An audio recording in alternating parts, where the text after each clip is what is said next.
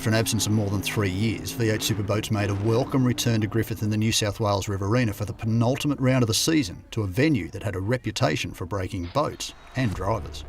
In LS class, former champion Kyle Elphinstone used his past experience at Griffith to be within striking distance of his first win, whilst for Tyler O'Day, who was embroiled in a great battle with Nate Mullen for a podium finish, showed just how treacherous pushing hard could be.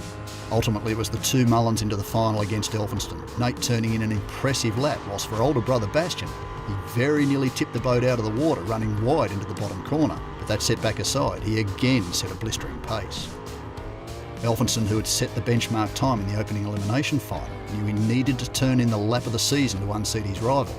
And whilst right where he needed to be, the tricky final corner that had claimed so many victims across the day threw Elphinstone out of the water and into retirement. The incident also causing terminal damage to the engine. It was a big off, but fortunately driver and navigator escaped unharmed.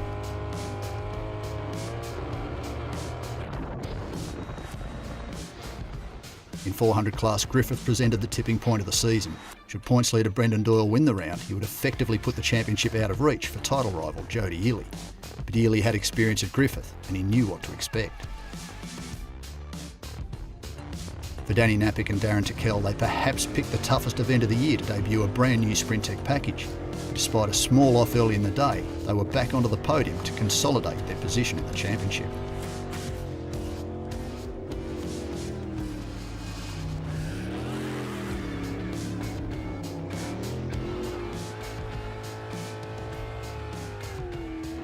Doyle was the first of the title contenders to hit the water in the final, and he turned in his fastest lap of the day to put Ely on notice. His lap 2/10 up on his rival's best. Ely, though, was unfazed, keeping a little something in reserve for the final to claim his first ever win at Griffith and take the title fight all the way down to the wire.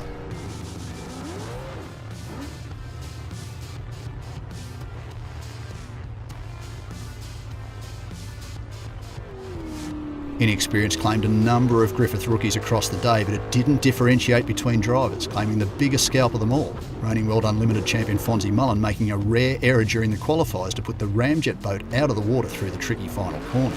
Fortunately, damage was relatively minor. The 8-time Australian champion on track for an unprecedented 9th national title, pushing the team to return the boat to the water for the finals.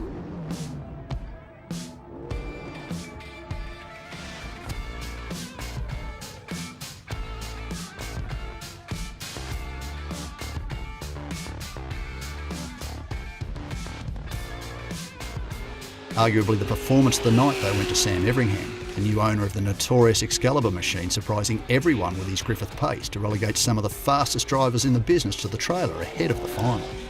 Everingham in the end surprising even 2-time Australian champion Daryl Hutton to sneak through into second.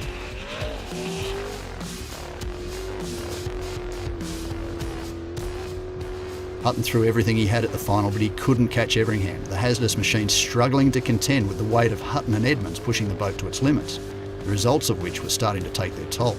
Hutton ultimately forced to settle for third. For the Ramjet team, though, they were quickly back up to speed after their earlier setback, putting Mullen back into the final, the 7-time Unlimited champion sealing the deal to claim his 8th Unlimited crown and his 9th Australian title.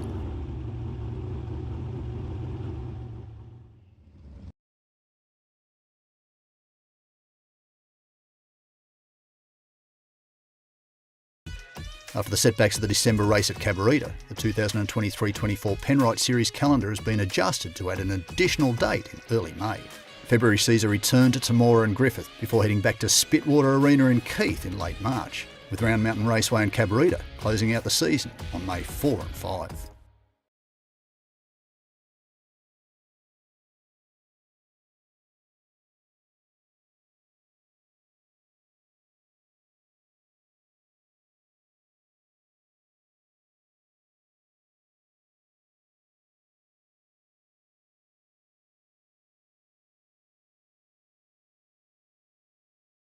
Power to 632 cubic inches, a big one. Aluminium ornament,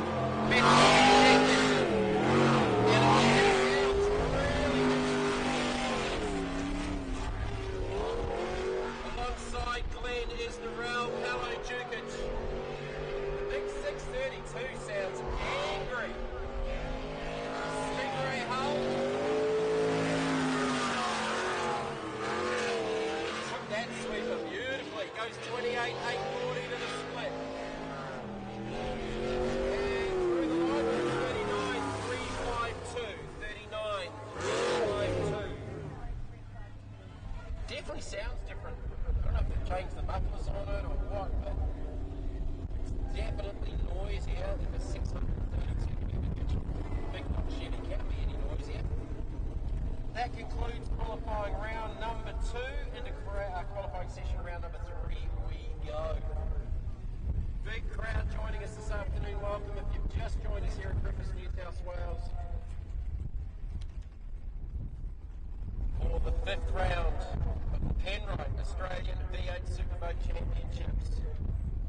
Got to say a big thank you locally to our GRIFFITH sponsors, the Casella family brands for the naming rights here this weekend, our gold sponsors Liberty Fuel and Seraford Ag, our silver sponsors Ag Spray, Reese Plumbing, JJ Farm Equipment, Terra Ag, McNabb Fuel, Collier and Miller, Royce Bignolo, TDJ Constructions, our bronze supporters, Erebiz, JKT Plumbing, Fletcher Financial, KLC Solutions, MIA Cranes, MIA Shade Sales and Portag Plumbing. Thank you for your support. Kennard's Hire for a little bit of your gear down around here over the weekend as well. And it's all of the locals here that have done an incredible amount of work here at GRIFFITH over the last month. We've reprofiled the track and done some earth moving. Certainly looking at picture and a beautiful sunny today, about 30 degrees here at GRIFFITH, New South Wales this afternoon. So keep yourself ordered, slip on the slap, whatever they say, slip, slop, slap, keep the sunscreen on. As we head into qualifying session number 3, and we'll be headed off by the first of our junior development boats, and it should be Jock. Come back to that one. Casey, coming back to that one. Okay, so we're going to go straight back into LS3.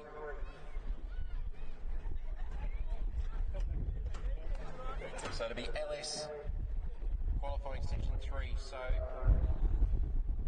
Bastian Mullins on 38.5, Matt Malthouse 38.6, Kyle Elphinstone went 37.9. And Nate Mullen went 37.7 to be fastest in Q2. So those 4 boats definitely at the pointy end. Nate Mullen, the fastest of any of the teams in the second entry for Redshift Racing. It should be Bastian on the water first. So reigning One Australia, current points leader, demolished the field by I think 2 seconds in the previous round at Tamora. And you know the scary thing about Bastian is, with the Worlds coming up and Fonzie's got his eyes targeted on that, is how fast Bastian Mullins will be in his dad's boat. That's scary. Kid is so relaxed. We've got a duckling on the water. Where? Straight out ahead of us.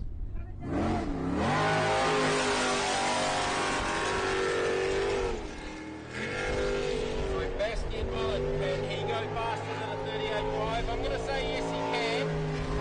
Now next to him, 37.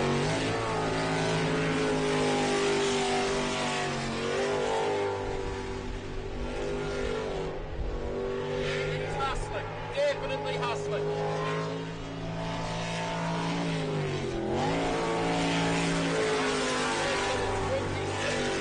26.8 for the split.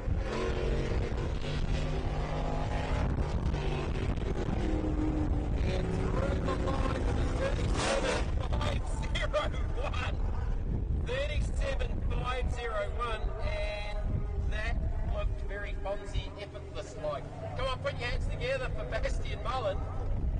He's just taken 2 tenths off his brother in the same boat. He's got 37.501, and for me, that looked pretty comfortable.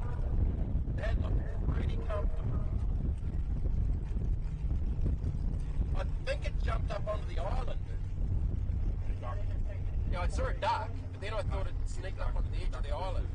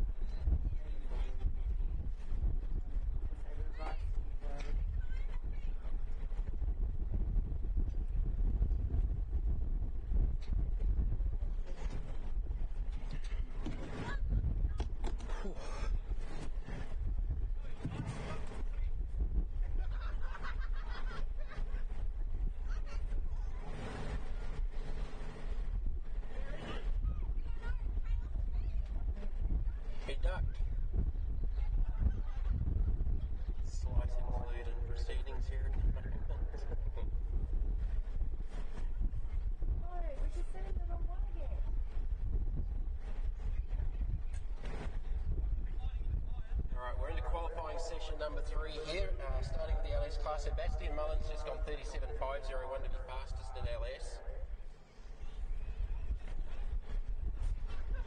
What can Kyle Elphinstone, Matt Moldhouse and Nate Mullen do after that effort? And Nate's only gone 2/10 slower.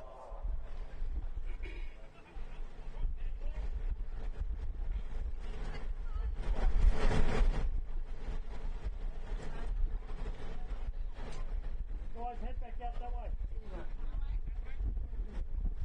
I just pull him in. The thing had the sense to duck, so it's half smart.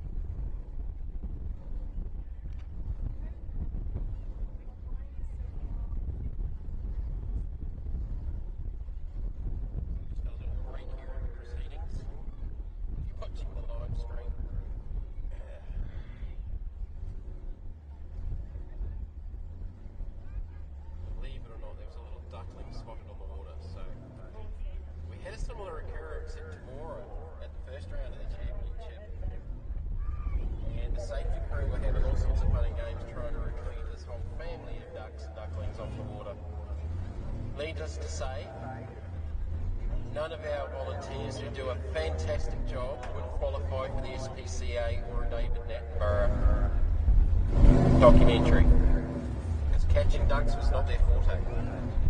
Alright, so we'll get the water cleared and we'll get boats back on the water.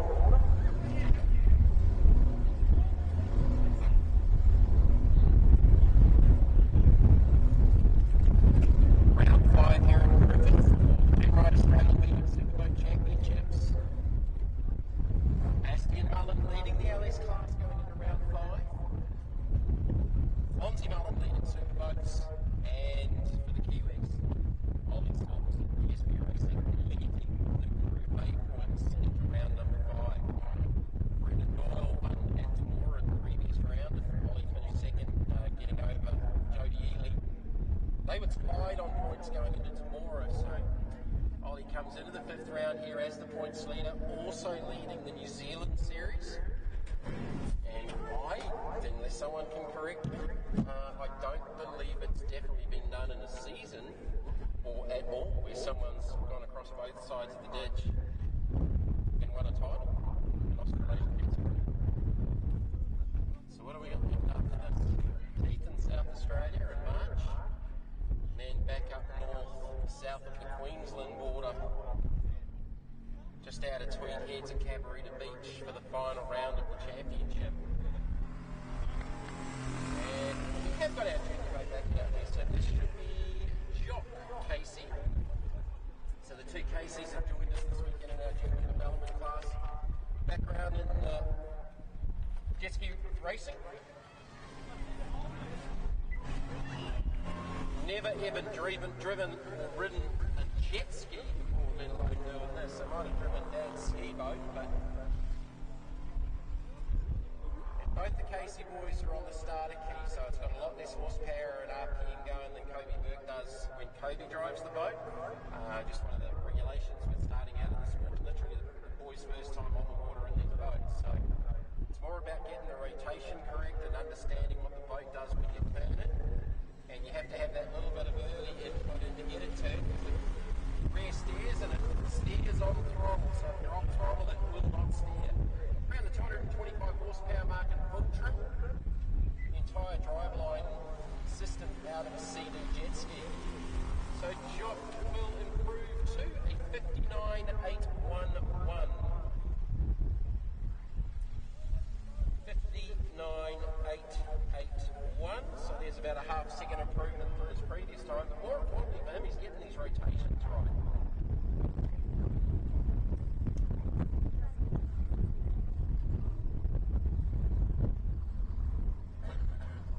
So going into Q3, Ollie Silverton leads Group A with a 38.224.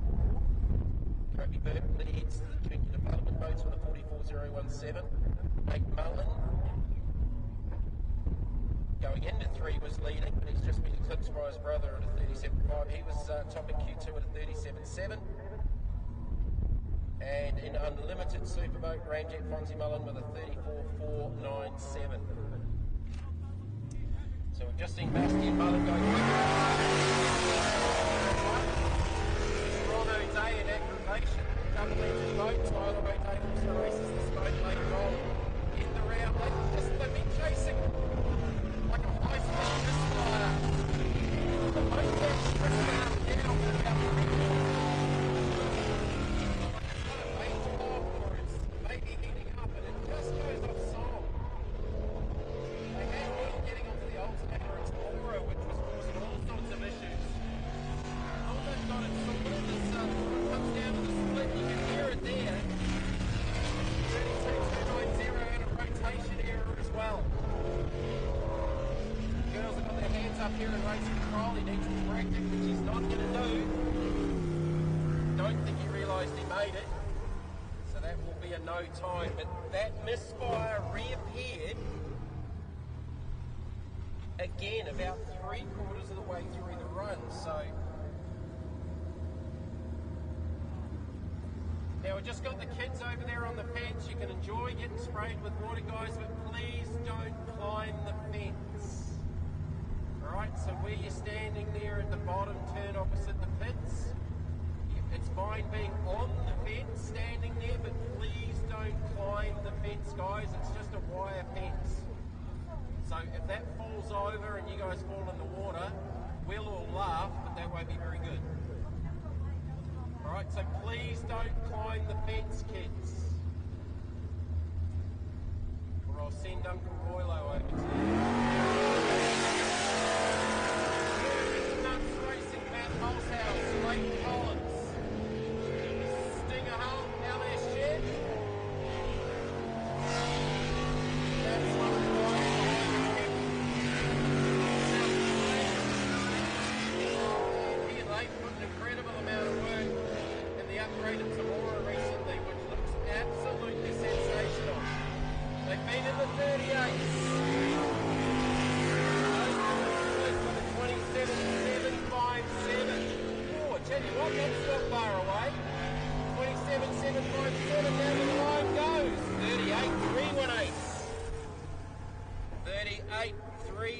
Heading in the right direction, just took 3/10 off his previous best. Put your hands together for Matt Malthouse and Leighton Collins and Nude Nuts Racing. There's a 37 in there, boys. There's a 37 in there. Should be the Spartan. Luke Munt Walters, expat Kiwi. He and Mike Hassel have been doing double duty in New Zealand in a Superboat this season. Not with an awful lot of luck going, but back in LS class here in Australia. And Luke bet his best mate Juzzy, who's double dutying in the boat and debuting the boat this weekend last night. Whoever topped Q1, the other one had to pay the other one.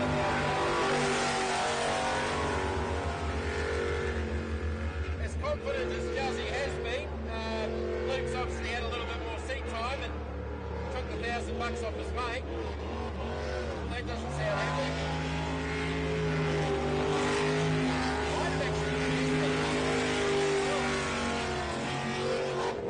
Oh, that was a big lift. Didn't get the bank, but it was close. Just bogged it down a little bit on that 360 on the top corner.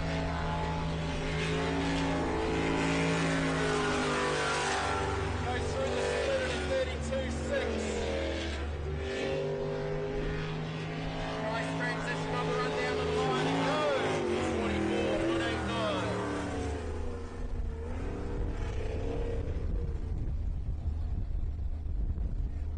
44.189. So their best has been a 42.2. So they might have tried something there that didn't work, but that was probably a little bit of an untidy run compared to his 42.2.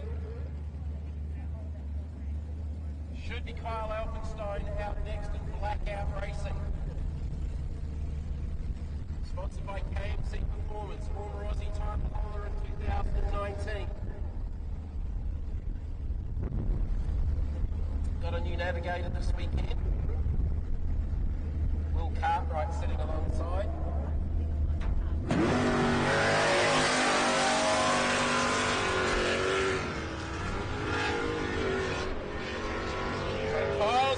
fast, boys.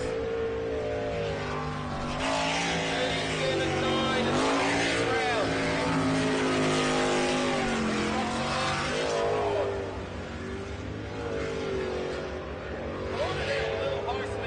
But it's actually one of the other boats forming up in the oh, he skipped the boat. He jumped over the island. He jumped over the island. The split went 27.3. Put the hole underneath the boat, and he's just gone 38.372. 38.372. But he's taken a shortcut and gone clean over the island in front of us. I saw the underneath of the boat from front on from race control. It cost him a little bit of time, but it was in the air that long when it landed. He had to have the wheel turned right and throttle on to get the thing turned right. Otherwise, it was going to end up in the lake behind us. Ooh, that was ugly.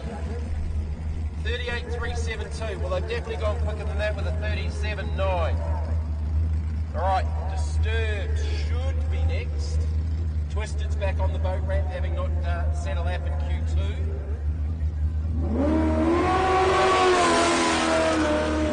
The sweet sounding Disturbed. Backcraft hull. These guys did a really good job in the previous round at tomorrow. They've got a big commitment this morning, running 3 boats.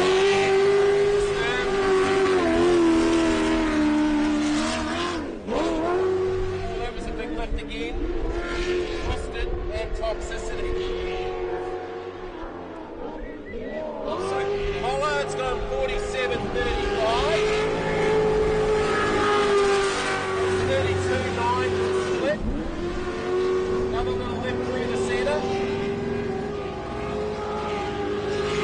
And down through to the finish with a 44.212. 44.212, so another one that's gone a little bit slower at 47.35 in the previous round. I'm still trying to get that shot out of my head of Alfredstone off the island in the air making a shortcut. That was impressive.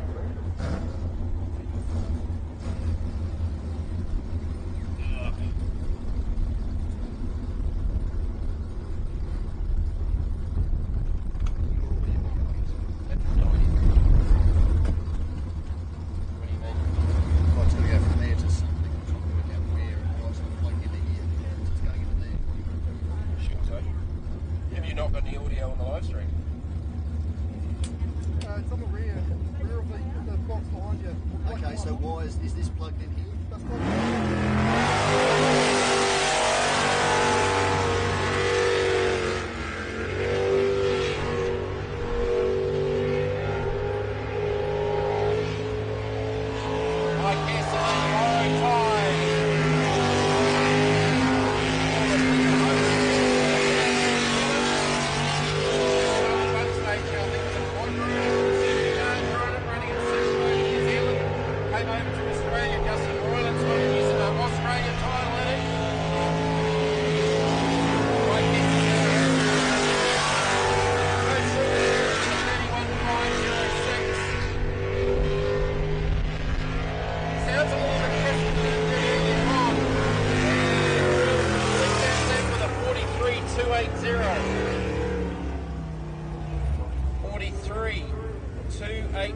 He's just found 3/10.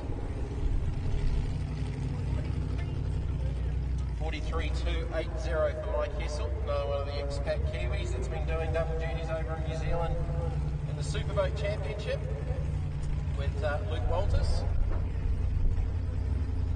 They've had some fun and games over there, I hear.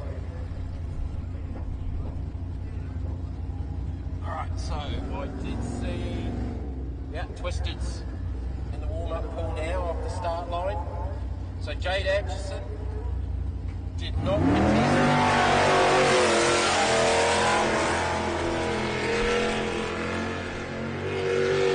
Had a little nab area in practice. The time while they had an issue on the ramp.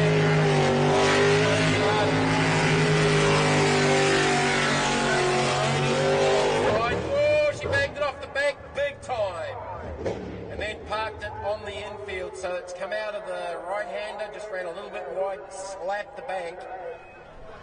If that hasn't put a little bit of a dent in the left-hand side of the hull, I'd be surprised. And our safety crew go to the rescue. They won't mind a wee dip in the water right about now. It's pretty warm out here. So yeah, that hit the bank pretty hard. I was just about to say how much of an improvement that Jade has made over the last 12 months or so. And then she got it wrong. Didn't quite get it. It wasn't the commentator's curse because I didn't say it. Alright, so that'll be a no time for Jade. And they've got 2 more qualifying runs. Pretty sure she's got the one from Q1 banked. We'll give you the top 12 as soon as we get to the end of Q5. So for the rest of the afternoon, folks, watching the live stream here at the track, into qualifying session 3. And Q4 at the conclusion of this one. Then qualifying session 5, then around 7 p.m. time permitting. We've got a dinner break around 7 with sunset scheduled at about 8. So at about 8 we should be back on the water with the sunset. Junior final top 12 LS Group A's. And then from about 8:40 we should have our top 6s for all of the classes. And then through to about 9:10, 9:20 for our top 3 finals later on. To conclude round number 5 here at Griffith for the Penrite Australian V8 Superboat Championships.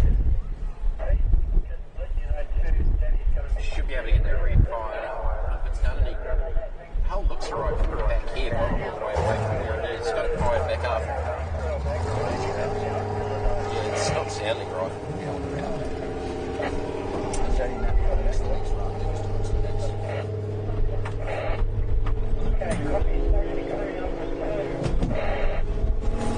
Yeah, I think they're chasing stuff too, aren't they? Fair crowd. Yeah, it's not bad. I don't know what a fair crowd here is, but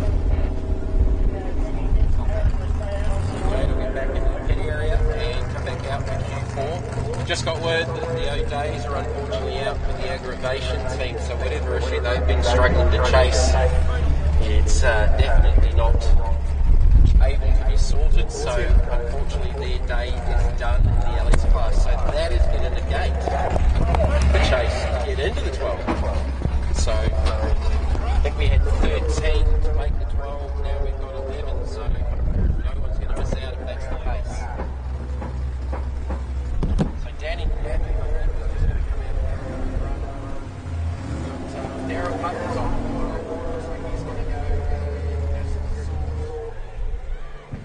Position out. So around the track at the start of the day we had quite a high water level and in a lot of places the tyres actually weren't exposed, so you can see the cones marking some of the areas which are underwater. We have lost a little bit of water with going into 3 rounds of racing now. It's just dispersed a lot of it out on the grass, but there's a couple of spots where they just need to tidy up just to give a definition of where that grass ends and the tyre bank is. So there's a lot of earthworks and groundworks that have gone here in the last month to reprofile some of the track to try and minimise the crosswash or the pressure waves around this track. We've already seen some spectacular stuff here, so Daryl's just jumped on our recovery boat and they're going to place a cone that I think had been removed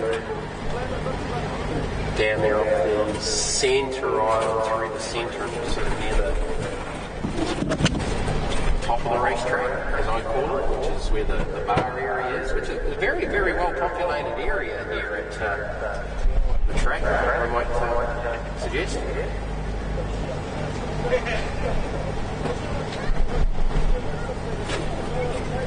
So that's what the small delay is at the moment. So we should have the balance of our LS class to come in. Nude Nuts B, Rip Chef B, Toxicity, James Machin still hit the water. Unfortunately the O'Days are out. Spartan B also backing down onto the boat ramp now. That'll be Juzzy Colbert. What an absolutely stunning afternoon.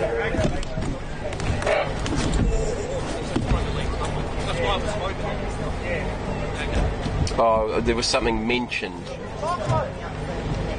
for 3. Okay.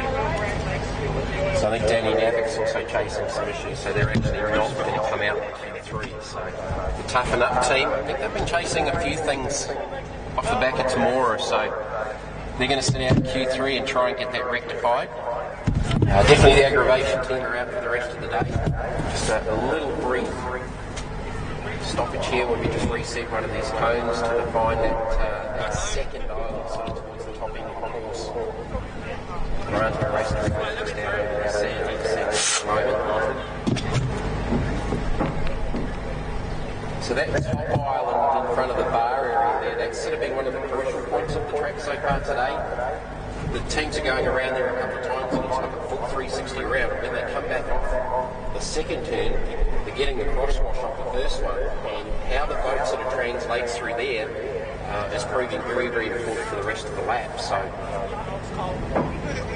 it's sort of around that area where that cone's marking. That's probably not on turn-in for that part of that particular rotation call, but definitely a lot smaller and narrower than what we're used to seeing in the likes of Tamora and Keith Cabarita to an extent. I don't know what you would compare it to in New Zealand. I spoke to Fonzie Mullen a little bit earlier on, and he said maybe Whiter around that sort of Newcomer area, but I hadn't been to that course. I've done Mary and Featherston and Wanganui. I think Wanganui's a little bit more wide open and fast, and so is Mary.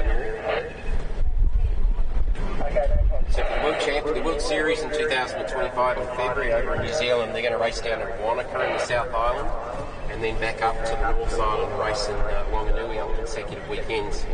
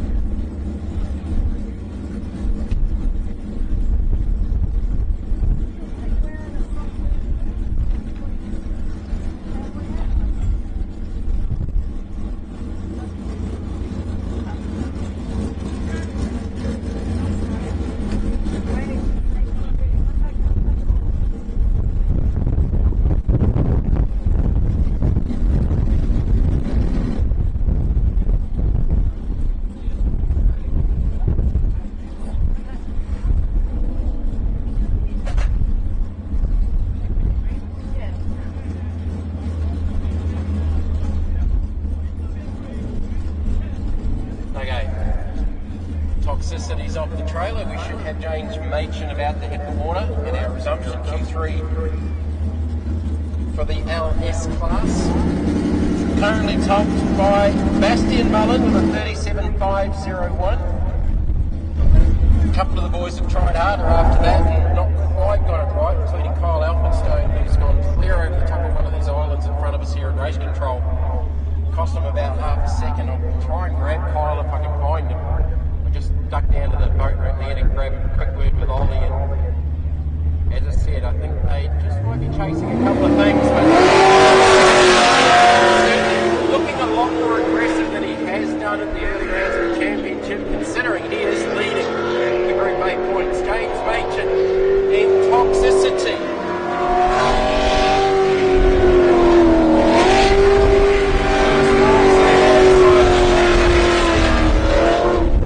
Boat started license at the life as a match car. It's had a little bit of massage since then, some input from the pulse boys. So it looks quite a bit different, quite a different hull profile. Went through the split of the 32.099, but that's as close as a cut you'd make on that cone, because there's a tyre parked right underneath that. We nearly did it again, he double took it. 43.835. 43.835 is just improved by a second. Full second improvement for James Machen. But yeah, he was living dangerously on that first split. Just past where he's going now, there's a cone right at the apex of the exit of that corner, and there was nothing in between that and the boat. Nothing. Closer than a close thing. Nate Mullen and Rip Ship too. If anyone can take it to his brother, Nate can.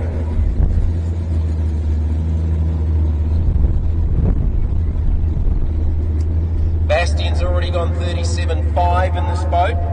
Nate's gone 37.7 in Q2.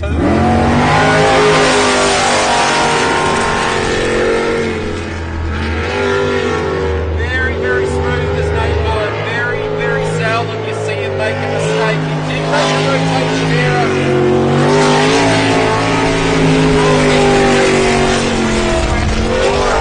But it's second behind his brother overall in the fourth round of the championship ahead of Kyle Elphinstone. Should be a quick split.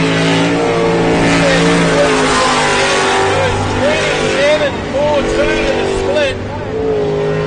That's up there, 27.42 into the line win.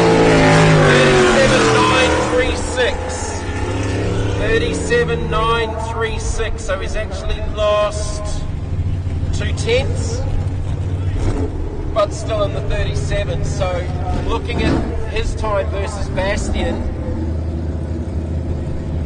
he lost a 10th in the last sector and lost 2/10 in the second. So to the first split, lost 2, then lost another, so he's lost a little bit of time pretty much that whole lap.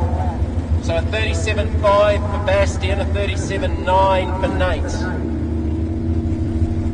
But it was still in the 37s. Mitch Malthouse and Harrison Collins, Nude Nuts B.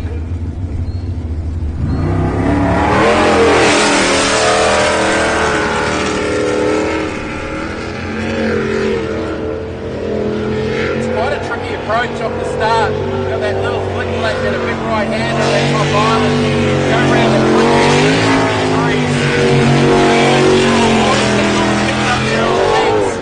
He's really aggressive through that transition to the right again to that flick plate. Around that top 360, that transition there, it got a little bit of a bump, but it wasn't too bad. Down to the split there at 29.217. So he's a couple of seconds down, I reckon, on Nate. Final run to the flag and a 40.109. 40.109.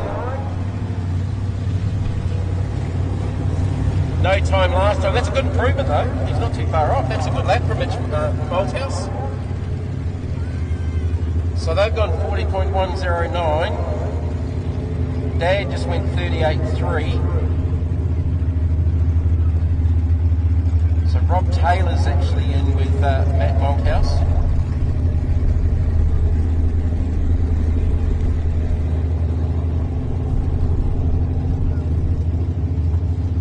Alright, Spartan 2, Juzzy Colbert, Tommy Maroney, JB Maroney, Twisted. Tim Tommy's debuting in the Navigator's seat.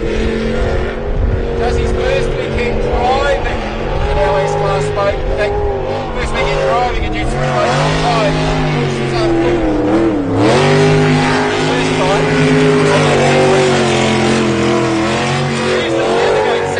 Luke Walters, but the boys have decided to double share the boat. Juzzy's done a really good job. Oh, that was a big lift. That was a big lift. A little lift in this area. 399 to split. And then down to the line for final time. And a 46.008. 46.008. A little bit slower. They've actually gone 45.6 in the previous run, so lost a little bit of time. So no aggravation. They are done. So that should conclude LS Q3.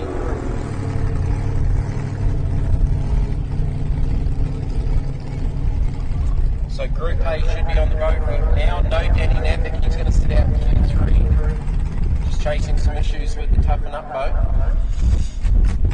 So Brendan Doyle should head them away with the Pulse Race boat's girlfriend, JRE Pulse.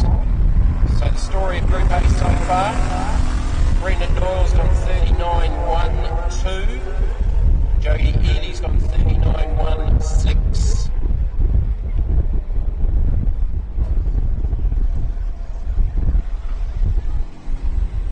PSP Racing, Ollie Silverton's gone 38.22 to be quickest.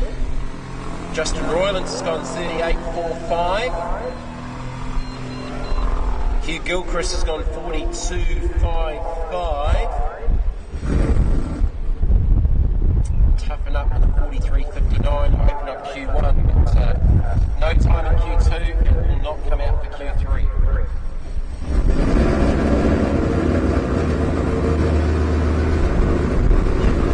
One Australia's just fired up down to the boat ramps. We've got the next of our junior development boats out on track. This will be Tom Casey, Little Psycho B. And Tom will cross the line with a 1:00.761, 60.761. And improves by about 4 seconds on his previous best. And he's only a second behind his brother Jock now. And these two boys have got the rotation right every time. Alright, Group A next. Brendan Doyle should be first on the water. Jody Ely's lined up alongside as Brendan's about to come off the trailer. So halfway through qualifying round number 3. 2 more qualifying sessions left to go. Local time, we're just on 5:30 p.m. New South Wales time. For me up in Brisbane it's 4:30 p.m. and over in New Zealand it's 6:30 p.m. And in America, God only knows.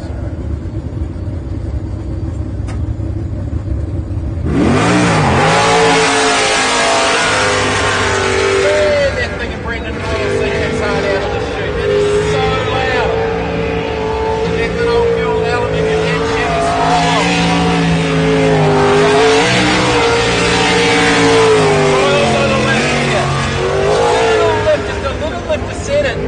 Through the centre of the course. This is the crucial point. Got it through there beautifully down to the split. Doyle's on a lap. Definitely on a lap. Getting it through after the split. And it went 27.625 at the split.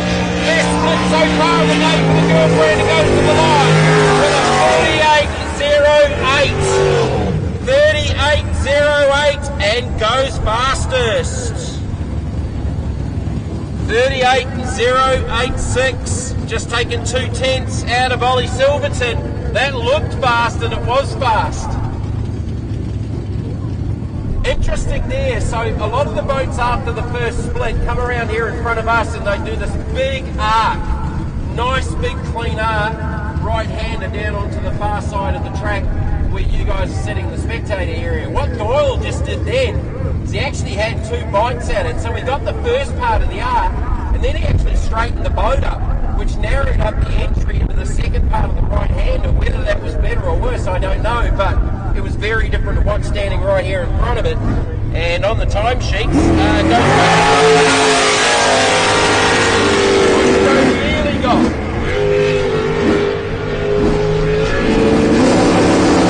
That's got some aggression about it.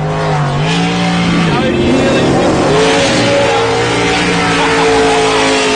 it's like a water blaster up there in the bottom turn. Ely's on a bit of a mission here. Definitely on a mission. Brand new Pulse JRE race engine. Down on the split. 37973, so he's a couple of tenths down on Doyle. Let's look to set the boat into the right hander on the run of the line and go. 38.359, and he's just found 8 tenths. Still 3 tenths down on Doyle, but that was a good lap from Jody Ely. Second in the points, current to Australia. This Group A is game on. Next up it's Silverton, who was fastest until Doyle just went out and took 2 tenths off it. Remembering that Justin Royland's in the Outlaws, been in the low 38s as well.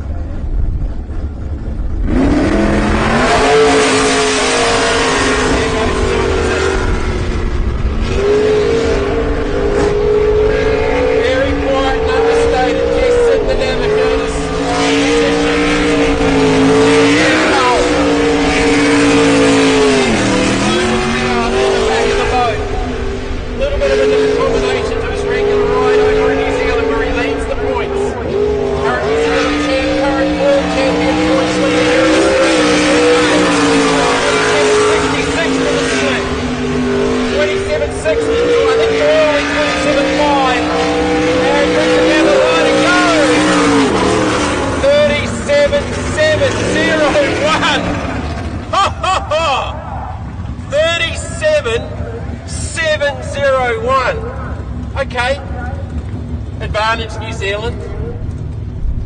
Just took 3 tenths off Doyle. It just took 2 tenths off Ollie Silverton. Woo! PSP Racing, Clearview. Silverton, well, if they were chasing a problem, it just got better. So he's just improved by half a second from his 38.22. What's Royland's got?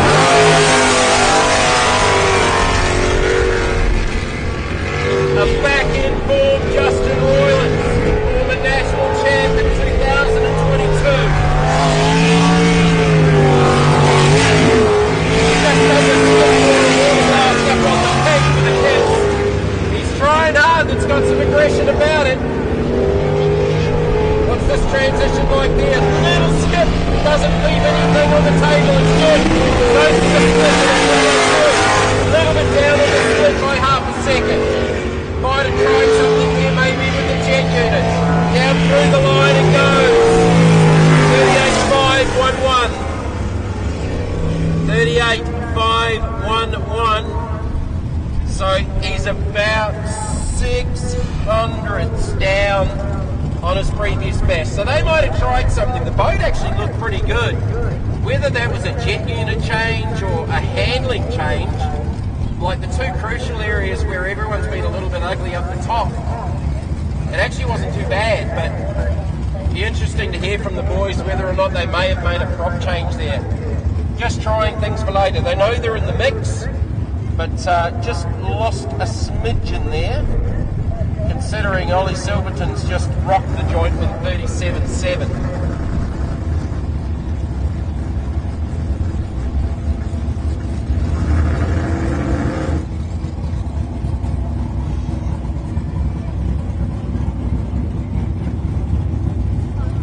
So this will be Simon Doyle and the Mistress.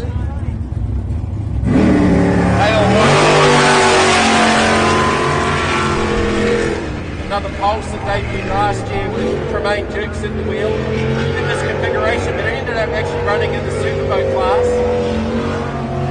Simon came back from 5-boat duties and jumped back into the boat. Whoa, he's gone! He's just run the wall and the bank. Shouldn't have done too much damage to the boat because it sort of got out of the water, ran the grass, glanced off the tyre bank, and then just ran it into the bank and into the clay. So I don't think it's done any major damage, but he's definitely parked it.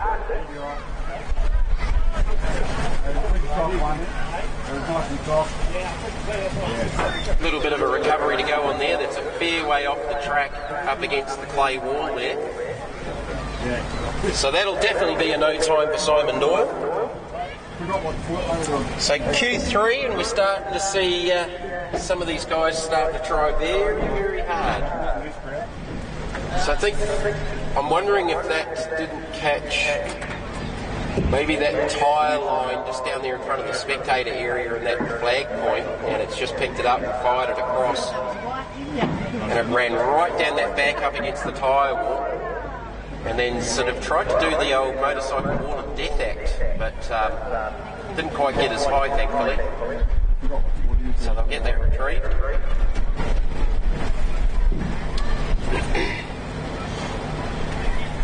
Just about every recovery person on the facilities down there helping with this one.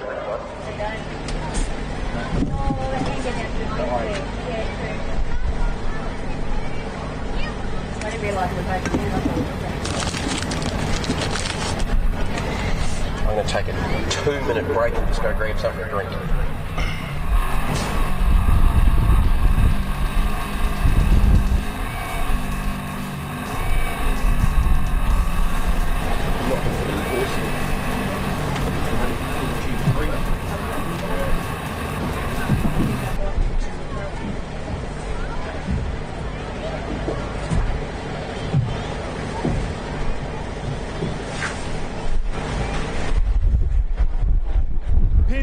Australian-made, family-owned and operated. Make premium quality engine and racing oils, warranty-approved coolants, automatic transmission and manual gear oils, a complete range of engine and fuel additives, heavy-duty and industrial products for every application. Visit penrideoil.com for more information. Penrite, Australian-made for Australian conditions since 1926.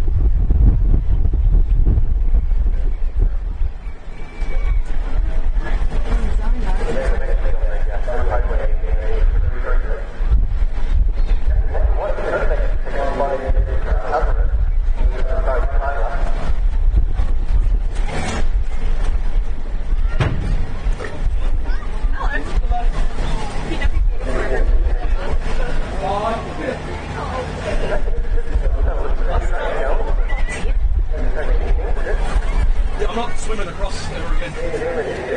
Fuck, that took me longer. Ducks with hole there.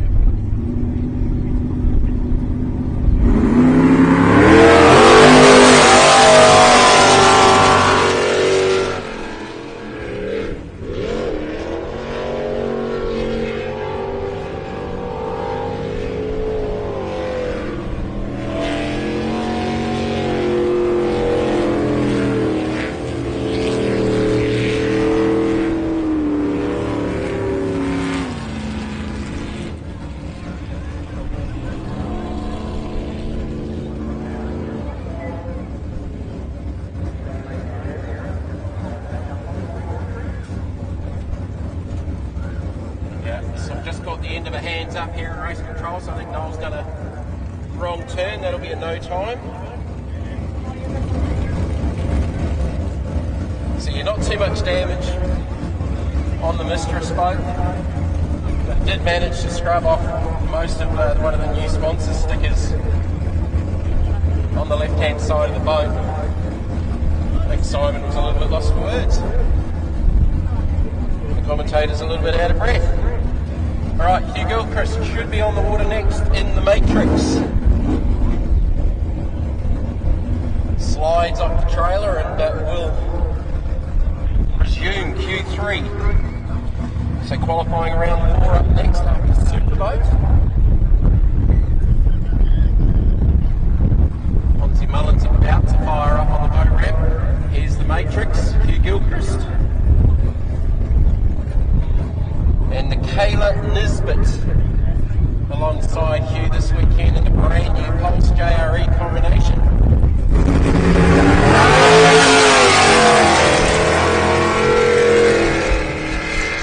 Matrix, I believe, is actually a houseboat brand. So Hugh had a good lap in the previous run with a 42.55.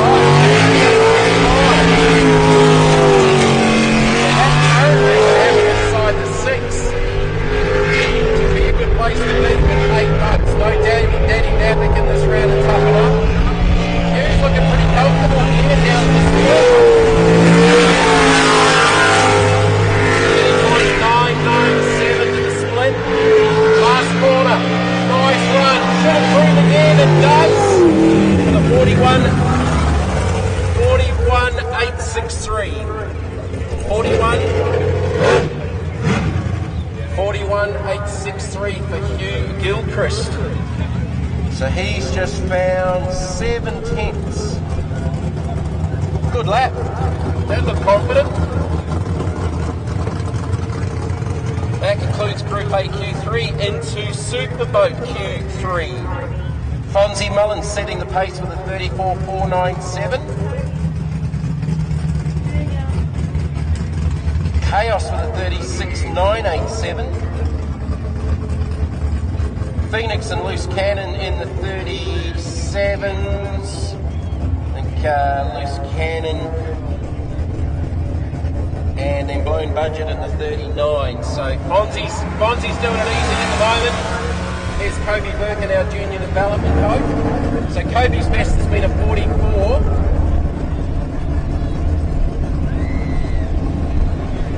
44.017 from memory. Oh, he's got the big bounce on. Gather it back in. That was going wide. 44.017 from memory. Wasn't it? All the way up the top end of the course.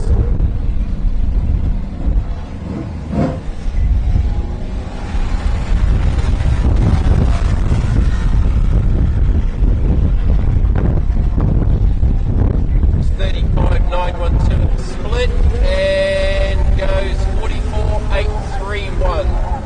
44.831, so not able to go faster than his best into the 44.017. Definitely lost a little bit of time running wide out of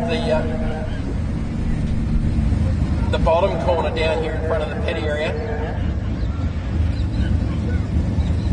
Alright, Superboats. The kids up there on the fence, you ready to get wet? Because you're gonna. Here comes Uncle Fonzie. Please don't climb on the fence though, guys. Please don't climb on the fence, alright? It's cool being up there because you're about to get wet, but please do not climb on the fence. Alright, just waiting for Fonzie to come off the trailer.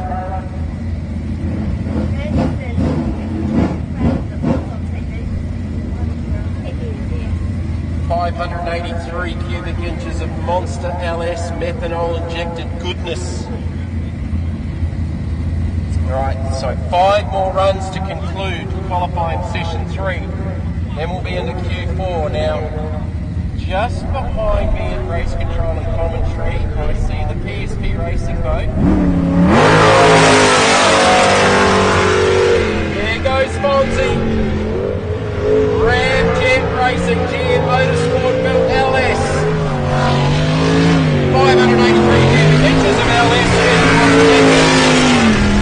It's gone 40, it's gone 34.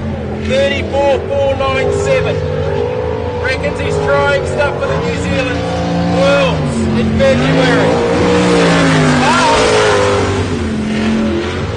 25.1 to the split. 25.1. He's on similar pace. And goes 34.655. 34.655. So just about a tenth down on his best, so might have been just trying some stuff there, but it certainly wasn't far away. Fonzie Mullen putting on a show in the beautiful Ramjet Pulse. Hey, he's got thumbs up. I think he's happy. He's only a tenth off what he's done, so. But yeah, PSP Racing have just jumped down onto the lake behind me, so they must be trying something. Still maybe chasing a little issue, a fueling issue or an ignition issue, I'm not sure. But it's still gone fastest. But Graham from Magnum's obviously still not happy about something. Twin turbo screamer. Rockets out of the start chute, Phoenix Lubricants. Stinger hull, that got the big bounce on through the top part of the core. Throws the wall of water up. Right, just delay it, sort of goes in and you go, oh no, that's not going to get up there, and bang. This wall of water gets the kids up on the fence. Got up out of the water, but it didn't get on the limiter this time. With a 27.001, I think that'd be up there with Daryl's best. Now through the finish it goes, 36.971. That's better from Daryl Hutton. 36.971, his best of the day.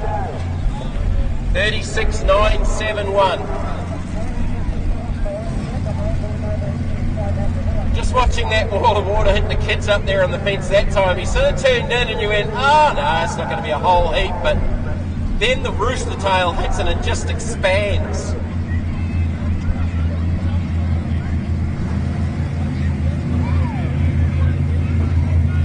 Why is that?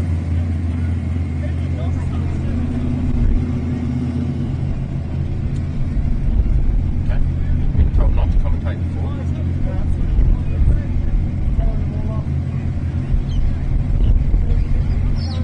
What is Grant doing? I've asked them 10 times to not climb the fence.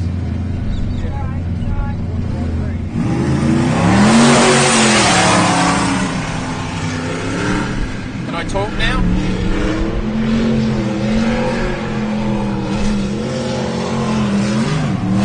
Tyler Finch on the water in loose cannon. Turbo, brand new sprint deck. Oh, he banked it off the bank on the far side. It's a little bit on the loose side for loose cannon. Off and on the throttle out of there. Goes through to the split. With a 28.312. I don't think this will be as fast as Daryl Hutton. Brings it through to the finish with 38.530. 38.530. I think the boys might have been trying some stuff there because it didn't look as happy as it did earlier on. And there was a little bit of on throttle, off throttle going. 2 more to come. Scotty Kraus in chaos. And Glenn Roberts in blown budget. Spit it out, Jamie. Crikey. Alright, so Krause's gone 36.987. He's just been eclipsed by Daryl Hutton with a 36.971.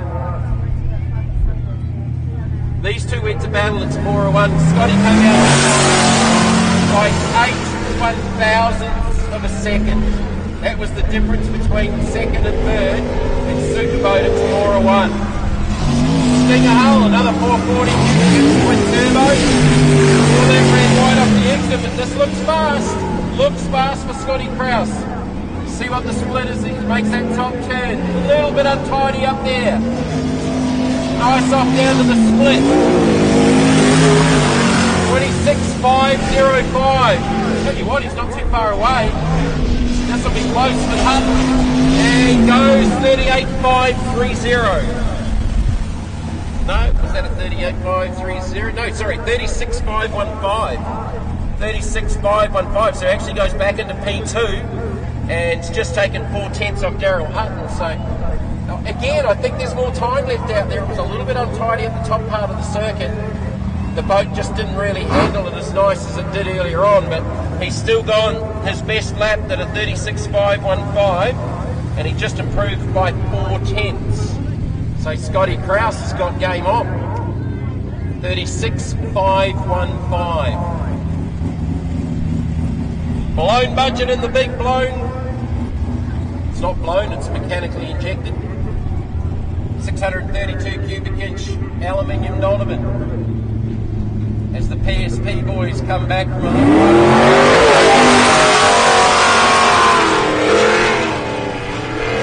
big angry Donovan on board, and then Spider Roberts. Darrell Peller's sitting alongside it. Run through that boat. Oh, he might have just got the bank. Just got the bank in the back of the boat off the exit, that little transition, the little flip-flop.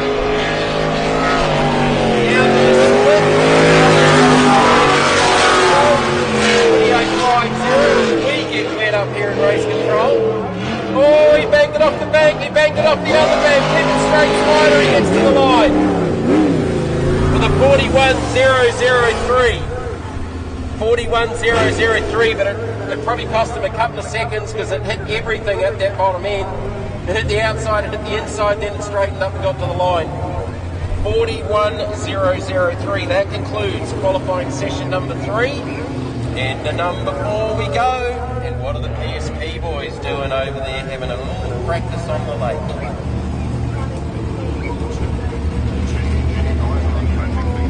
Oh, okay, cool. I was going to say, it'd be stupid. They've been on the rev limiter all day. Yeah. They've done a good job. Yeah.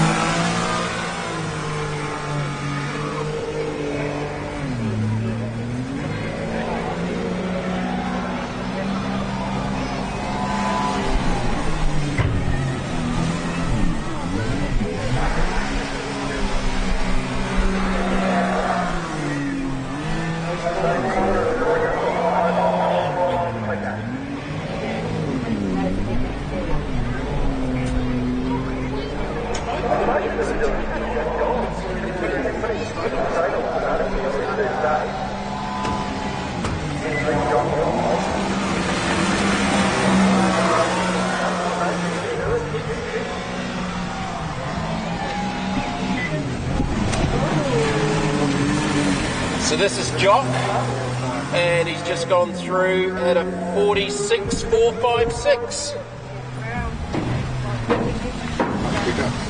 So he's only 2 seconds down on Kobe.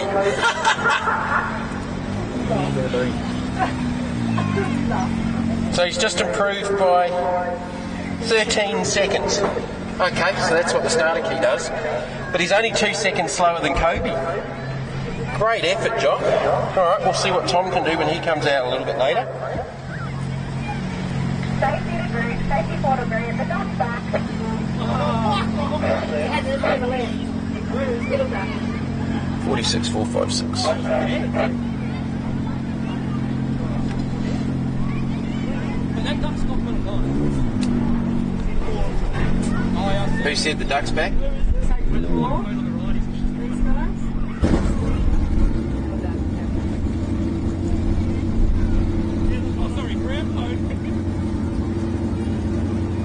Can't see the screen with my glasses on. But the glare off the water is now too bright, so I can't see the racetrack, so I'm sort of stuck between two evils.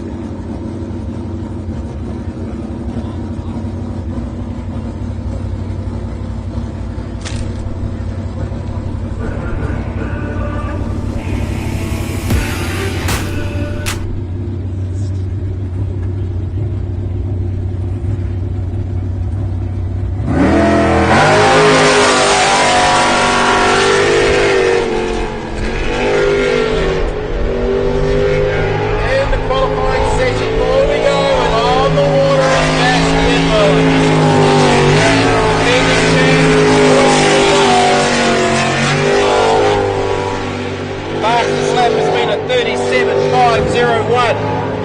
The split was, I think, a 26.0. No split. Okay, might be on the stopwatch this one. I think this one's on the stopwatch for some reason, got no time.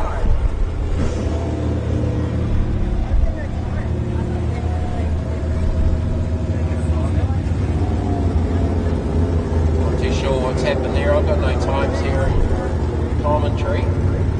Just waiting for a confirmation. There'll be at least 2 manual times going at the same time.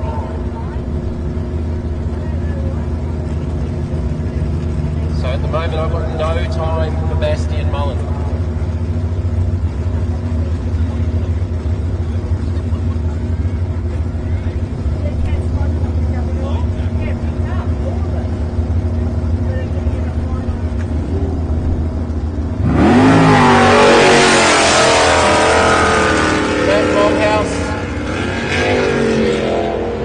Taylor sitting alongside Matt, sorry. Third number racing. So their best so far today is 38.318. 38.318. Looks like Bastian Mullen's time for 36.885.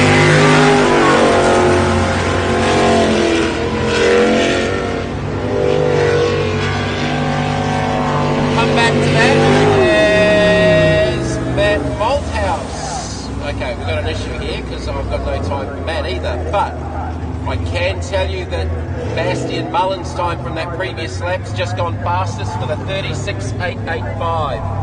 36.885. Might just hold this next run because we've got a little issue here in scoring by the looks of it.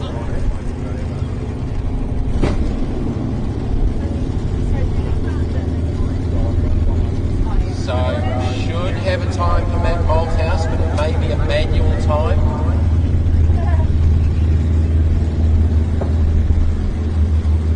Just waiting for that to come up, but I can confirm that Bastian Mullen's gone fastest again with a 36.885.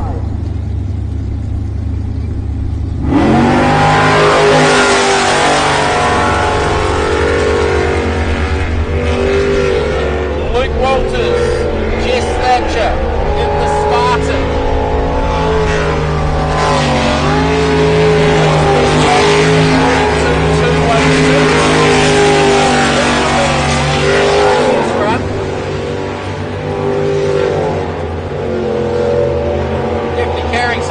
on this one. Still no lap time from New Nuts.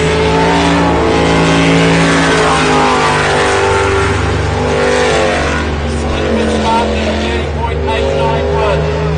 30.891. And down the time goes 42.682. 42.682. Still 4/10 off their best.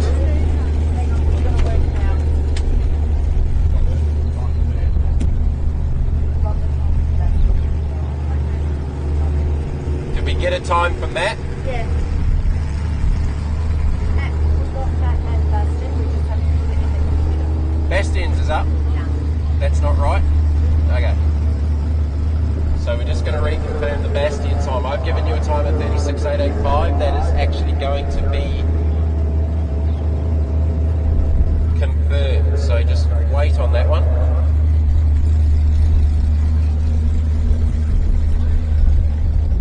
A couple of little issues here in scoring. No issues, so Spartan was fine, 42.682. That wasn't an issue. But just had a timing issue with Nude Nuts and Rip Shift. So we know Bastion was fast and Nude Nuts. Elphinstone goes out after his little island hopping adventure in the previous round. LS. He's on one early. Oh, that one is like a big cut. It is actually over the tyres inside the cone on this bottom corner. So he's actually risking everything here at the moment. Everything's on the line. 27.515. 27.515. And then through to the line with a 37.956. 37.956. So that is just about as fast as his Q1 time, which was at 31.92. So that was on there, but notably, the cut on this bottom corner, he's actually clear inside both cones, marking the top of the tyre line. He's gone straight across the top of that tyre wall. So, not leaving anything to the imagination is Kyle Elphinstone. Still waiting for the confirmation of Nude Nuts and Rip Shift's Q4 time. Darren Pollard undisturbed. Alongside Darren is Steve Marvich. Their best been a 44.212. Little lift up the top side of the circuit.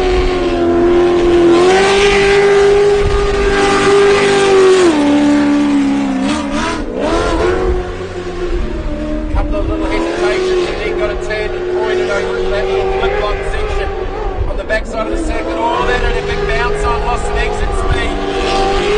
Down to the split. 32.834 to the split.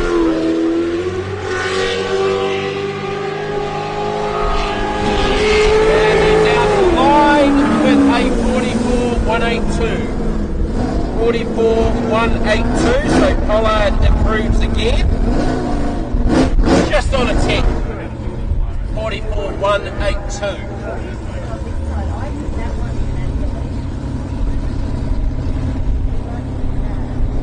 I think Daryl Hutton's going to get out for a little bit of track maintenance again by the looks of it. So Darren Pollard improves and disturbed. Heading in the right direction with a 44.2. But there's pretty much no panic in LS now because with the aggravation boat out twice, we started the day 13 entries. And now we've got 11, so they're all going to be 12.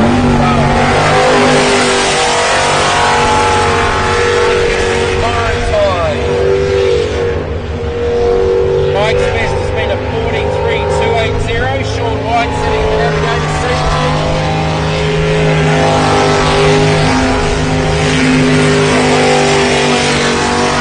Jet speed hull. Running the LS, I think. Turned out it's run by Terry Seager Caramel Performance.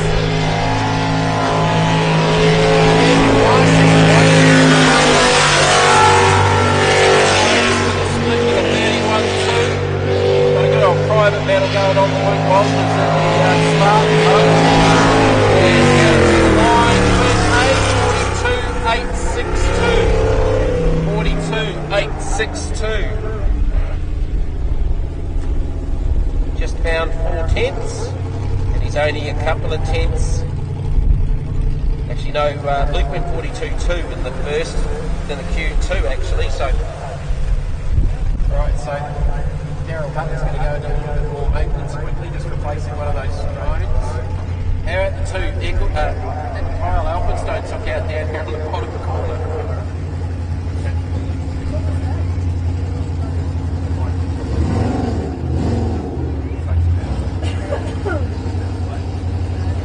It's actually that same area that you replaced that one earlier on. Safety crew. Okay, all safety crews, if you can just have a look while we're stopped here at any cones fallen over, moved, or any tyres that moved, just have a quick look, please. So what they're actually going to do here is rather than the cone, they're actually going to stake it. To mark where that bike was in that part of the track. Okay, Dustin, 37319. One on the other side, Grant. Yeah, just it's laying over a little bit, if you can just check it please quickly. And I just need If it's solid, leave it. What are these, bitch? So Matt Malthouse with the 38556. Yep. Okay. 37319. So how'd we go with... Yeah, just give us a second, John. Oh, okay. You recorded it, but it didn't show it. So it was in the system? Yeah, I've got the time. If you've got the place. So we'll just confirm a couple of those times that we were missing earlier on. There was just, they decided to sneak into the back side of the system somewhere, which Gordon's just currently retrieving. So just reconfirm grip shift A, Bastian Mullins time, and the nude nuts time. So blackout, Kyle Alpinstone, no doubt about that. That was definitely a 37.956. Spartan 42.682. Borrowed time 42.862. Disturbed 44.182. Man, this bleed sucks. You're telling me.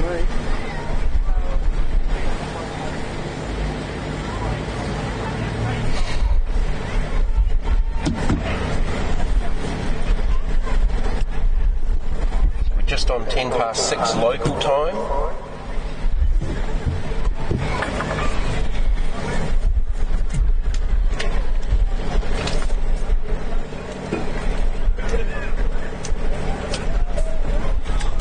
Hope you're enjoying the day up there, folks, on the hill. Great to see a fantastic crowd in here at Griffith, and lots of food and drink available up there on the hill, and I'm sure you've bought your own goodies in there as well. So keep your water up and keep the sunscreen on, because it's still very, very hot out there, and that wind's died right now. We had a nice breeze sort of coming up off the lake here a couple of hours ago, but that's gone. Still reckon the best place to be standing is where the kids are standing down here at the bottom turn, opposite the pit area, where they're just getting walled with water. You can have some very wet kids to take home tonight, some of you. Mind you, in this heat it won't take long to warm up and dry up. So I'm just waiting for that confirmation of a couple of times from this Q4 session. And just a little delay while we're re-tagging one of the cones or marking another booby down here on the bottom island by the looks of it. Or as we now nicknamed it, the Simon Doyle Corner.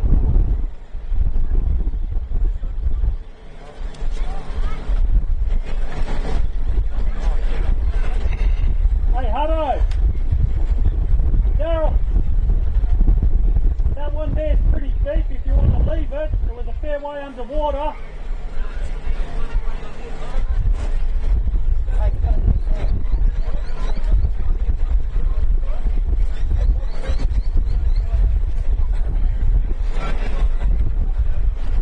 So while it looks like Darryl Hutton's fishing, he's just waiting for another marker buoy to come down. They're just going to replace one of the cones down there. So apologies for this slight delay. Yeah, actually, we can blame Elphinstone for that one, because he went clear over the top of it.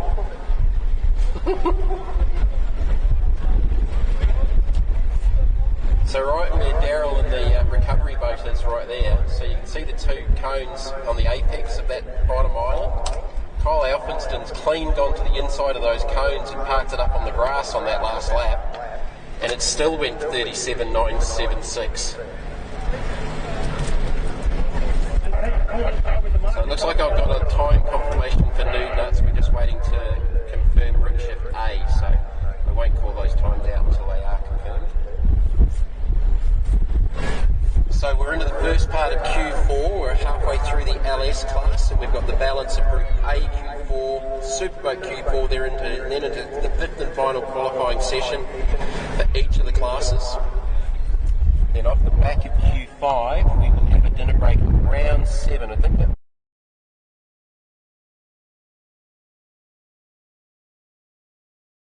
Change in the program. So the plan is to have a little bit of a dinner break depending on where the sun is setting, because we will have a sunstrike issue before the lights come on as the drivers sort of head back through the centre of the course towards the spectator area. Similar to tomorrow. But what we don't have here like tomorrow is a bigger bank area to be able to hide the sun behind. So that's the plan for that dinner break, and I will confirm if we're going to open the fence up for the pit area with the gold coin donation, etc., which we usually do. But I will confirm that closer to the time. In the meantime, I'm going to shut up and go get a drink.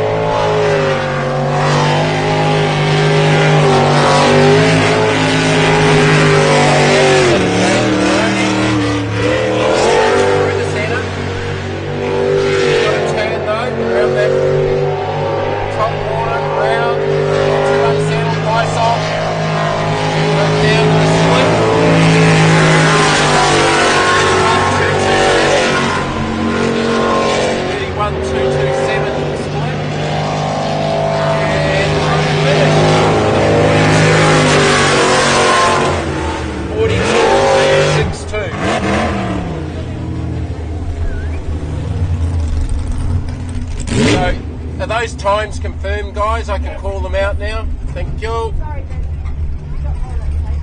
Don't do it again. You got the blue tape there. What was that, Jamie?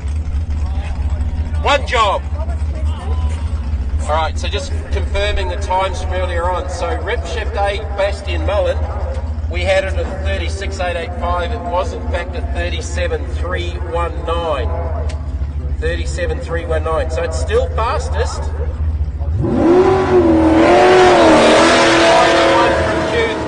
Q3, sorry. And Nude Nuts Racing 38,556. So they were a couple of tenths down on their previous best. Bastian Mullins, official time for Q4, 37,319. Toxicity, James Machin.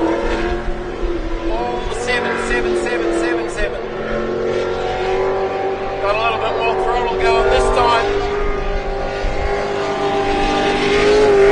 Goes to 3252. Much more aggressive lap from James, and we'll cross the line with a 44.301. 44.301 actually slows up a touch. He went 43.8 in his previous best, so that looked a little bit more aggressive, but may have used a little bit more racetrack, so not as fast as his previous best. So repeating those earlier times, Bastian Mullen, Q4, 37.319, so it's still the fastest lap of the day.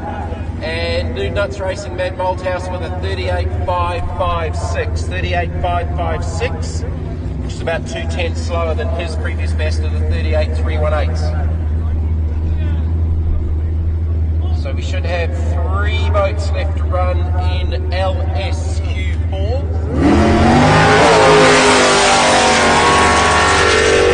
GRIFFITH B. I've seen it go 37.319 with older brother Bastian.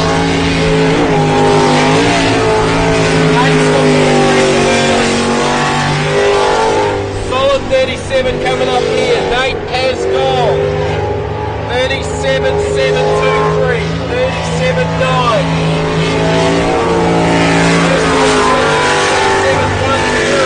27.10. Flies down the finish with a 37.367. 37.367. Bastian goes 37.319. Nate goes 37.367. 5/100th of a second between Rip Shift A and Rip Shift B. Hey, game on. Nude Nuts B, Mitch Malthouse and Harrison Collins.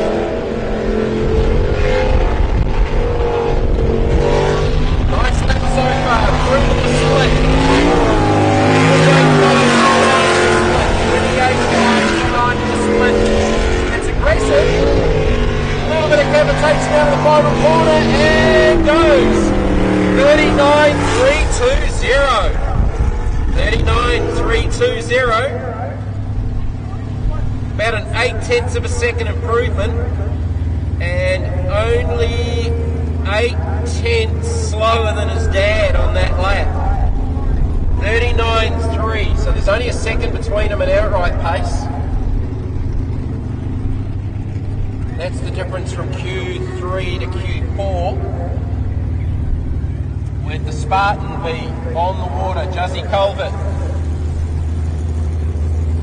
Tommy Moroney, last boat in LS. Group A boys down on the way.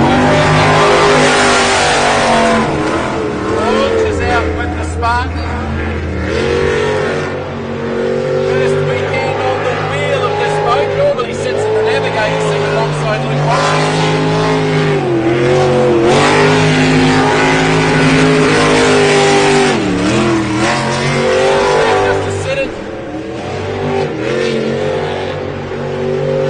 Down that bottom corner all the way around, a little bit of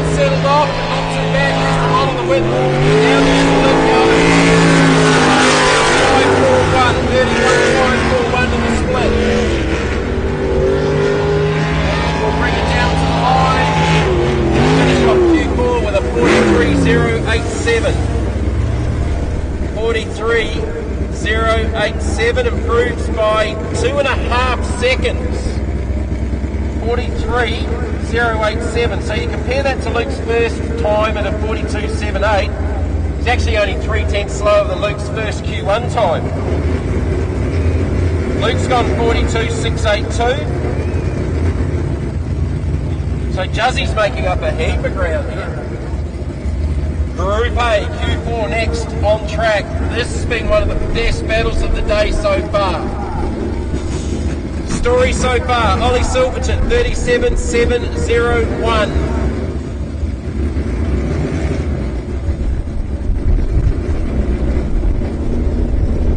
Brendan Doyle and the girlfriend, 38.08. Rampage, Jodie Ely, 38.3. Justin Roylance, 38.4. So our next of our junior boats is on the water. This will be Tom Casey. Now Tom's off the starter key as well. So I think Brother Jock just found 13 seconds. As I said about Jock and Tom here in the full horsepower, full RPM, those corners are going to come up a lot quicker than they were. So see what he can improve to here. These two youngsters on debut here this weekend have never even ridden a jet ski, let alone a boat. Let alone a jet boat. Whoa, that sun glare is bad from here. Oh, it's 38.93 to the split and a 47.962. 47.962. So he's about a second and a half down on Jock. But again, it's found the better part of probably 12 or 13 seconds. And got the rotation right again. Alright, Group A time.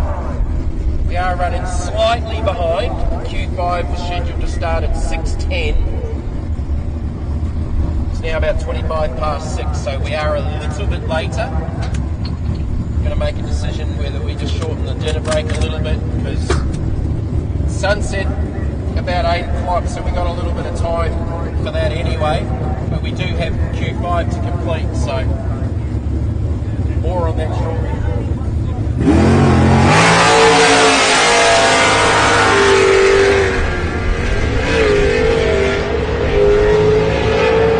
Oh, that's fast.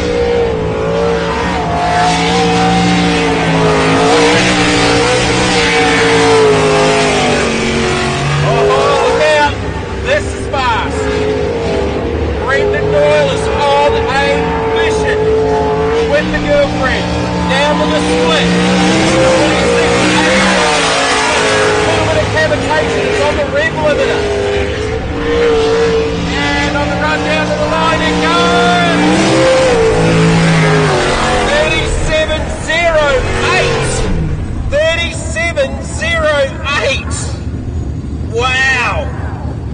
He's just taken 7/10 off Ollie Silverton's 37.7. And it's just gone a full second quicker than his best. So far today, Doyle's gone 40.2, 39.1, 38.0, 37.08. Put your hands together. Griffith, advantage Australia. Jodie Ely next. His best has been a 38.3. He now needs to find some time because Doyley's just gone bang with a big old sledgehammer.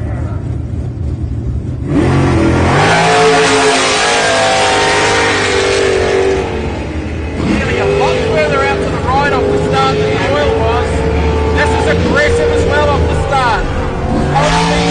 JRE versus JRE.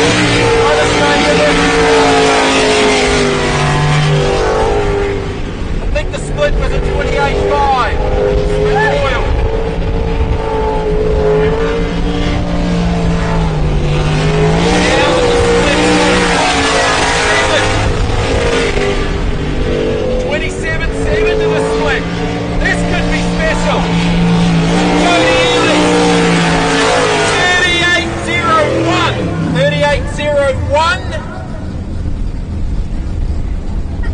best lap of the day by 3/10, but a second slower than Doyle.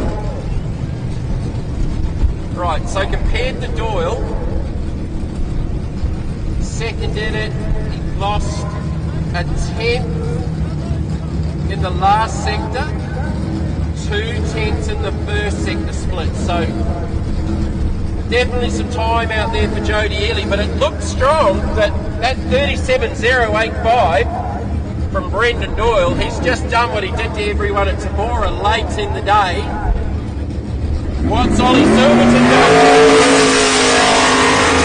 Now, they just jumped into the lake behind us 20 minutes ago. Still chasing some Silverton. Still 37. Little, wasn't a blip, it was just a roll out of the throttle to settle the boat down. Pulse versus Sprint Tech, New Zealand versus Australia. Sprint Tech 27.161. 27.1, it's on the money. Little bit of time lost out of the last corner. It goes! 37.196. 37.196. It is 0.13 of a second. Advantage Australia, the girlfriend. 37.085. PSP Racing 37.196. One Australia ahead of one New Zealand just by a 10th. But Ollie Silverton just found 6/10 on that lap. Woo! We've still got Roylands to come. Now we got Danny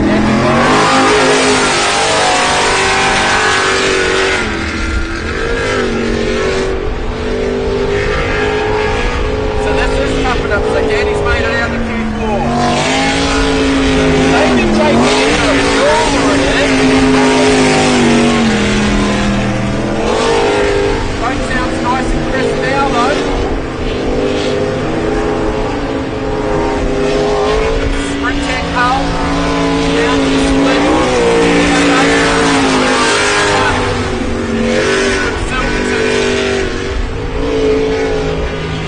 So it's 27 to the magic number.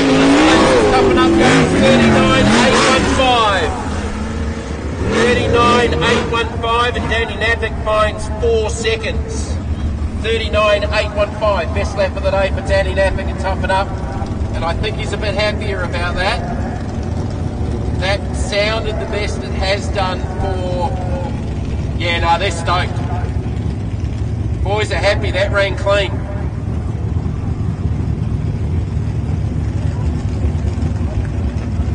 So Danny's got Cliff Banford sitting alongside him this season.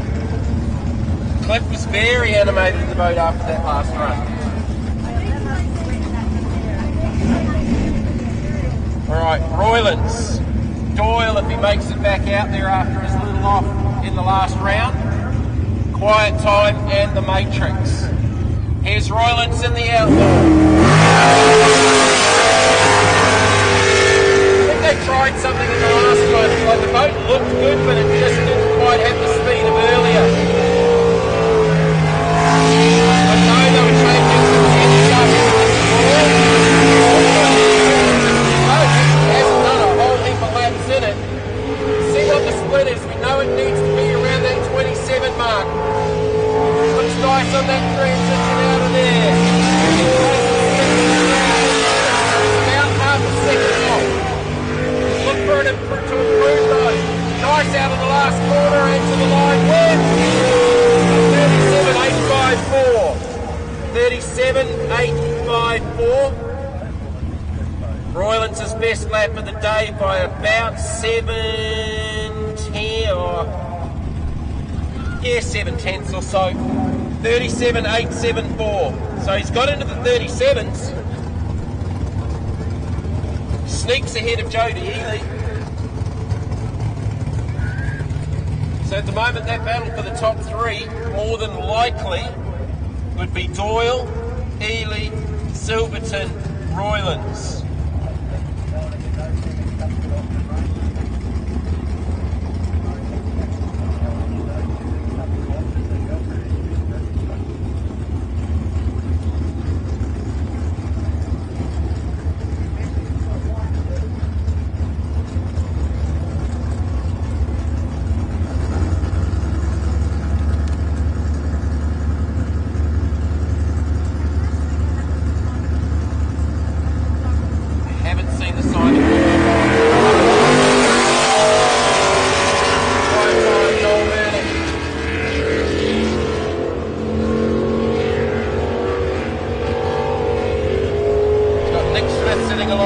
they've gone 46.58, no time at 43.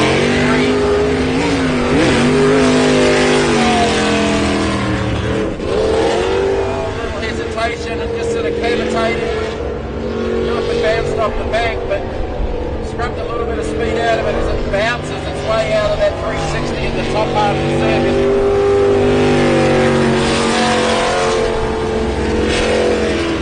Goes through the split for the 32.98 and down to the line for 45.596. 45.596, so that's about a second improvement from the 46.62 in qualifying session 2 for quiet time.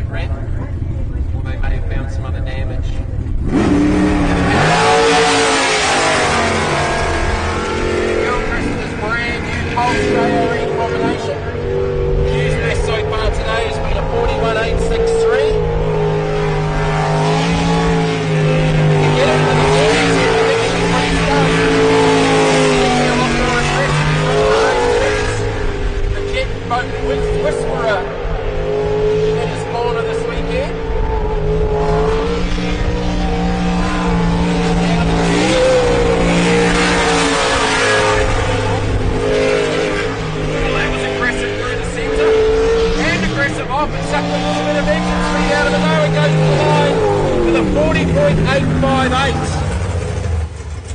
40.85 out, found another second, but I reckon there was 3 or 4 tenths out of that final corner where it just sort of bogged down. But a 40.858 is heading in the right direction. He's just found another second.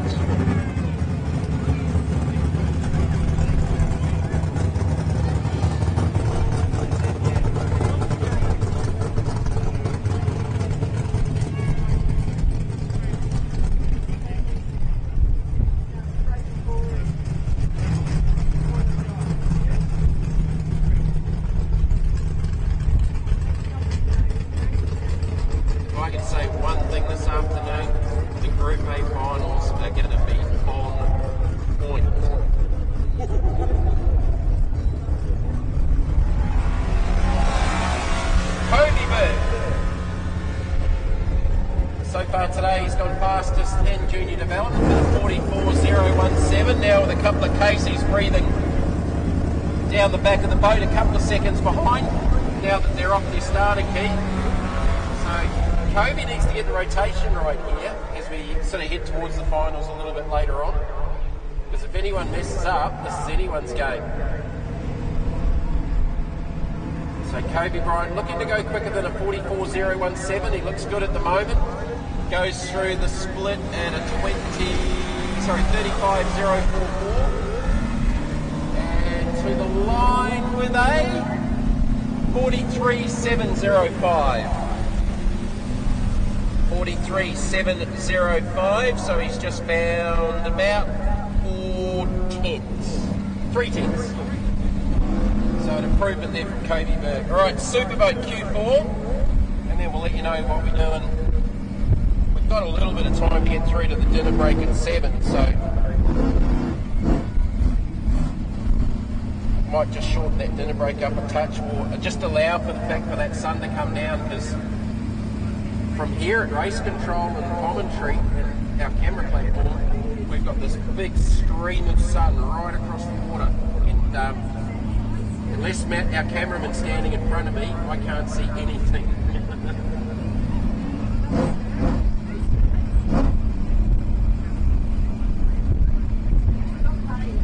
How good is this crowd? I've never been to Griffith before, but look, those around me that have been here are saying this is a fantastic crowd, so thanks for coming out today, folks. And for those watching the live stream on Facebook and the YouTube channel. Hope you're enjoying the action. I think it's only going to get better as we head towards the finals later on this evening under lights. This Group A battle especially, like you've got one Australia, one New Zealand, one in the world, two Australia, former one Australia. Here comes Fonzie. So Fonzie's gone. 34.497, 34.6. Keeps telling me he's trying some different stuff, development phase, getting ready for the Worlds, but it is still super, super fast. 24.86 to the split, and that is his best split and time-wise. Okay, are you kidding? He's just done a 34.1. 34.184. Come on, Griffith, make some noise. That is off the charts. Okay, and he's in a development phase. Okay, Fonzie. 34.184. There's a 33 in there somewhere. 34.184. He's just taken 0.3 off his best. And again, that to me didn't look like Fonzie trying really, really hard. So there's a 33 in there somewhere. Come on, 33, come out to play. That was impressive. Daryl Hutton.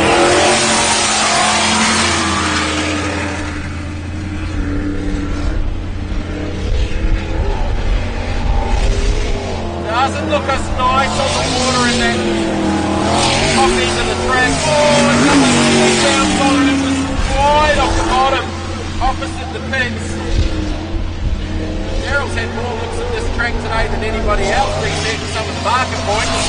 Goes through the split at a 26.44. He's trying hard, and he's just with us here in commentary. And to the line with a 36.347. 36.347. So his best lap of the day by 0.6. So he's not mucking around, but just needs to tidy the boat up a little bit in a couple of places, and there's another half second easily in there, which would put him in the 35s. So he's just gone a couple of tenths quicker than Scotty Kraus and Chaos. He's gone 36.515. So that seesaw battle backwards and forwards between Chaos and Phoenix Lubricants is going backwards and forwards. Tyler Finch, let's not forget about him. He's part of this battle. For a winner.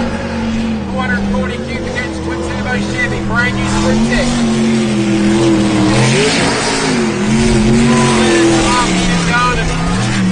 Levitated a little bit, trying to get traction down out of this bottom corner. Down to the split. Let's see what this is.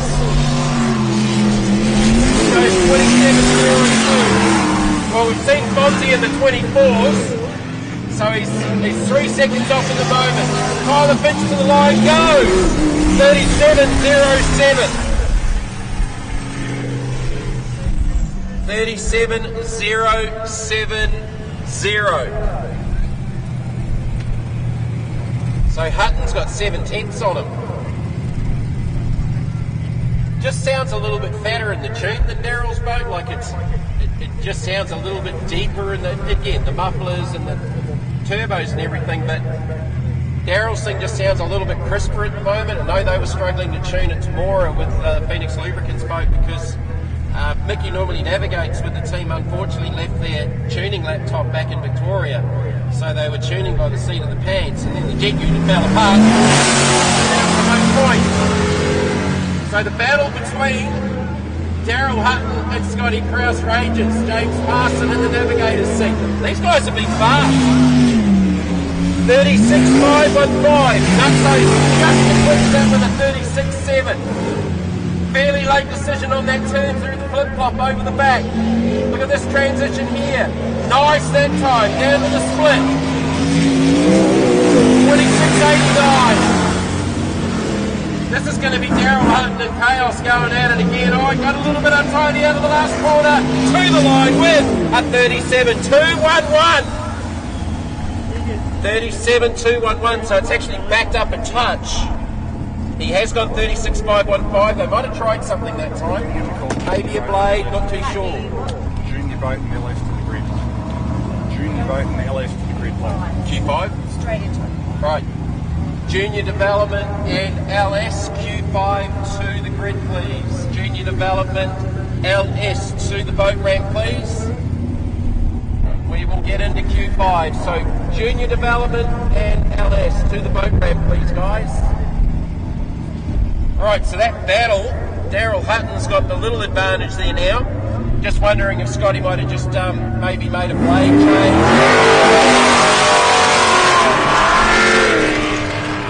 Big, bad, blown budget spun. Well, I was just about to do a big build-up and Glenn's parked it. It'll have a grill full of grass and a big 632 Donovan is out of action for Q4. So that didn't last long off the start. He's got up into that right hand to go to the left around that top island and it's just caught the bank, filled the grill up full of debris, and that will be the end of Q4 for Spider.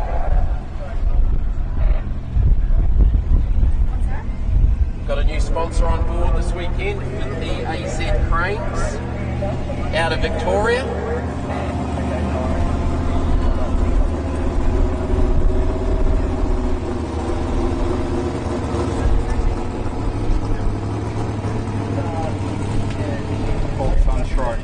We're going to do dinner now, so are we going to run Q5 or not? I'll get back there. Hey, we're just getting a call from race control. We are going to do the dinner break. It was scheduled at 10 minutes anyway, but we're actually going to do the dinner break now because that sun's getting pretty low.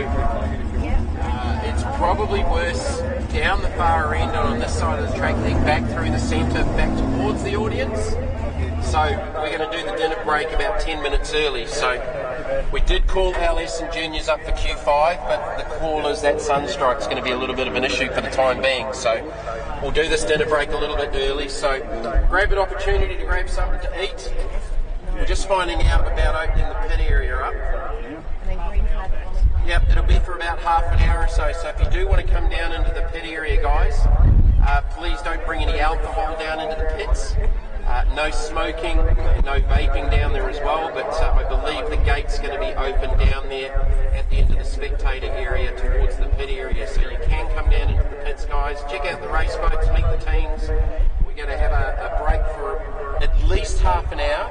We'll see how fast the sun sets and for the balance of the program. So we'll take a little bit of a break, regroup, get some food in you, get some more sunscreen on you, get the sun down and get back into the action at the conclusion of this dinner break.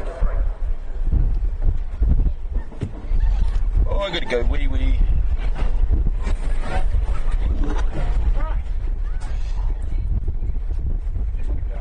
Is there a toilet block down there, Matt? Yes. I'll show you in a second. Penrite, Australian-made, family-owned and operated. Make premium quality engine and racing oils, warranty-approved coolants, automatic transmission and manual gear oils, a complete range of engine and fuel additives, heavy-duty and industrial products for every application. Visit penriteoil.com for more information. Penrite, Australian-made for Australian conditions since 1926.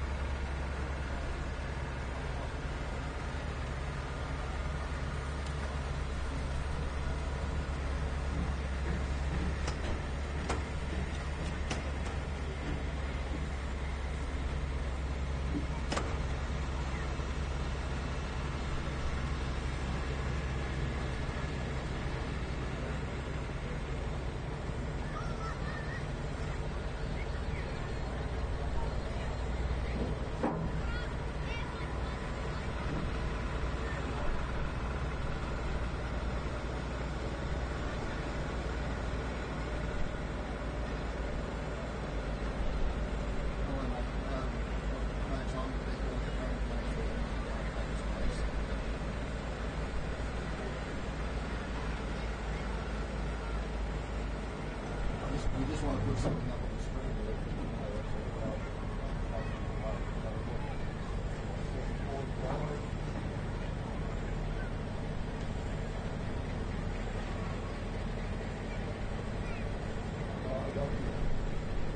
no, I don't want to stuff people around, but I've got no time.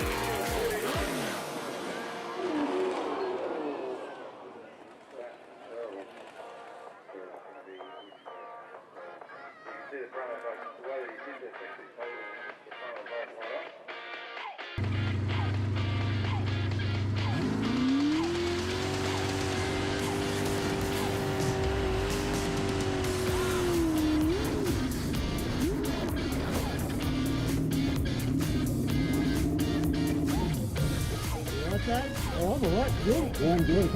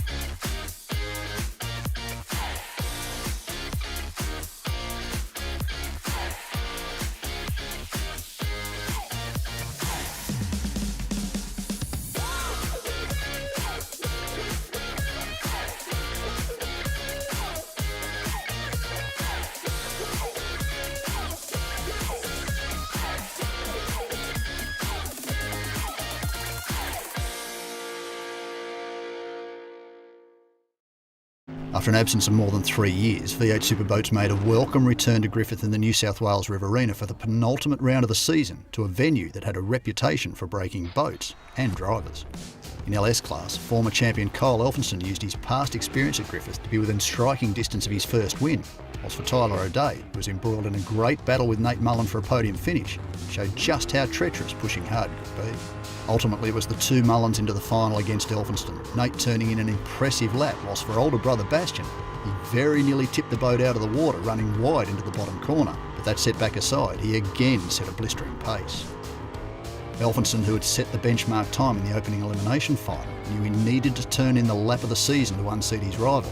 And whilst right where he needed to be, the tricky final corner that had claimed so many victims across the day threw Elphinstone out of the water and into retirement. The incident also causing terminal damage to the engine.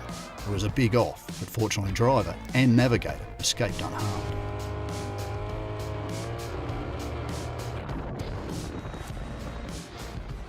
In 400 class, Griffith presented the tipping point of the season. Should points leader Brendan Doyle win the round, he would effectively put the championship out of reach for title rival Jody Ely. But Ely had experience at Griffith and he knew what to expect.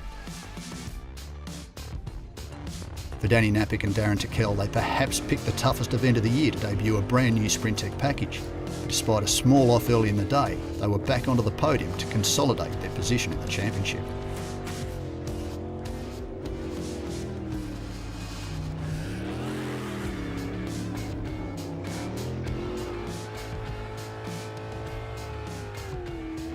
Doyle was the first of the title contenders to hit the water in the final, and he turned in his fastest lap of the day to put Ely on notice. His lap 2 tenths up on his rival's best. Ely, though, was unfazed, keeping a little something in reserve for the final to claim his first ever win at Griffith and take the title fight all the way down to the wire.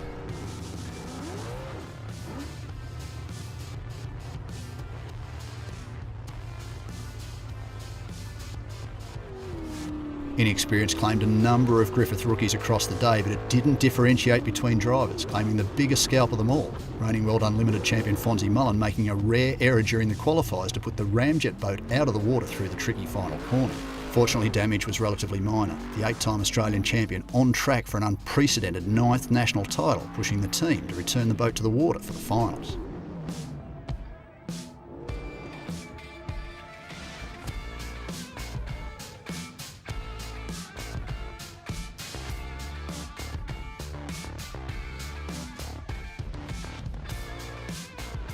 Arguably the performance of the night, though, went to Sam Everingham, the new owner of the notorious Excalibur machine, surprising everyone with his Griffith pace to relegate some of the fastest drivers in the business to the trailer ahead of the final. Everingham in the end surprising even 2-time Australian champion Daryl Hutton to sneak through in second.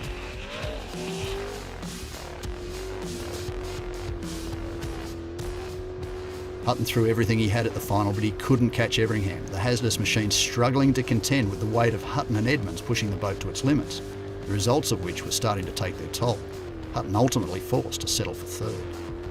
For the Ramjet team, though, they were quickly back up to speed after their earlier setback, putting Mullen back into the final, the 7-time Unlimited champion sealing the deal to claim his 8th Unlimited crown and his 9th Australian title.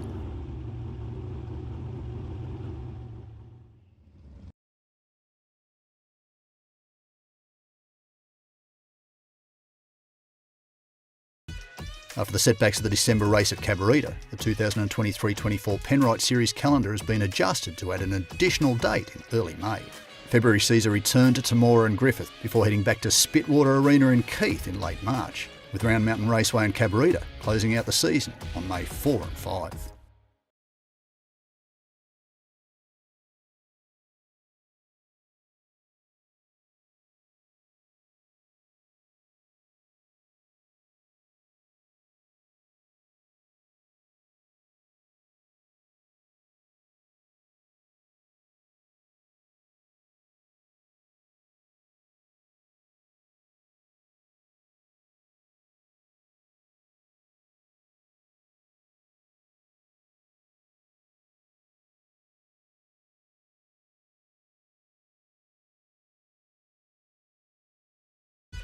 After the setbacks of the December race at Cabarita, the 2023-24 Penrite Series calendar has been adjusted to add an additional date in early May.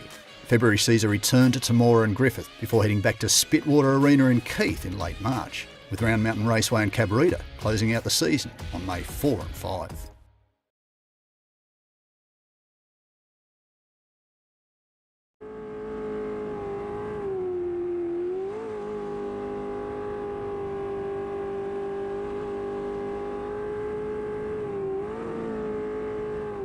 So what is a V8 Superboat?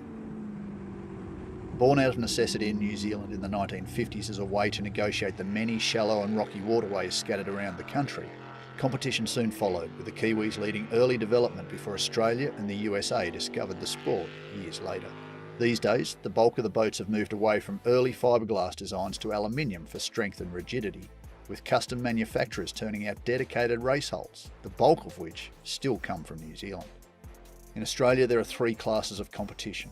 The developmental LS class, which provides a lower cost entry level to the sport, then the 2 internationally sanctioned classes of International Group A, also known as 400 class, and the unrestricted unlimited superboat category.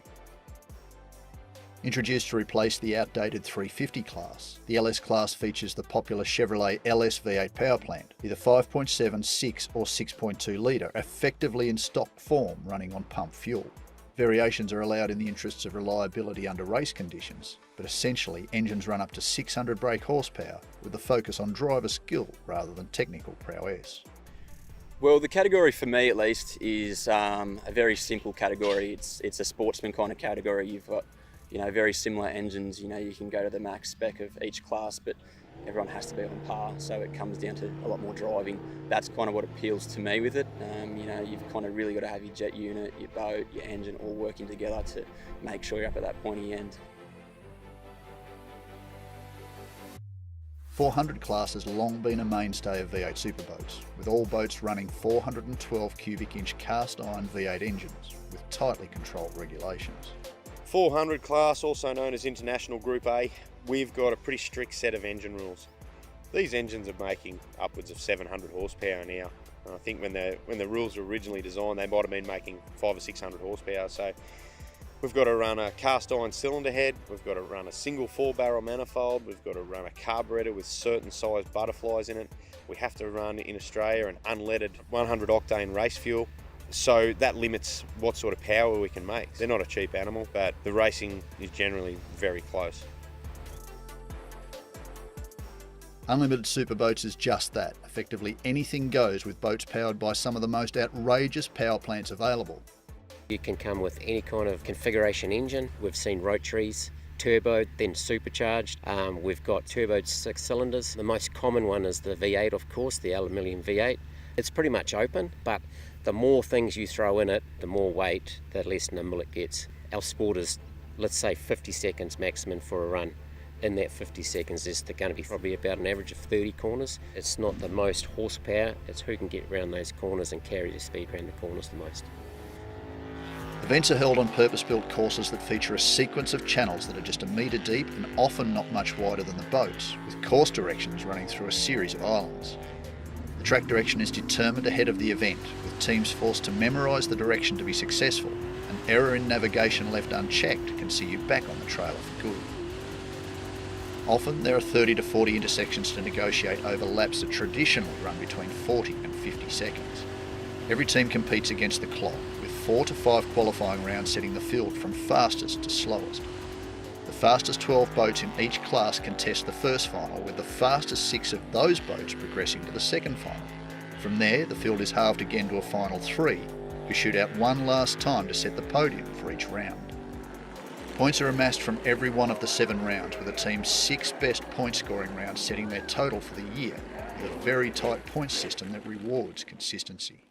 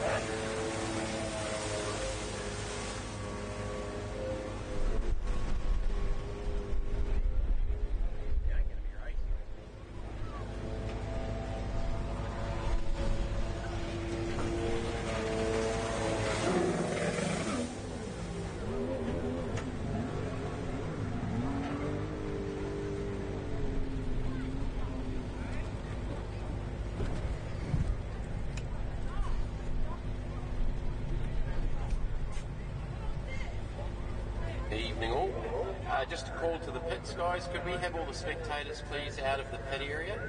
I need to get you all out back up into the spectator area. We're not too far away from getting back underway, so just waiting for the sun to get down a little bit further and we get back into the action. But if we could have the pits clear of the spectators, please, we could head back up to the spectator area. What's going on, Jamie? I missed all that, sorry. Grant just asked me to get the people out of the pits. Like, we ain't gonna fucking doing anything for 20 minutes. As I said, he's got no idea. I just said, he said 7:35, that's what I said in the stream, but I just come back to watch. Yeah, he's just asked me to get the crowd out of the pits because it usually takes it.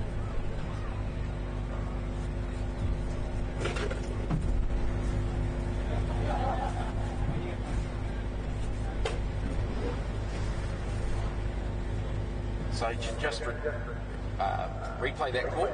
Just if we could have all of the spectators out of the pit area, please. You can head back up to the spectator banks. All the spectators out of the pit area, please.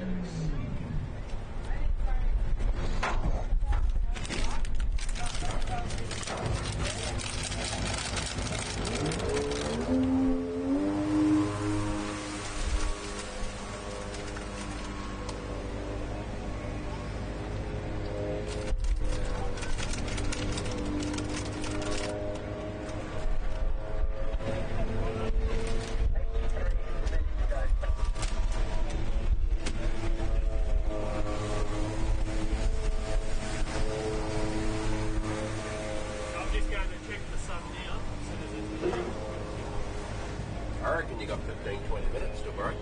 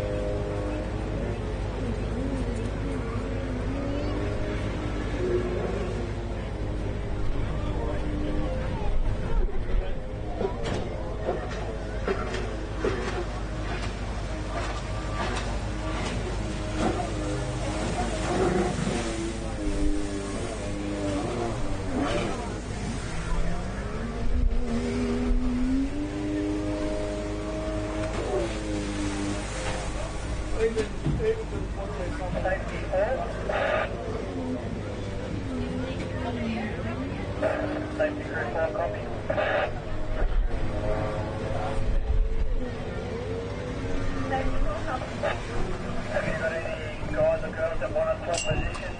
Pictures have had a fair bit of water and all that down there. Okay, don't worry.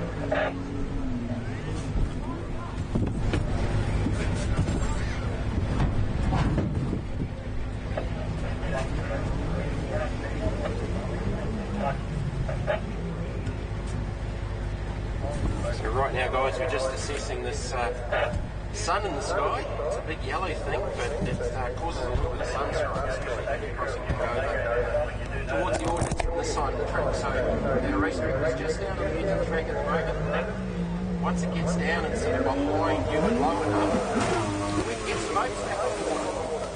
So we hopefully shouldn't be too far away. As I said, Grant Berg's just doing that assessment right now. So as soon as we can get the sun a little bit lower in the sky, the lights are on, they can start taking effect, we can go and do some boat racing.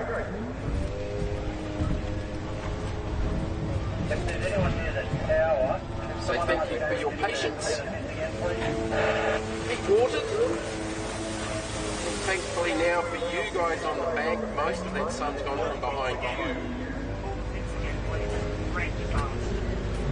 And just repeating that call down to the pit area too, please, guys. If we can have all of the spectators out of the pit area, please. Spectators, we need you all out of the pit area immediately, please.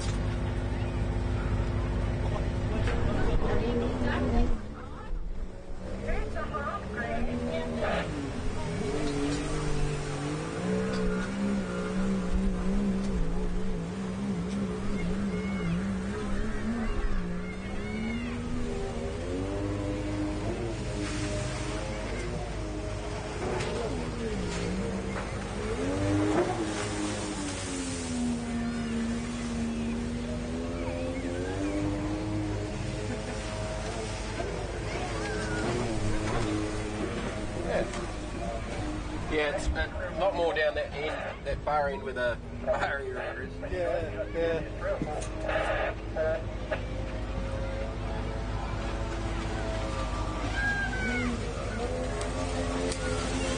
When we were here last year, there was a little bit of a crowd, but it was real patchy.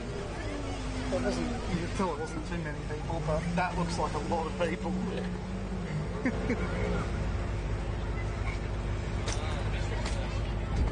All boys going down the boat ramp. What are they doing?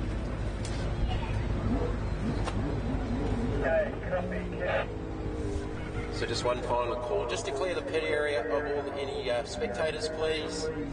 I can see the Simon Doyle boat getting back down to the ramp for a fire up, so that's good news. Hopefully they're off a little bit earlier on.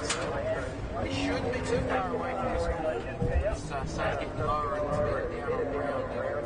So we're not too far away, guys. Thank you again for your patience. Once we get back into racing, we'll get the live stream back up and running too. And I think we'll look forward to some sensational finals. And my understanding is that we still will run Q5. And then into the finals. So top 12s for LS and Group A. And the finals for our junior development class. And then after that, we will go to the top 6 for LS Group A Unlimiteds, and then our top 3s for LS Group A Unlimiteds. Remember, you can keep watching all of the action from this season's championship and last season's champion on 7+. All you need to do is subscribe and get your TV set up for that if you've got smart TV. Get on to 7+, and you can watch all of last year's championship and this year's championship so far. And the ongoing rounds going forward will be available on 7 Mate, so keep an eye on our Facebook page as to when the next one comes up. But all of last year's action and this year currently available on the 7+ platform. Grant's looking edgy, we're not too far away.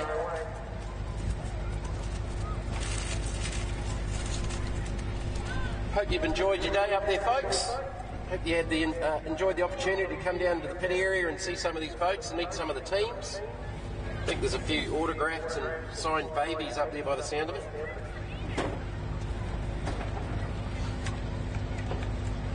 And I hope you're supporting the local bar area out there, which looks very, very congested with people. And is it just me, or is the Kennards Hire marquee looking very busy? I'm going to need it soon, but... What is missing is my marquee from Tamora with Send It written on it. I haven't seen that here so far today.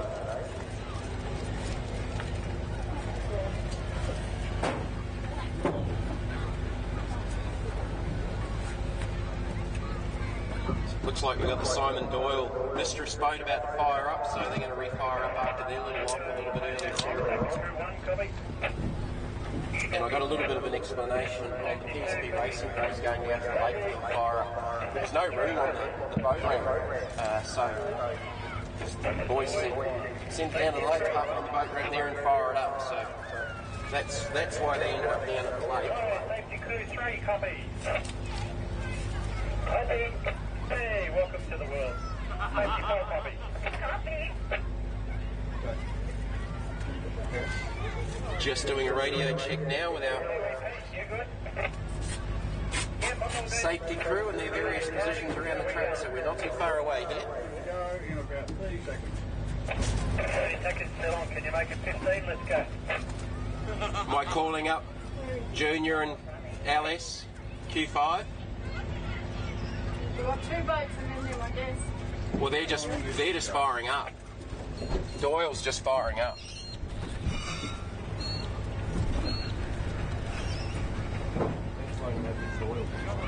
Yeah.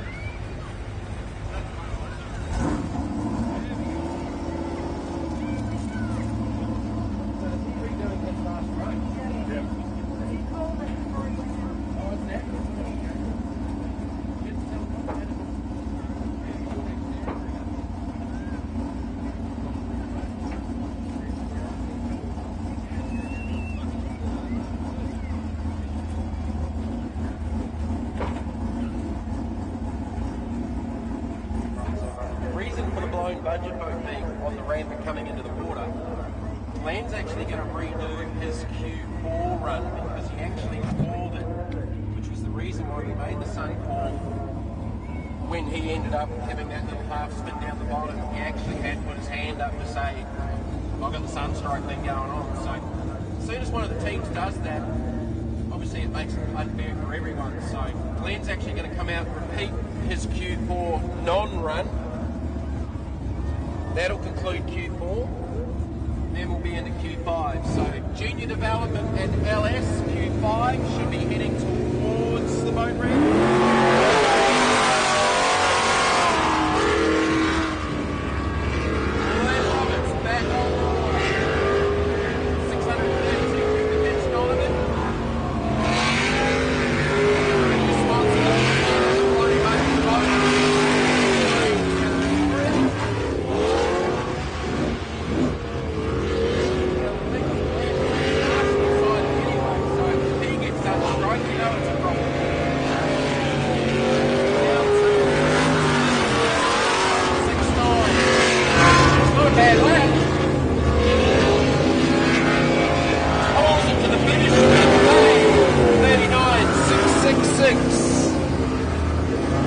39.666. So not his best. He did a 39.3 in Q2. But if they made any changes after Q3, they've now figured out what they're doing. So Simon Doyle's warming up the mistress. So we need LS and junior development to the boat ramp, Q5. LS qualifying session 5 to the boat ramp, please, guys.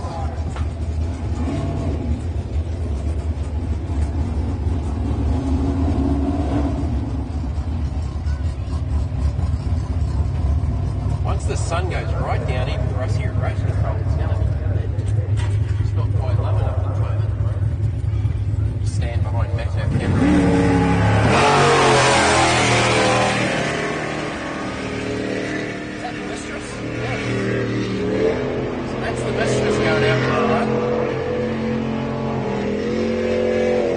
Don't know why.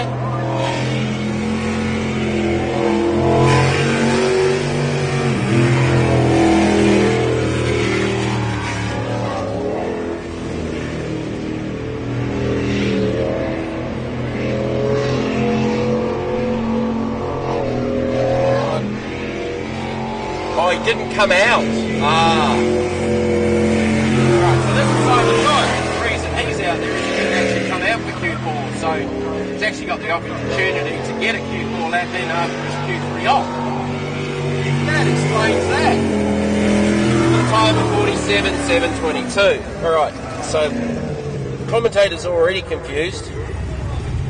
47.722. Alright, so the reason for that one is obviously Simon had his off in Q3, hadn't actually come out for Q4, so that was his Q4 run. So that now does conclude qualifying session number 4. That's how we do that. So we should have our junior development boat on the water, about to be on the water. LS qualifying session 5. I had 3 times.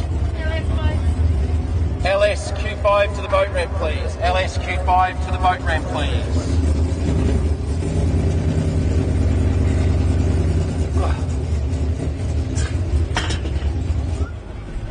If you want to talk about a sport that's got the weirdest rules, GP hydroplane racing has to be up there with some of the best.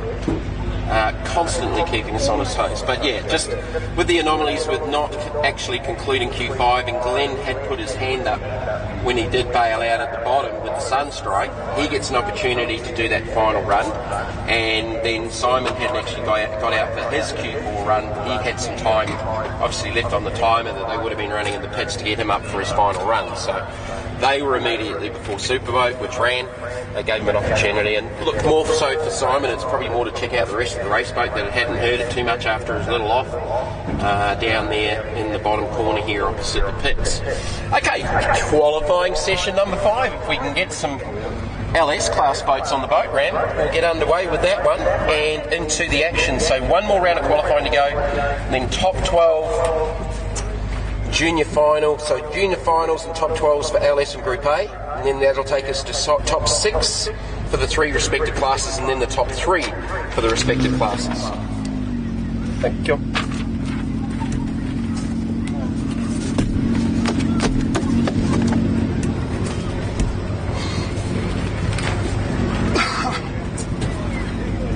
Finally for us here over the other side, that sun has just dropped down behind the trees. So I can actually see most of you up on the bank now. Wow, what a crowd. I haven't been able to see you most of the afternoon because of the sunstrike down here. Alright, so this will be the first of our juniors. Jock Casey off the starter key. He and young Tom improved by about 12 and 13 seconds from their earlier runs in the day. And these two have literally taken to this class like ducks to water. Let's not mention ducks, we've had a few of them today.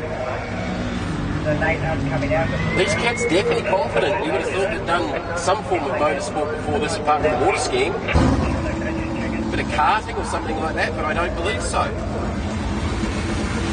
So the split was a 33.60. Jock's fastest lap has been a 46.456, and he's going to beat that comfortably with a 42.318. He's just gone faster than Kobe Burke. Well done, Jock. First race weekend, and he's just gone quicker than a former series champion. That's a good effort. So he's just found another 4 seconds. So that was only his second run off the starter key. Alright, so LS class is starting to get into the water. Who are we going to see? I reckon we may have a couple.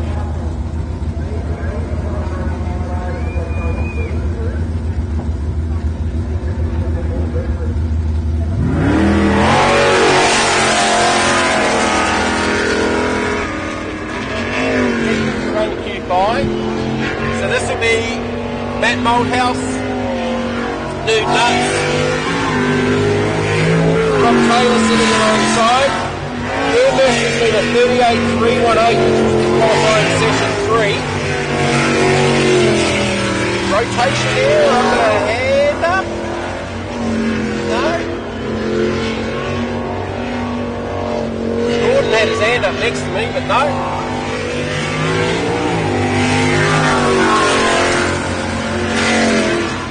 No time showing again, though. That's the second time for Nude Nuts.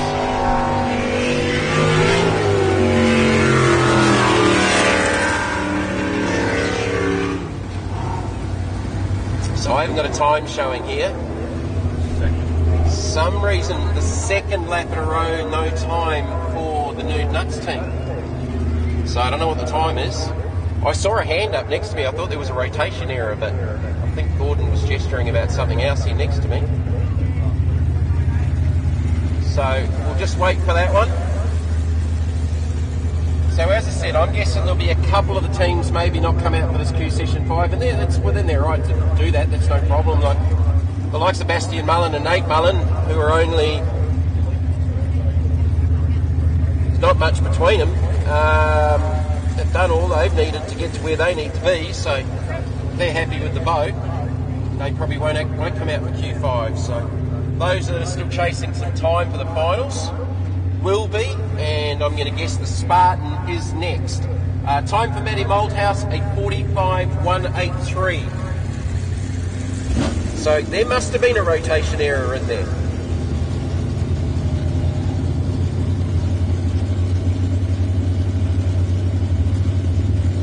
So this should be Luke Walters. I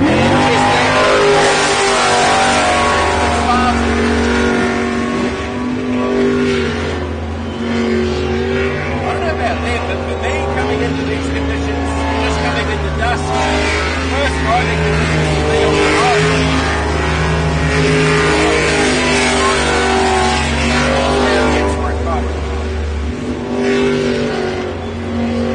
So Luke's best lap has been a 42.216 back in qualifying session number 2.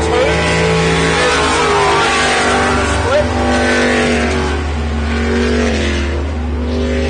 Not too much wavering in the throttle down the line, and it will be 42.147. 42.147, so that's Luke's best lap of the day.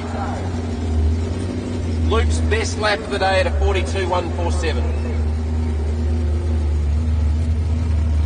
So Nude Nuts was a 45.183, so I'm guessing there was a little rotation error in there. I did see Gordon's hand go up, but I didn't see the girls' hands go up, so yeah, so it must have been just a little one in the middle there somewhere. Definitely don't want to do that in the 12. Once we get into the 12, the 6s and the 3s, that's where you cannot afford to make a mistake. Doesn't this place look different without the sun over the top of it? Alright, who we got next?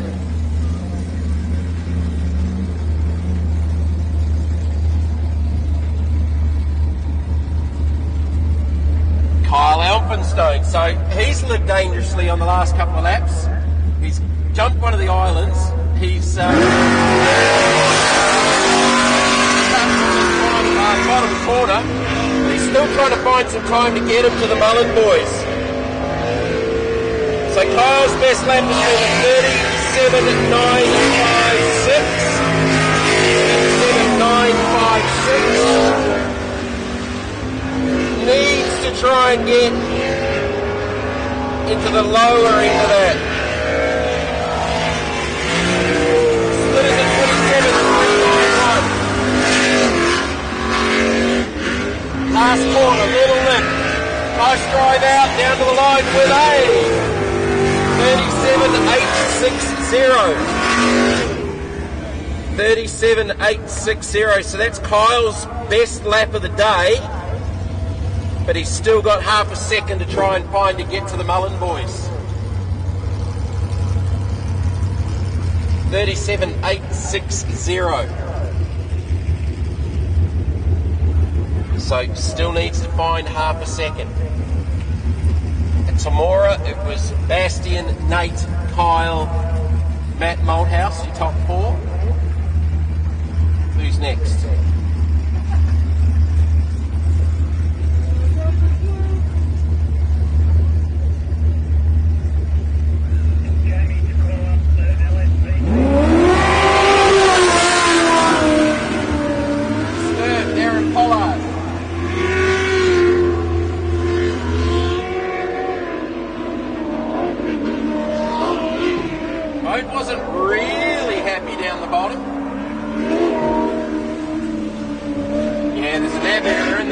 I think that's where the hesitation was.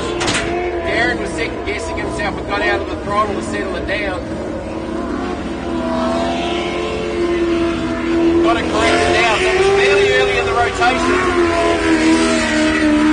Hasn't even got to the split yet. The LSB teams that are going to do Q5, LSB teams, you need to be on the ramp, please. LSB teams.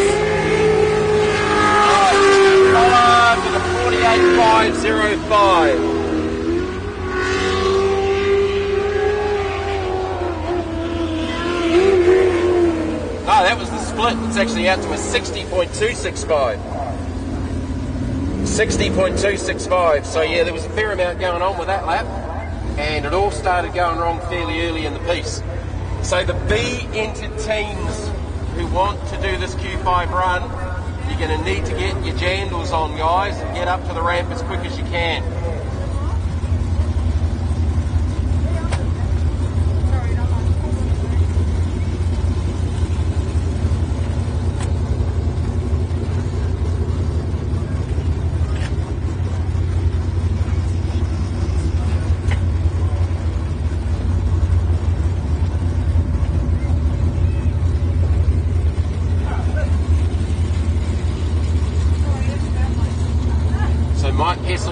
Times in the pool. He's going to head to the start line now. So any of the B-enter teams who want to do Q5, you need to be on the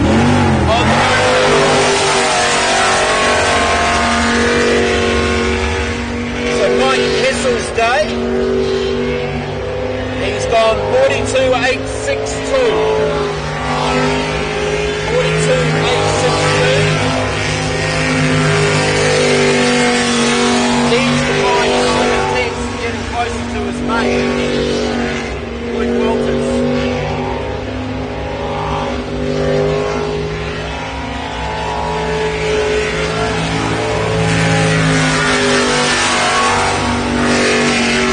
Nice lap, 31.005 to the split. There's no inflection in the throttle. Down to the line with a 42.792. 42.792, so again, best lap of the day by a 10th for Mike Hessel in borrowed time. So B-entered boats in LS need to be pretty much near the boat ramp right now, guys. Group A, whoever's coming out for Q5, need to have you starting getting ready and heading down there, and anyone in Superboat, you guys aren't too far away.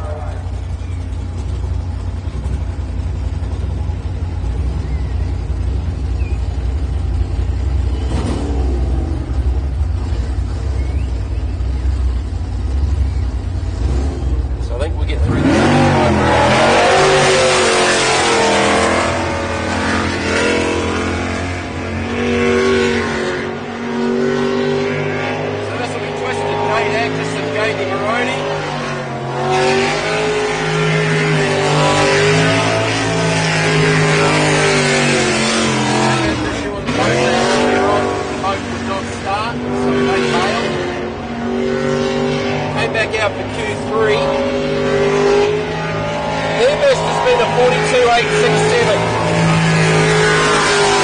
877 to the split. Nice lap there for Jake. Very good lap.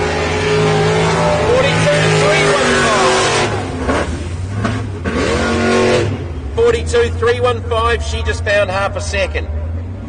Improves from a 42.867 to a 42.315. That top 6 bubble is going to be the interesting one here in LS. Where that time's going to sit, and I think it's going to be around there. Who else we got to come? I saw Toxicity down there on the ramp.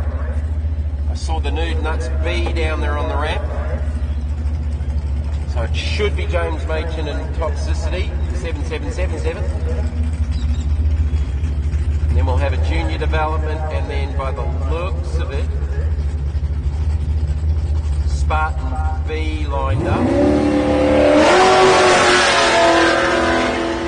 James Machin and Toxicity.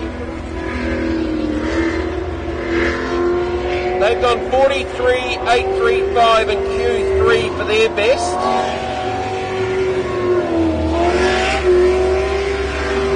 Probably need to find a second to get to the top 6. So I reckon need to be starting to get into the 42s. Boat sitting very high in the front. 32.123, so Jade's split was a 30. James is a little bit off that down to the line with there's a rotation error in there. Rotation error, there'll be no time for that one. Was there or not? Definitely a rotation error, yep.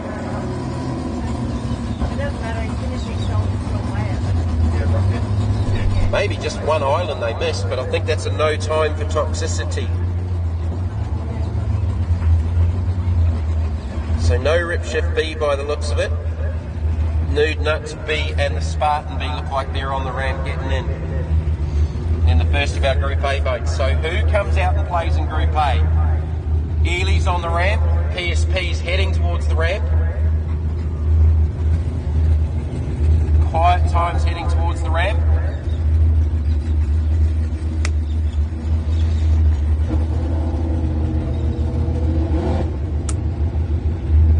So this will be Nude Nuts B. Mitch Malthouse and Harrison Collins. Their best has been a 39. Which I would have it at 6. Oh, that was a big transition. Hasn't Mitch gained in confidence? Oh, he's gone. That's a big one. It did not turn into that last corner, and it's found the bank.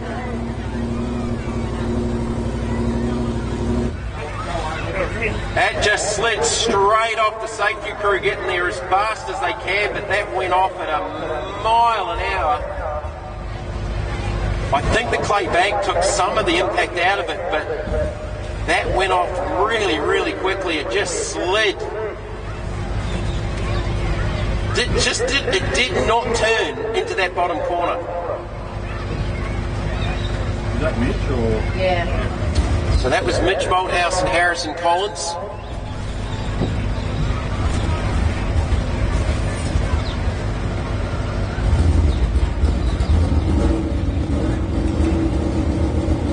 So just behind the tyre wall there at the moment. Okay, there's one of the boys is out. It looks like Harrison, I think. Is that Mitch? They're both out of the boat, guys. Spokes, put your hands together. That was a scary one because that was such high speed.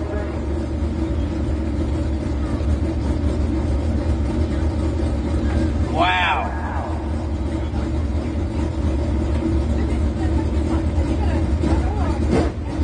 Good to see them out of the boat.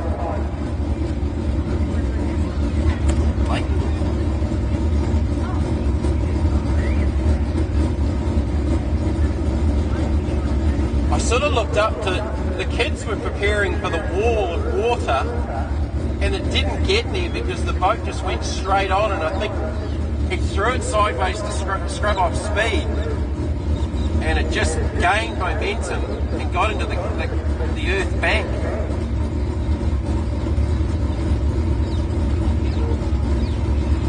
Alright, the best news is that both boys are out of the boat. That's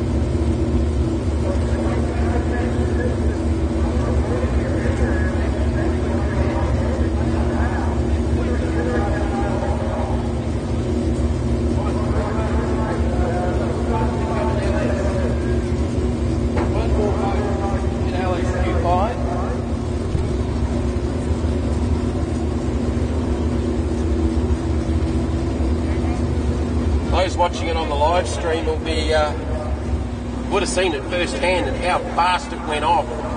But it's almost looked like he threw it sideways to try and scrub some speed off it. But obviously with them going around that bottom corner, it sprays a lot of water out onto that. So it actually looked like the thing accelerated when it hit the grass.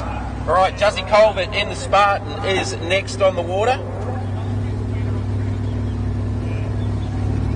So that was our first biggish one for the day. We've had a couple off at that part of the track now. Juzzy's circling the start pool. They look awesome when they're circling around in the start pool.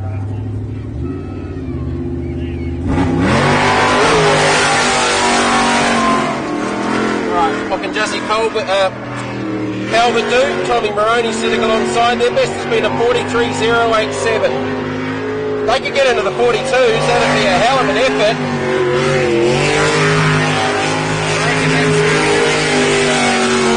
Possibly make a 6.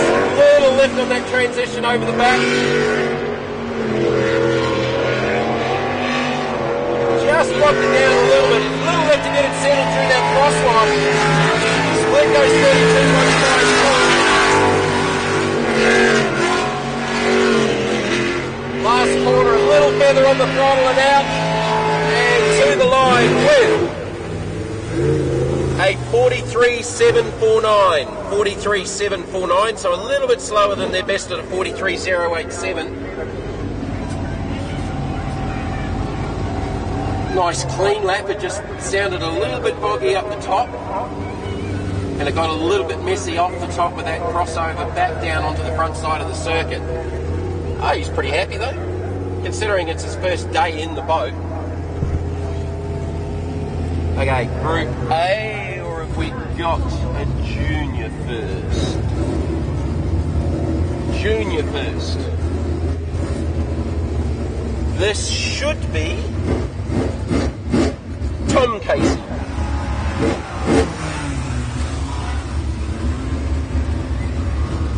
So this will be a little bit different for Tom now under lights coming from the bright sunshine earlier on, but like his brother Jock, these two have improved out of sight now that they've had the starter key taken off and they're on full throttle. Jock actually found a little bit more time and it's gone fastest with a 42.318.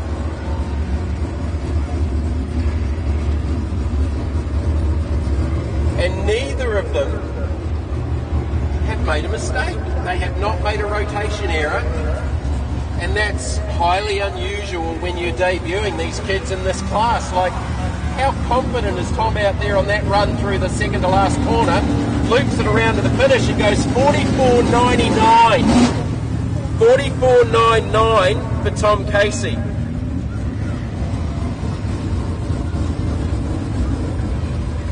So I'm pretty sure he's improved again, and he's only a second, a little bit more than that now, 2 seconds behind Jock. But is actually on a, what did Kobe go, 43.7. So Jock's actually fastest at the moment with Kobe to come in this rotation. All right, Group A. This is what I've been looking forward to going to the finals. And we've got PSP lined up. They've been chasing some little issues and fired the boat up earlier on, and then Ollie's gone out and rocked a 37.196. So Brendan Doyle, I don't believe Brendan's going to go out. He's the benchmark at a 37.085. This is Jody Early.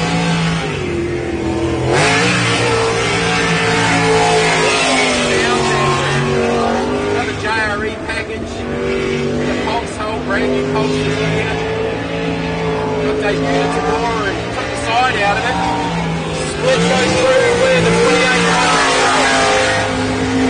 28.10 for the split for Jody Early. Little lift up the top, down to the line and goes 38.321.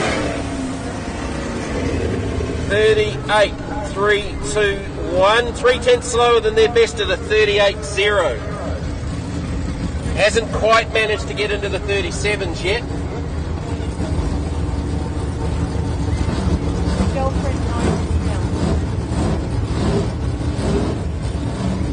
I figured that because he wasn't there. So Brendan Doyle's chosen not to come out in Q5. I mean, he stopped everyone in Q4. So no Doyle. PSP Racing should be next, and they are. New Zealand 1, world number 1, leading the points here in Australia into round number 5 tonight. They've gone 37. So they need about a 10 to try and get to Brendan Doyle. They've been chasing a few things. I think they had a magneto. Oh man, that was wide. That was so wide in that bottom corner. Ollie is trying hard here in the PSP Racing machine. Little lift over the back. I don't think this is as quick. 27.05 for the split. We've just found some water up here in the commentary position zones. Oh! Okay. You're sitting down, folks?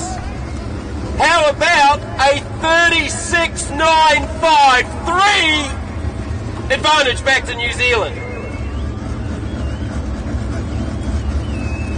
36.953. To the split, I actually didn't think it looked as good because I've got a little bit foggy out the back and it didn't look as sharp, but they've been chasing some ignition issues. I think they may have got on top of it. That's our first Group A boat into the 36s. 36.953. versus Doyle's 37.085. That is like, yeah, it's not even a tenth. About half a tenth of a second. Danny Napper can toughen up. Looks like they got on top of their problems from earlier on and from Tamora. Their best has been a 39.815.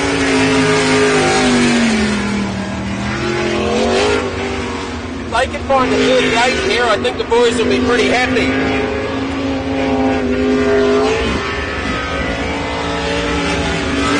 Down to the split, it's looking pretty good. 28.715 to the split. Last corner. Down to the line and goes. 39.572. 39.572, and Danny Nappick's got a race boat to play with again. I think he'd be pretty happy with that. He goes, that's his fastest lap of the day. 39.572. Roylo come down. Don't think. Yes, he did. No, he didn't. Yes, he did. Outlaw, former national champ. Justin Roylance, Tracy Little sitting alongside in the nav seat. Asked what happened in Q3. He said, good, sort of unsettled myself a little bit in 2. So they've been making some blade changes as well. Their best lap's been a 37.854. 37.854. He needs a second.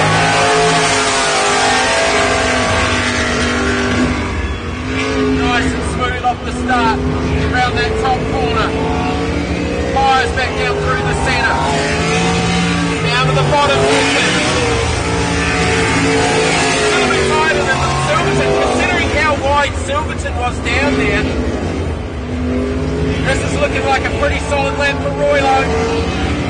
Down to the split with 27.4.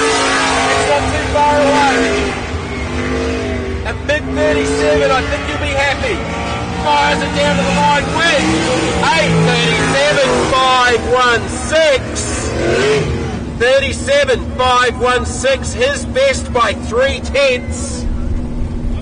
And he's within half a second of Doyle and Silverton, who's just set this place alight with a 36.953. Roylance 37.516. The Mistress looks like they are lined up, definitely in the chute. Quiet Time and Matrix. Last 3 boats in Group A. Who comes out for Superboat? Oh, Bonzi is. Okay. Remembering, they are doing development work, but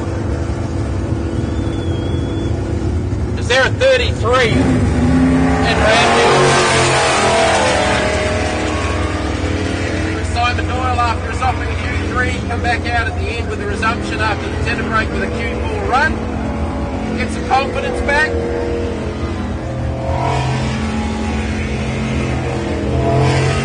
It's a little bit sort of shy for words. I think he was a little bit overawed with everyone throwing microphones in the corners in his face. He's quite a shy guy anyway. Right, down to the split. It's not actually sounding that crisp. Goes 32.25, 35.25. Split. Last sequence of corners. Last corner. And to the line with a 47.64. Has gone faster than that, went 46.6 in Q2. Quiet Time and Matrix to come. Bonzi's coming out for another play. Who else have we got lined up out there? Tyler Finch is coming out.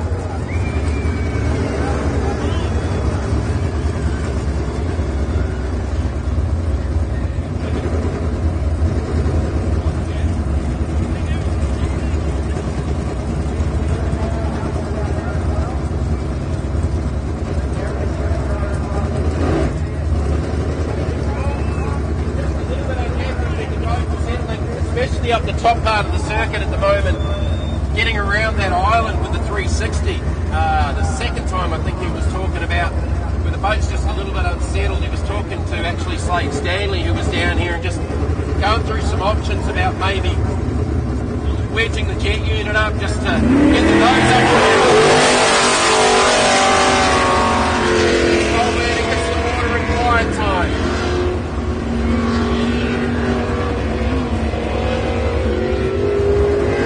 Their best today has been a 45.598.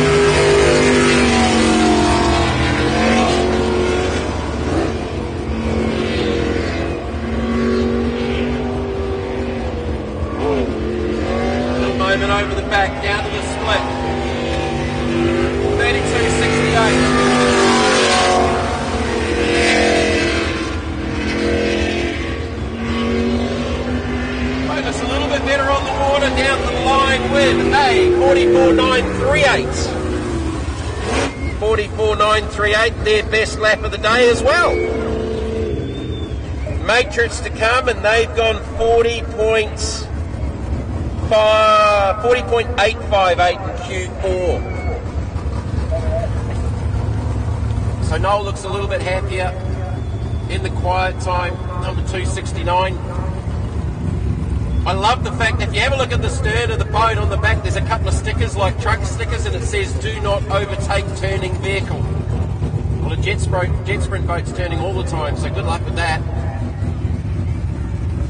Do not overtake turning vehicle stickers on the back of that boat.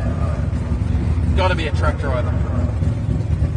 Alright, Hugh Gilchrist in the Matrix, circling. We're not too far away from the Superboat Q5, and then we're into our top 12s for LS and Group A, and our final.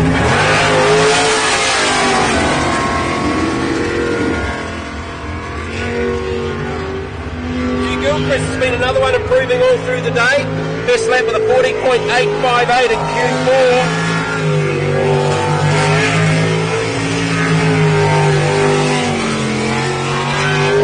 Light's definitely taking effect now.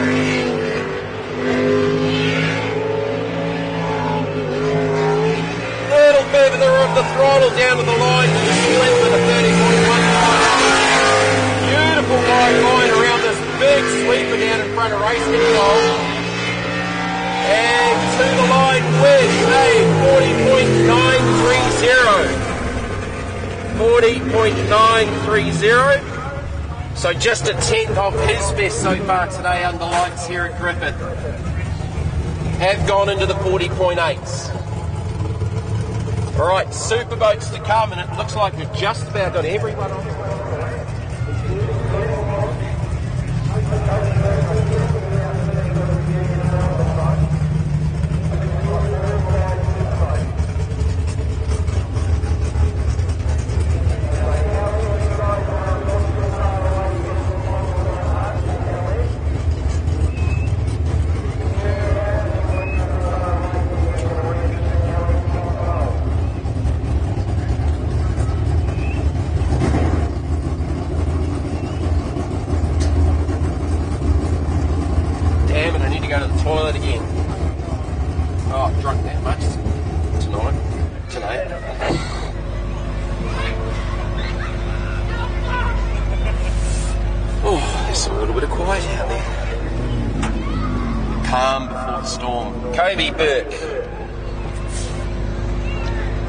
Alright, so Kobe actually needs to find some time here, because Jock Casey's gone 42.318 and Kobe's best has been a 43.7. So this will be the last run before these boys go head to head in the finals for junior development.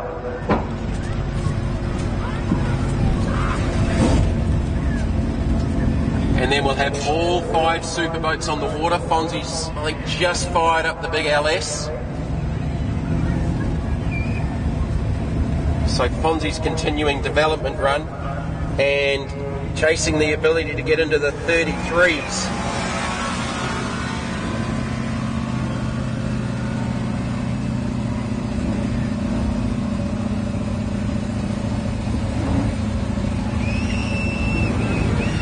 Well, Kobe's on a bit of a mission here.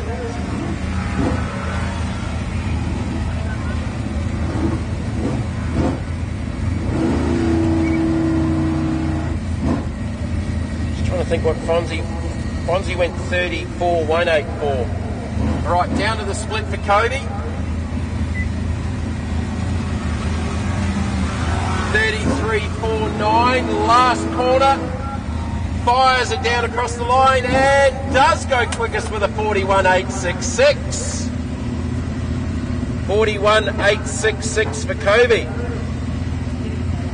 That final's going to be close for junior development. That'll be in amongst the top 12 for LS and Group A. Right, Superboat. Can Fonzie Mullen get into the 33s? What do you reckon, guys? You want to see a 33? Fonzie's just trying stuff. I reckon there's definitely a 33 in there. Is that Kobe's fastest time? Yes. I didn't realise someone was in front of him. Jock's lap was impressive. I can't believe they haven't really... They've done water ski racing, that's it. So, but they've been doing so good, I thought, I'll give them a crack. Oh, no, right, move to Mark. Put it up Kobe. They haven't put a wheel roll. Yeah. But they haven't made a mistake. They've been really good. But Kobe's nearly got near twice. Yeah, he's already busy happy about that. Here's Fonzie. You ready for this, Griffith? Will we see a 33? Doesn't need to do anything silly because we've got the finals to come, all right? They're already in the 6. That has seriously launched out of the start chute. Like it's actually on the limiter over the back. Wow! That tucked in so tight through that bottom corner. Back around the top. Little skip over the crosswash to the split. 25.413. 25.413. What's this going to be? To the line. He cruised it to the line. Yeah, no, he cruised it. It was a 35.26. I think he cruised the last part. I think he was going for it that first part. The last part, he definitely laid up before the line. So, finals time, I reckon there's a 33 in it, definitely. Remembering, he said to me earlier on today that they're doing some stuff, trying some different things. They tested earlier in the week and went, oh man, what have we done here?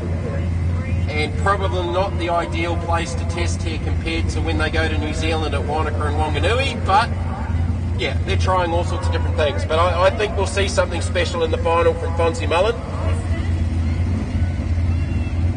So definitely back that one up with a 35.262, which still, I think he's first, second, third. There's Daryl Hutton, so I think they were making a little handling change just to get it through there better, which was definitely better that first time. Man, that was wide. Over the back now, it's this next sequence that he's been struggling with to get the boat to handle. That's better, Nutside. That's better. Down to the split with a 25.96. I reckon this will be his best lap as he covers us in water here in the commentary position. Daryl Hunt to the line with 35.855. That's better. Whatever they just changed. He was talking to Slade Stanley about just wedging up the jet unit in the back of the boat to get a little bit more altitude with the bow. And I think that worked. It definitely looked a lot better up the top. And he's just done his best lap by at least half a second, and it looked a lot more comfortable where he's struggling. So 35.855 for Daryl Hutton. Comfortably second quickest. And he was only 6/10 off what Fonzie just did, but again, I reckon Fonzie just laid up a little bit in the second half of the lap. I may be completely wrong, but that's the way I saw it. I am wrong a lot, just ask my wife. Alright, Tyler Finch. Team hasn't been entirely happy, like, he hasn't looked as comfortable in the boat as he was at Tamora. Even through quali in that Oh, that was wide. There's a lot of bouncing around in that boat. Like it's not planted like it was at Tamora. So Tyler Fitz just chasing everything at the moment. Down to the split, goes 27.65. And he's just hosed down the porticom. I hope the boys have got the windows shut. And goes 37.524. 37.524. And a tidal wave has just hit our Ken Tire porticom over here by race control. And I'm covered in water. How's the camera, Matt? That's good.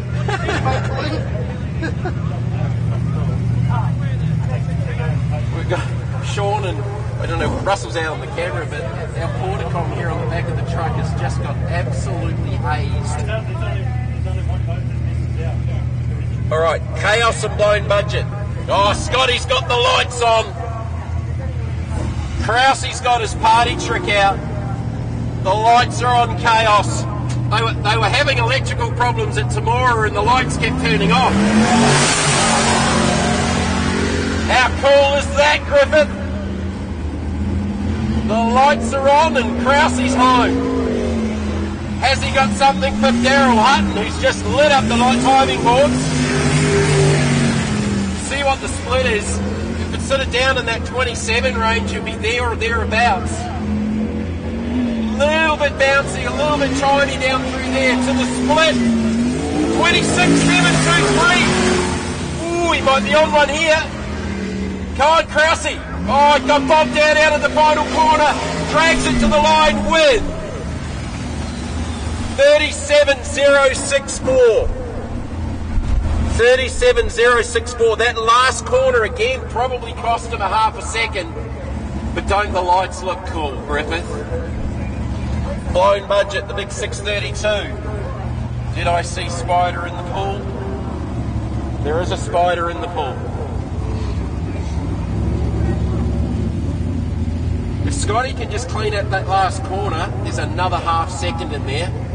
So Hutton's just put 1.3 seconds on him. Wow.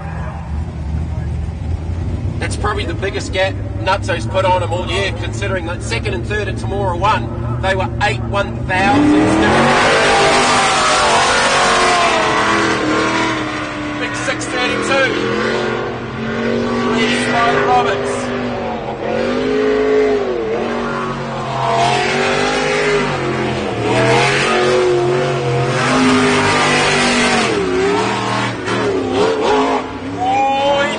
A couple of banks. You heard the hesitation. That little flip flop. He's trying hard. Down to the line with the split 29.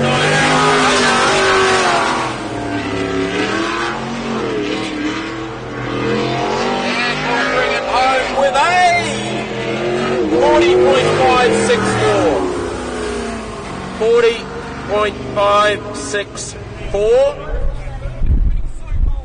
Just a little bit off his 39.666 in the previous round. That does conclude qualifying. We now move on to the top 12 and LS finals for junior development and top 12 for Group A. We don't need to give you a list of qualifiers for LS because there are 11 left for the 12. So all 11 left will come up to face the starter for the top 12 of the LS class. That bubble, I reckon you're going to need to... Let's have a quick look. I haven't got any lights around here, so I'm struggling to see my own handwriting. So in LS, I reckon someone sort of along the lines of... I reckon a mid to low 42 is probably going to be the bubble in the top 12 for LS. Junior development, all three drivers will do their finals now. So Kobe Bryant's got a little advantage over Jock Casey, and then Tom Casey not too far in behind. And the two Casey boys have done an amazing job today.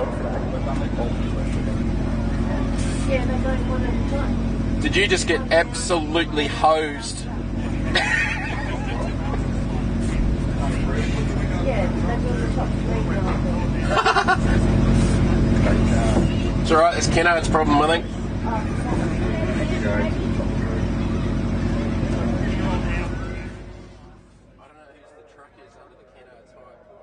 Penrite, Australian-made, family-owned and operated. Make premium quality engine and racing oils, warranty-approved coolants, automatic transmission and manual gear oils, a complete range of engine and fuel additives, heavy-duty and industrial products for every application. Visit penriteoil.com for more information. Penrite, Australian-made for Australian conditions since 1926.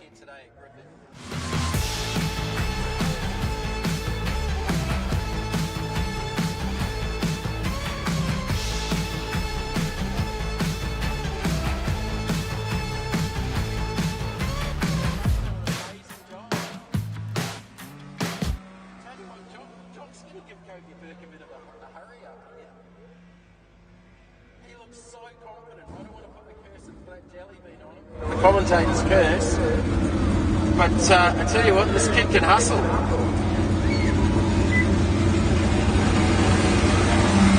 Full send through that second to last corner, and we'll go to the line and open the account with a 40.464. 40.464, and that is the fastest lap of the day. So now Kobe's got to find about 1.4 seconds. Put your hands together for Jock Casey. That was an impressive lap. Well done, young man. Best lap of the day, right at the end of the night in the finals where it counts. So Kobe's definitely game on. Alright, we should have the first of our LS boats out. Now with the 12, I think they normally run as per the normal running order, so it should be Bastian first. It'd be a pretty tight turnaround. Well, it's sort of been a similar turnaround today with Nate getting in the boat later anyway, so shouldn't make too much of a difference. So our top 12 for LS is 11 boats.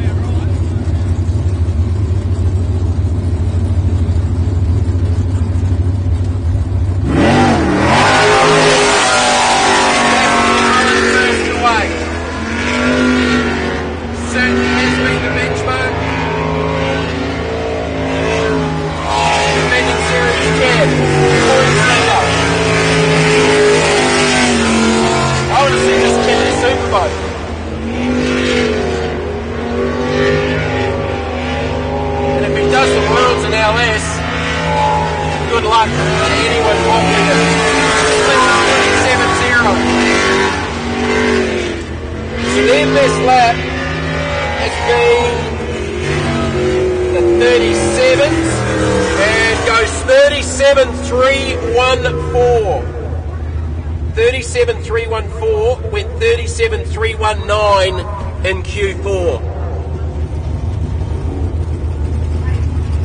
37.314. So Nate's gone 37.367. Kyle's gone 37.86. And do we see a nude nuts? Yes, we do, in the pool. Put your hands together for the nude nuts team. They are back on the water after the off in Q5.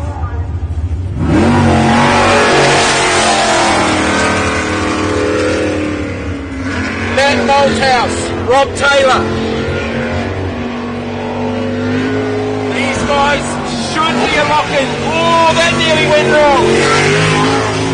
That nearly went wrong. A little bit of hull surgery to the left-hand side of the boat. They would have had the sledgehammers out. Down to the split for Matt. 28.8. Should be normally inside the 6 comfortably. They had a moment early. To the line and they go. 39.351. 39.351 for Matt Malthouse. Come on, folks, make some noise for the team getting that boat back on the water. They've been in the 38s. 38.3's been their best, so they definitely had a moment in the first part of the rotation before the split over the near side in front of you guys sitting there on the bank.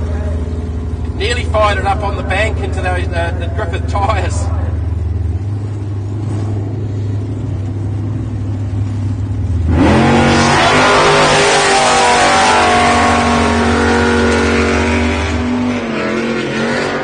Luke Walters.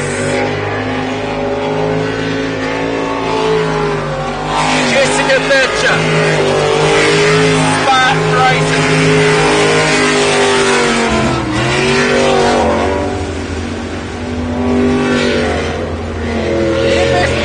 Low 42s, oh, a little moment over the back, keep left. They've been in the low 42s. 30.8 split. This will be a boat that'll be close to the 6. Cross the line with a 42.446. 42.446. Lost a little bit of time. They had a moment down that top corner and it just big hesitation trying to get it around. Lost some exit speed. So 3 boats in, 8 to run. We will only take 6. That 42, that low 42, I reckon is going to be the bubble. So you've still got Nate, you've still got Kyle to come. 2 boats you would automatically should be a cinch to get in. Should be.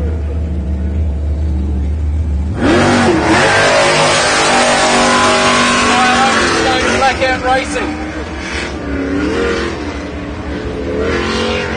That, I was going to say that at a moment. He's actually straight lined the little flip-flop down here. He ran inside the cone. It's really weird because it unsettled the back of the boat. I reckon it's picked up something in the bottom of the boat. It's got a grill pull. It's down on RPM. It sounds flat. Oh, Kyle Alphenstone, something's not right. It's the reverser bucket. Has it damaged the reverser bucket? 33.35 for the split. I reckon it's got the bucket down on the back of the boat because the nose is drooped down. He's trying to get it to the line. 46.292, I reckon Alphenstone will be gone. 46.292. Now, I said it looked weird. He's straight lined. There's a section here on the back side. There's 2 cones and a little outcrop. He ran straight over the centre of it, outside those cones, and I reckon it's damaged the bucket or the jet unit because it then went nose down and they could not get any direction out of the thing. So they've just blown the better part of probably 6 seconds plus, and they might be on the outside looking in. 46.29, I don't think that's going to be enough. But if it hasn't damaged the reverser bucket or dropped the bucket down or partially down or broken it, I would be very surprised. Darren Pollard in Disturbed. Now these guys will be knocking on a top 6.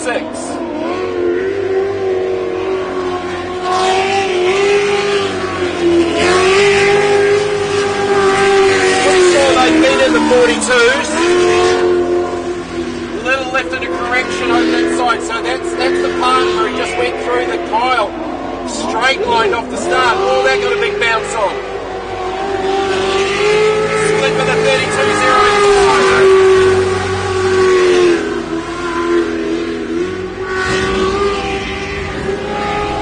And to the line with 43.202. 43.202. But Disturbed. That drops Kyle Alphenstone to 5th. And you've still got Nate Mullins to come. and a few other boats that are capable of possibly getting into that 42-second bracket. So that 46.2, will it stand? With Nate Mullins obviously still to come. But I would be very surprised with Kyle Elphinstone if it didn't damage or partially drop that reverser bucket down when he skipped across the little island. There's just a little outcrop right in the centre of this backside of the course closest to the lake. He ran straight over the centre of it, and when it hit it, the back of the boat just gave a little wiggle, and then it went nose down. Like it had no trim.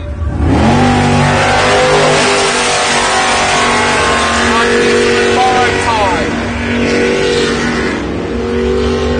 Can he get into the 6?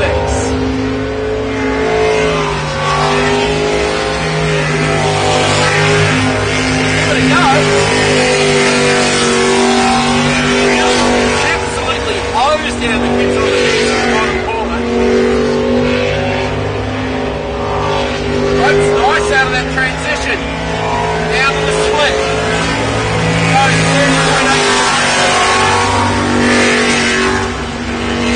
Last corner. Will it be a 42? Yes, 42.309. 42.309 goes quicker than Luke Walters in the Spartan, goes P3. 42.309. He will have to be happy with that. Mike Hessel may have just worked his way into the 6 with 5 boats to come. Now Kyle Elphinstone is on the bubble. Who would have thought we would be saying that at the beginning of the day? He will be dark. Right, this should be Jade Atchison.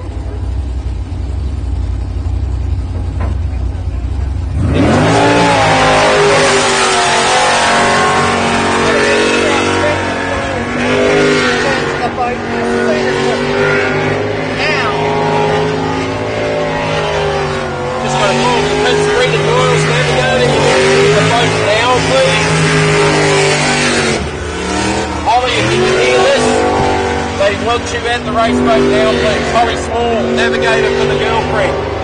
To the pit area into the boat now, please. Alright, Jade Atchison. 4-5 in the split. She get into the 6. She's going to have to knock out Kyle Elphinstone to do it. And she does, and goes P3 with a 42.02. Woo! What a lap from Jade Atchison, 42.02, and Kyle Elphinstone is gone.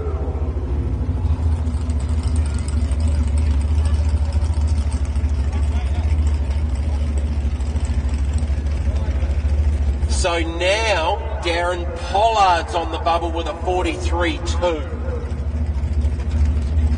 And you still have one Mr. Mullen to come. Still 4 more boats. James Machin and Toxicity. Can he make the 6? And if he does, he's going to knock his teammate out to do it. Needs a 43.20 to do it. I don't think they've been as fast today. 43.8 has been their best. 43.8 needs to do a 43.2 to get into the 6. Still with Nate Mullen to come. Oh, that was wide. Split with a 30.938. Oh, Nevera. He went left instead of right. Game over. Nevera, and they are done. Darren Pollard lives another day. No time, unfortunately, for James. They are out. Wasn't a bad lap either. Was not going to be a bad lap, but a nav error, so it went left instead of right. to go back through the middle, basically literally to the last corner, and they went left. Alright, so Darren Pollard lives another one. Alpenstone's out. 3 more to go. Nude Nuts B, Rip Shift B, Spartan B. Nate Mullen on the journey.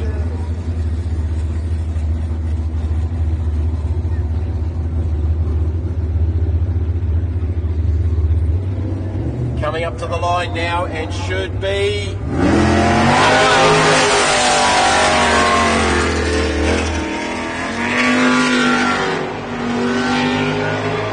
All things going to plan, you know this is going to be fast. Just needs to do a 43 to the 6. But you'll know that Nate will want to do this with a little exclamation mark. Try and unseal Bastian. Through to the final, split, 27.185. She's fast, it's fast, last quarter. Nate Mullen, exceptional lap, 37.651. Darren Pollard is gone. Luke Walters in the Spartan is now on the bubble at a 42.44. With Mitch Malthouse to come, and the last time he drove this boat, he buried it in the bank. But Mitch has been as fast as a 39.3. So, has the confidence taken a knock? We'll have to wait and see. 37.651 for Nate Mullen, goes P2. Rip Shift A, Rip Shift B, Nude Nuts Racing A, Twisted, Borrow Time the Spartan in the 6 at the moment with just 2 boats to come. Can Luke Walters survive? 42.44 is the bubble. I said it'd be a low to mid 42. Jeez, I was right. Who would have thought? Right, Mitch Malthouse. Little bit conservative off the start. Now what he doesn't want to do is bend the boat again, and Dad's chances of finishing on the podium here are looking a lot better with the device than Kyle Alpenstone. So this will be just about bringing the thing home. Might be able to still sneak it in, but even a conservative run might be enough. Definitely down on RPM, split, Q4, and goes 8th with a 44.08. Luke Waters stays in. 44.084 for Mitch. Juzzy Calvert, can he sneak in? Now, what's Juzzy's best lap been? 43.7.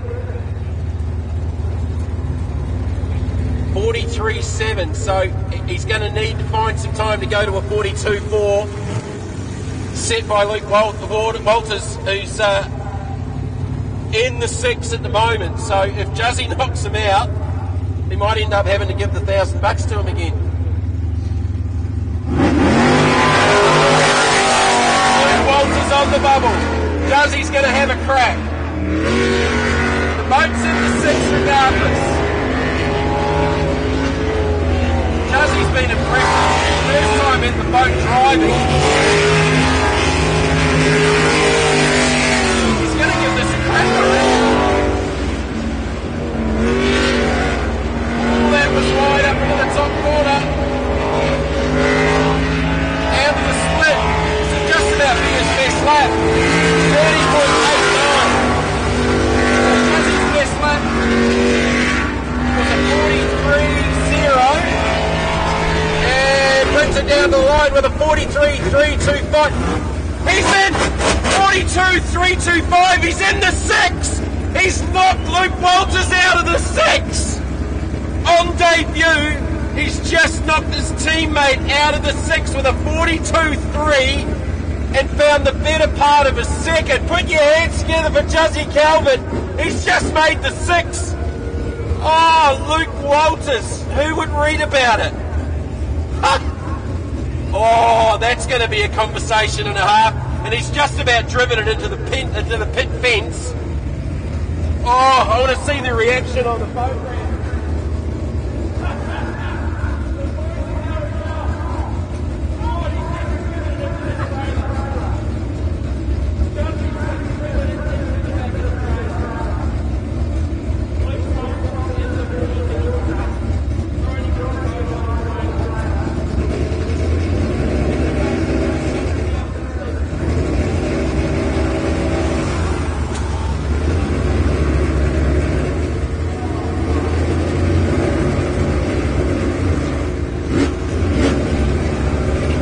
I could not believe that. Alright, Tom Casey on the water and junior development. I'm still trying to get my head around that Jazzy Colbert lap. Because he has just found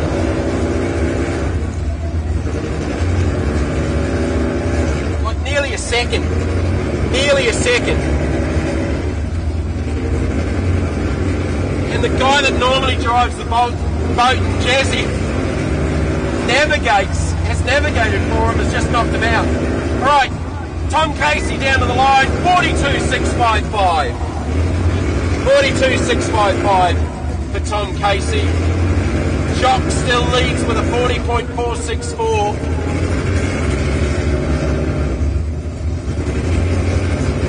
So Juzzy's come into the pits, he's nearly collected the pit wall, he's gone and put it on the trailer and driven the boat into the back of the trailer.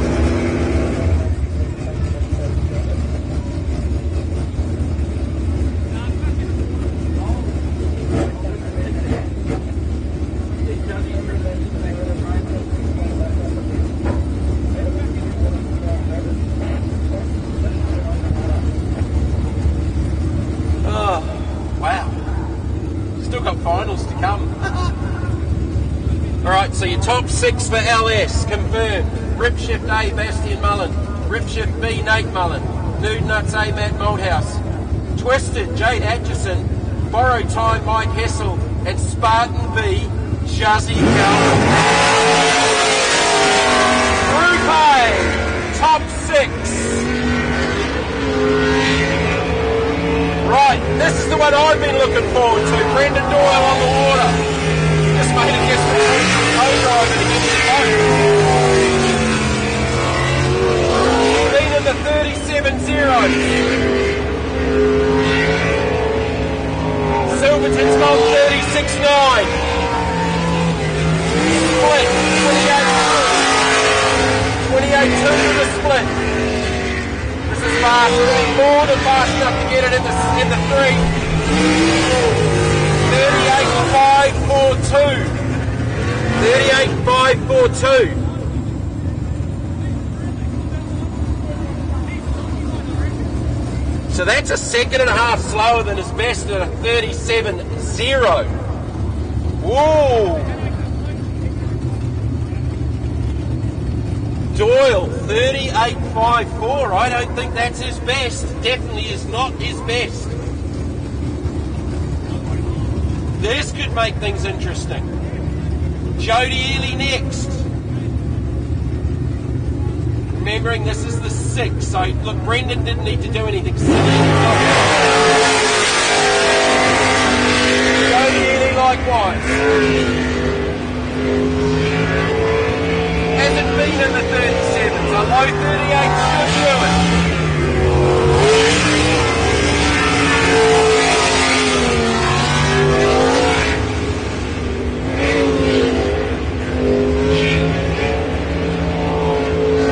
Over the back.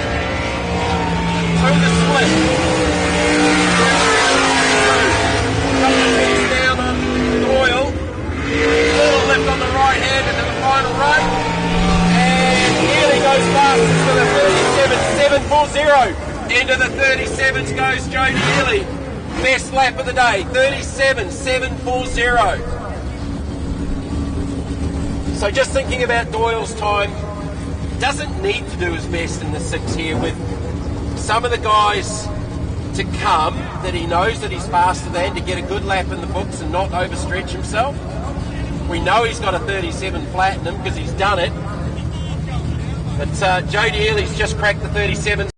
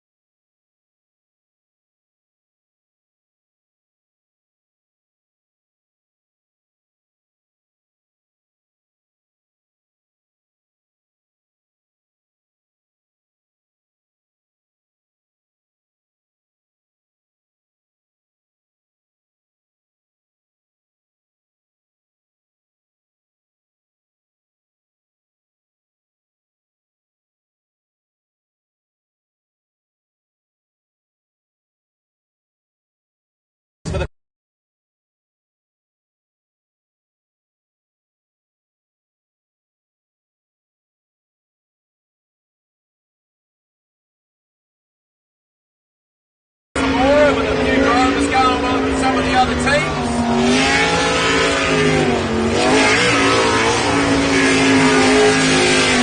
I think he's just happy that the boat is finally running right, because they've been chasing all sorts of dramas. So napping, you would think should be getting to the 6. So 28.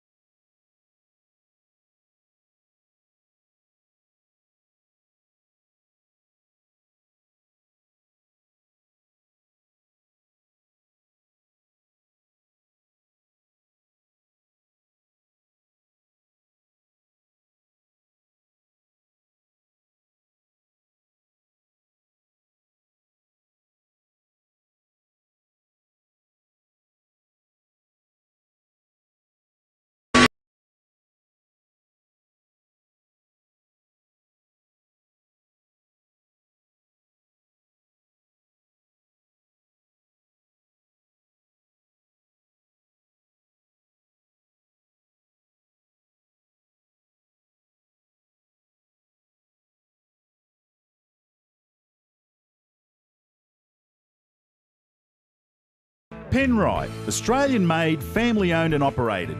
Make premium quality engine and racing oils, warranty-approved coolants, automatic transmission and manual gear oils, a complete range of engine and fuel additives, heavy-duty and industrial products for every application. Visit penriteoil.com for more information. Penrite, Australian made for Australian conditions since 1926.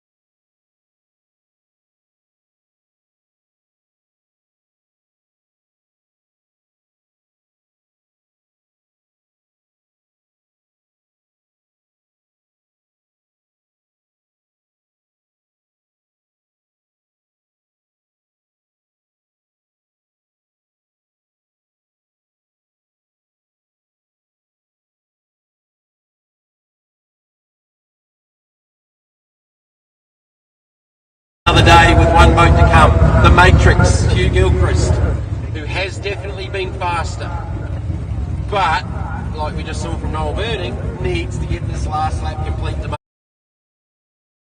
Matrix circling the start pool. At the conclusion of this, guys, we need the LS top 6 to the grid, please. LS top 6 to the boat ramp. Rip Shift A, Rip Shift B, Newton Nuts A, Twisted, Borrowed Time, Spartan B.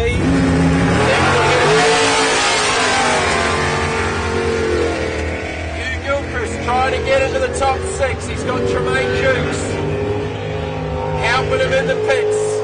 The Jet Sprint Whisperer. Finding time most of the day. Get used to this new package, brand new Pulse, brand new JRE race engine. Another one that's gone to the methanol fueled aluminium headed small block Chevy combination. Due to the split goes.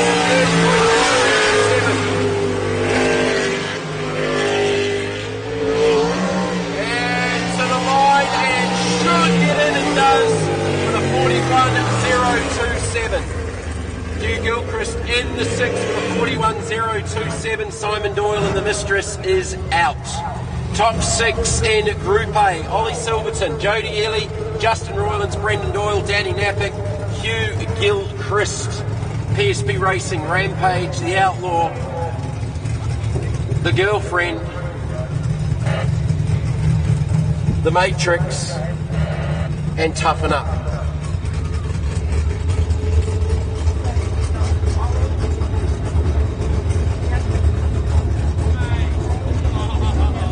Our final run for junior development, it should be Kobe Burke on the water. LS to the ramp, please. Top 6 and LS to the ramp. Rip Shift A, Rip Shift B, Nude Nuts A, Twisted, Borrowed Time and Spartan B.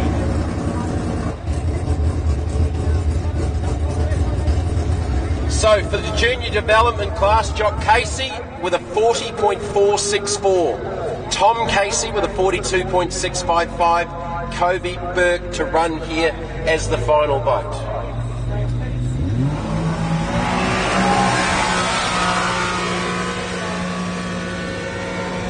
Kobe needs to find a little bit of time here because Jock's really done an outstanding job. Like Eliza Roylance, could Jock win here on debut? Little bit of a bounce around for Kobe down the bottom turn, but he's trying hard. He's very, very smooth in the fast stuff. The major difference between Kobe and Jock, apart from experience, is that Kobe sits a lot higher in the boat, which will up that centre of gravity. I don't know if that's a good thing or a bad thing. Through the split with a 21.649. One big sweep around the centre to go. Can he do it on the line? No, he can't. There's 2 tenths in it. Kobe Burke's gone 40.663. Jock Casey wins on debut with a 40.464. Folks, put your hands together for Jock Casey. There was just 2 tenths of a second in it. Fantastic on debut. Like Eliza Roylance did last year, Jock Casey has managed to win junior development final on debut here at Griffith. That is a fantastic result. Well done, Jock. Now he's got to figure out how to do the celebration lap with the checkered flag. All right, LS top 6 should be on the boat ramp. Is that right? 41, 47. That's my tricks. Yeah. So you're going to order. CFP, Vampire, yes, Outlaw, yes, Girlfriend, yes, Toughen Up, yes, and Maintenance, yes.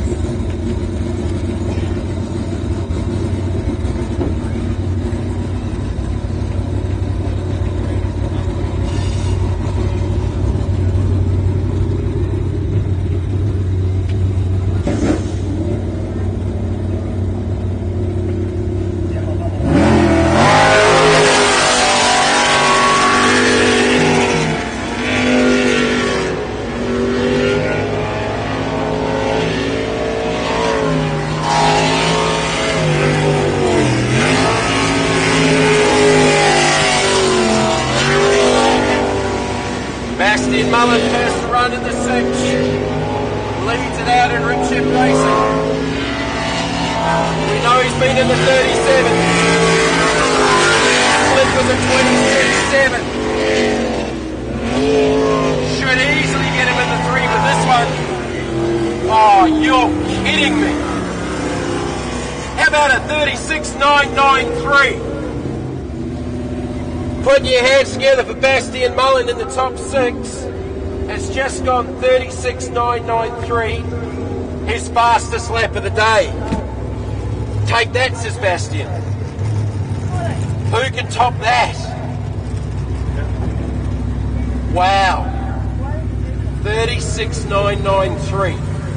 First run in the top 6. Juzzy Colbert's going to run second. On debut. He's never raced a jet sprint boat before in his life. He's navigated for Luke Walters. He stepped out of it double dutying the boat and he's just knocked the boat owner out of the top 6. Well, you know Bastian Mullen's through the final with a 36.99. I am serious.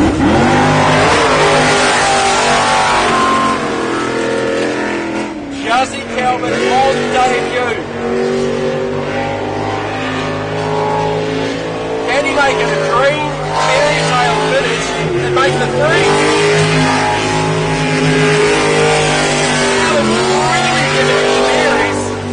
Oh, that was close. Actually just about got the inside of the flip-flop. A little bit messy out of that top corner.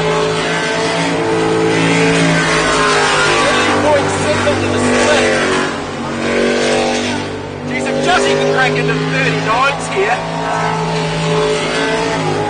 41.914.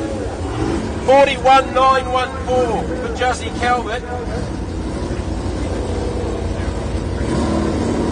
I think he's just gone quicker than his top 6 run. So, has he done enough to stay in the 3 with no mistakes from anyone else?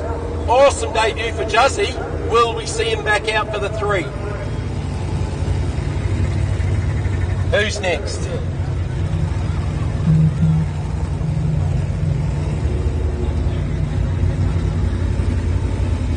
Mike Hessel in borrowed time. He will be giving Luke Walters it all after this one. But take nothing away from Jussie, he has done an awesome job.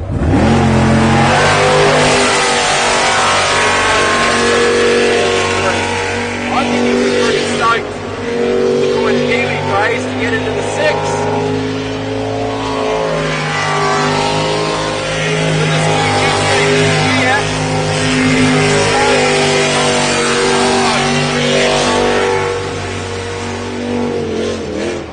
Oh, he's gone! And definitely gone. Uh-oh. Spaghetti-o. Yeah, Jussie is. Good try, Mike. That's not quite gone to plan. All right, so that's 1 out of the 6. That may have just helped Jussie. Who we still got left to come? Rip Shift B, Nude Nuts A, Twisted. It's going to be tight. I didn't get to say that Mike has been doing such a good job and improved out of sight over last year, especially with this new hull. The ex-Peter hosts jet speed out in New Zealand, ended up here in Australia with Justin Roylance.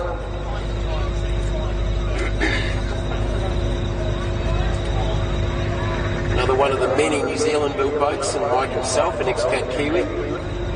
He's a property contractor here in Australia now.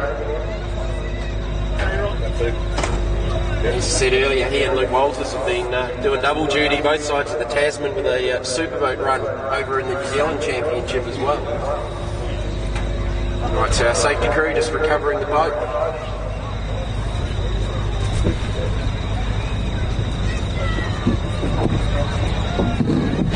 Pretty much running smack bang on time now, so just after 9 o'clock.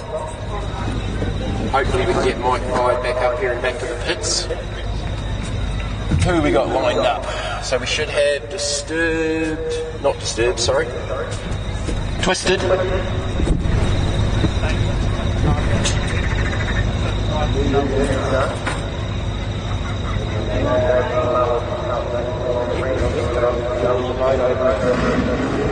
GN Motorsport pit. Bastian having just run. That's where it gets really tight to turn around, especially when they do the 3 with double duty. Put your hands together for Mike Hessel, folks. Didn't quite go to plan, but he made the 6, and I'm pretty sure he'd be pretty stoked for that. He'll still have a grin on his face. The after party with him and Walters is going to be sensational. I reckon he'd be happy to make the 6, personally. Alright, Nate Mullen's just backing down onto the boat ramp now as older brother Bastian's on the boat. Getting ready to start it up. Hey, that wasn't a bad lap, Bastian. Nice one to smash out in the 6. It was those pink shorts earlier on in the weekend.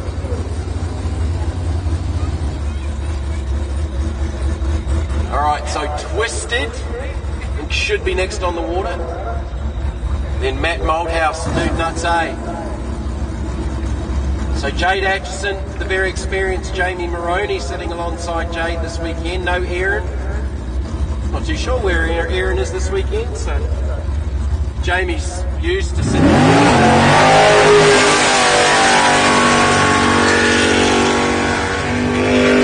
Awesome lap to get her into the 6.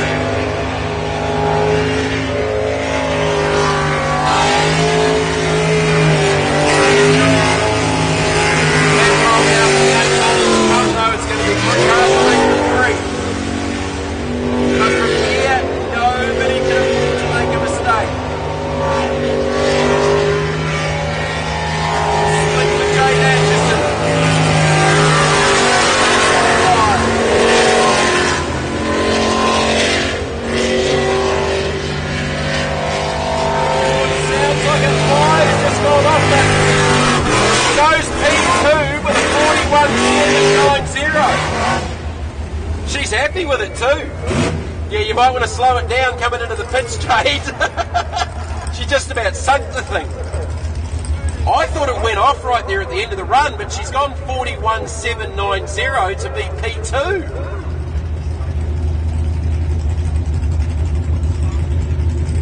Juzzy Calvert with a 41.914 is now on the bubble with Matt Malthouse and Nate Mullen to come, and it is Matt in the pool. Matt Malthouse, Rob Taylor, Nude Nuts Racing, Stinger Hull, LS. Can you call Danny Nappy to the ramp ASAP? Danny Nappy to the ramp ASAP. Alright, Matt Malthouse, you would think he should make the 3. Danny Nappy to the boat ramp, please.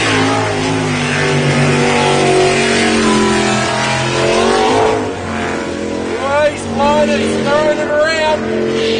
He's not leaving anything on the table. Matt Malthouse down to the split.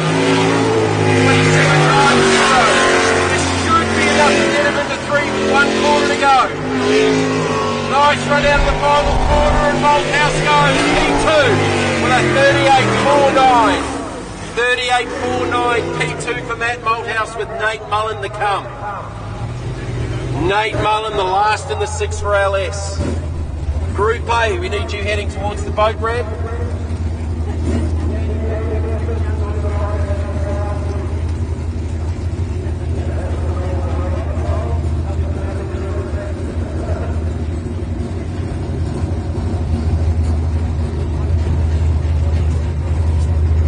Right, what's Nate Mullen got? He just needs to get in the 3. He needs to knock off a 41.790 from Jade Atchison, who at worst is going to finish, if Nate gets into the line, finish 4th. But at the moment, she's in. Bastian Mullen, 36.993. Matt Malthouse, 38. Here's Nate on the journey.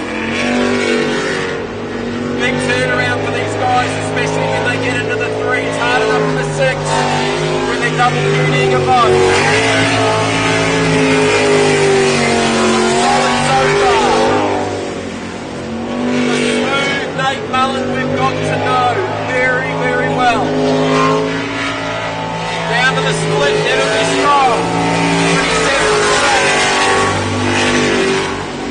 27.8 in the split. Yeah, he'll get comfortably and it goes. 37.430 to go P2. Rip Shift A, Rip Shift B, Nude Nuts Racing. Jade Atchison, put your hands together, folks. 4th overall here at Griffith and Twisted. Juzzy Calvert will be 5th and a DNF for Mike Hessel and borrowed time. But our top 3 in LS, Rip Shift, and Nude Nuts Racing. Group A to the boat ramp, please.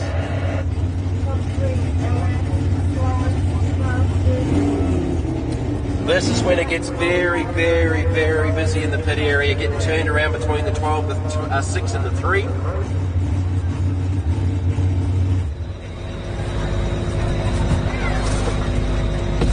Woo! Commentators running out of voice. So we should have the Girlfriend, PSP Racing, Rampage. That's 3.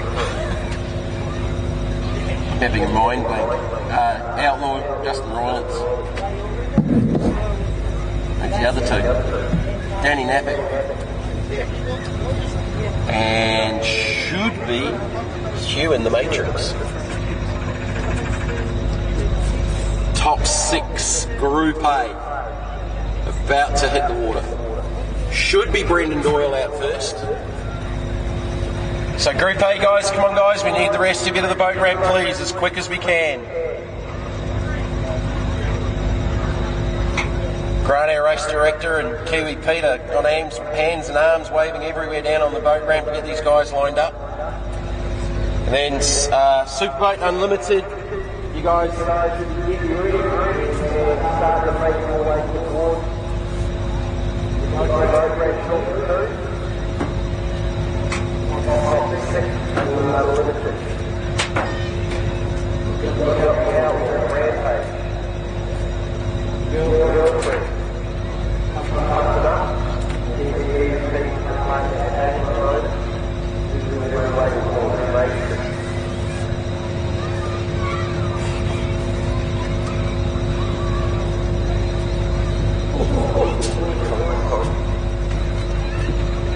Great name for a race boat. You enjoying yourselves up there, folks? Woo! Are you enjoying yourselves up there, folks? That's a little bit better. How are we going in the bar?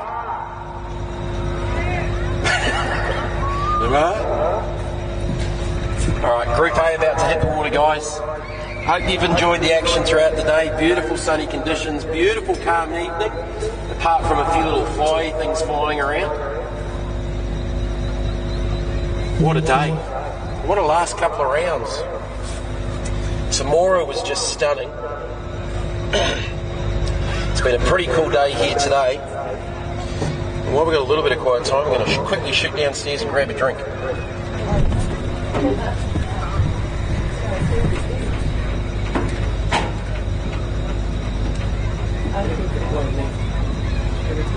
Grant's still waiting. While we're waiting. Just let you know that the matrix boat is on the clock.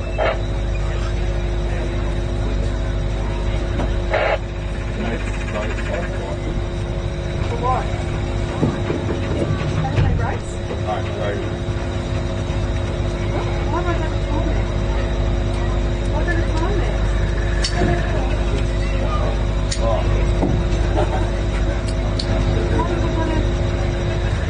I just play one. I've got a time for matrix. What is 49 OPSS?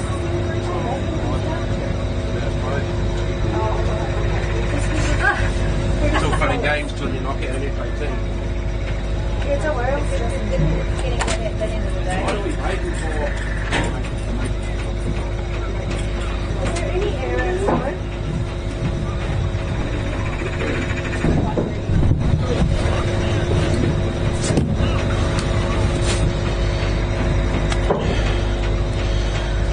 I think the reason for the slight delay here is the matrix was on the clock. They asked for a little bit of extra time to get up to the ramp, which they're about to do now. So we should have all six.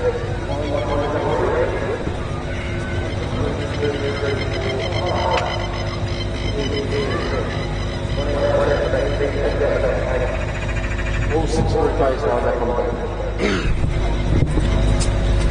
So the next round of the championship is in Keith in South Australia in March.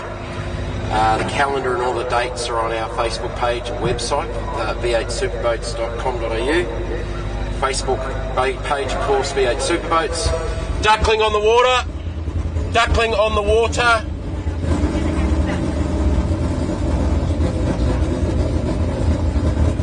Okay, I thought we were looking after them, but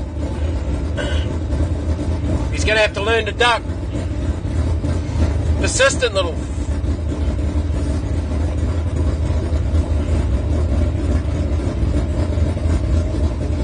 Alright, boat's firing up.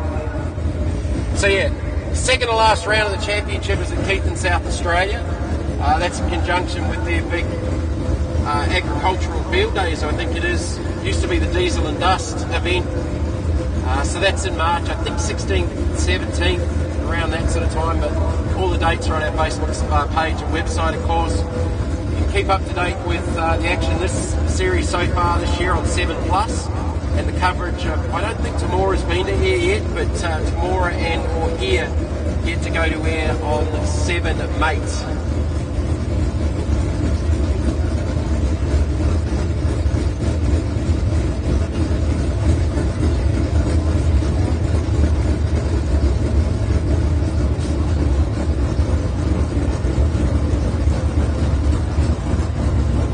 Huge thank you to Penrite Oils for their ongoing support. The Australian Championship for V8 Superboats here in Australia. And it is the Matrix out first. So I think Doyley's decided to go last here. This is going to be super competitive.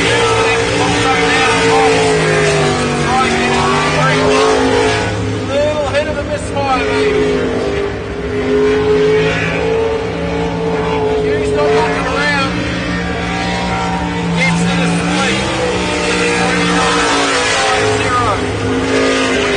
29.250 for Gilchrist. Nice clean lap there to get to the line with a 39.865. 39.865, and I think that might be Hugh's first 39 of the day.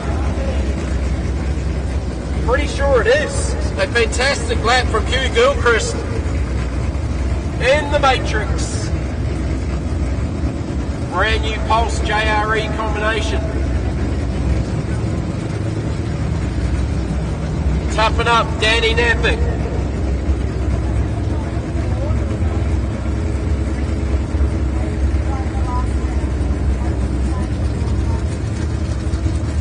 Cliffy Bamford sitting alongside. Danny's background, another water ski racer.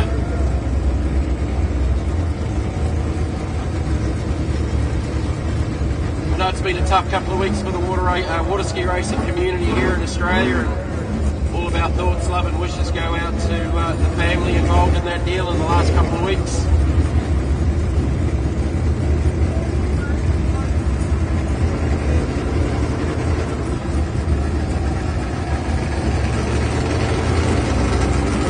Toughen up.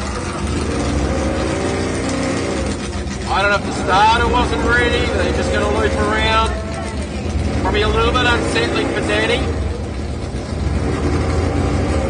So he'll loop back around and come back to the starter. I'm not too sure why they weren't happy with the start sequence. Hugh Gilchrist in the Matrix has opened up with a 39.865. Epic. Back into the start area. Arms up, checking the arm restraints. Now should be on the journey.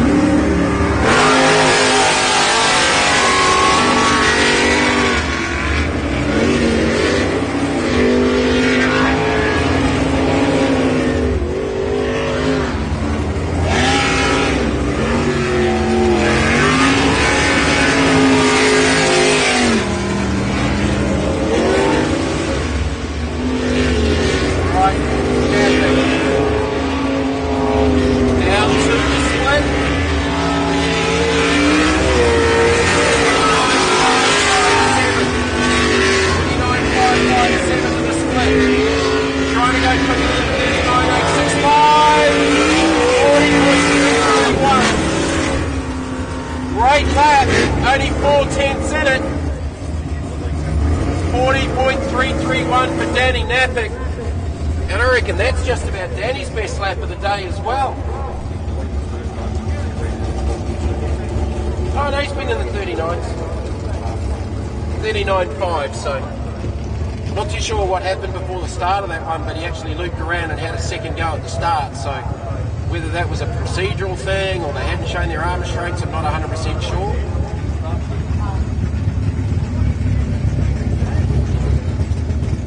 Anyway, Hugh Gilchrist is fastest currently. Here's Doyle. He's going third. The girlfriend. Reigning one Australia. Won at Temora at the previous round.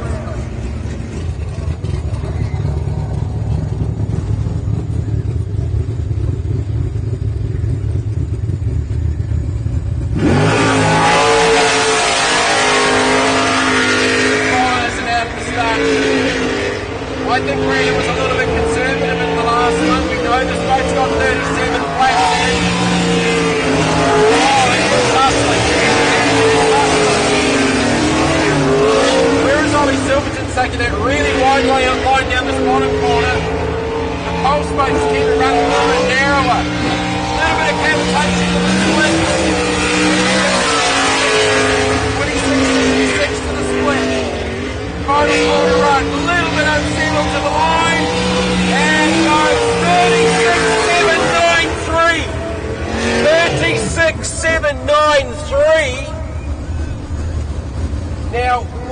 PSP do earlier on?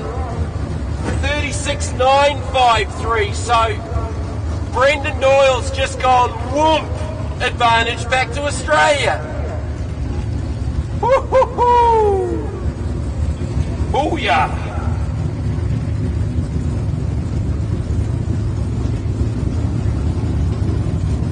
Fastest lap of the day in Group A, Brendan Doyle. And I thought there a couple of times it was actually, the boat looked a little bit unsettled. He was trying hard, but man, it's got some speed. Reigning one Australia, bouncing back. Doyle, Gilchrist, Knappick. Now for Justin Roylance. Spitwater Water Blasters. Form smash. Roylance's tractor replacement. Former Australian one. Speed in the mid-37. He's going to need at least that to get into the 3 with Jody Ely. And Silverton to come. Oh, a big lift and a problem there. And is it shut down? I don't know if it was a rotation error. There's no hands up for the girl. It might have triggered a sensor or something. Roylance is out. Justin Roylance is out. He will not go to the 3. Disappointing for the former national champ. I don't know if it's flashed a sensor or a light or something. Dropped fuel pressure, something went down, and it didn't flame out. There was a big hesitation mid-track, and Roylance is done.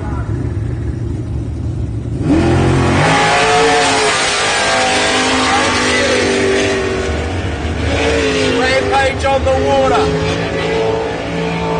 with just PSP Racing to go. Nearly got it in the first time today, current to Australia. Back of the boat just washed out a little bit over the back. So he's down on Doyle. Definitely down on Doyle. A little bit untidy out of the last corner and goes. 38.082. Hugh Gilchrist now sits on the bubble with a 39.86 with Silverton to come. Silverton cannot make a mistake. We know he's got 36s in him. Just needs to go quicker than a 39.865. Knappick drops out of the 3. Roylance with issues. He's back in 5th. Jody Ely in 2nd place with a 38.082.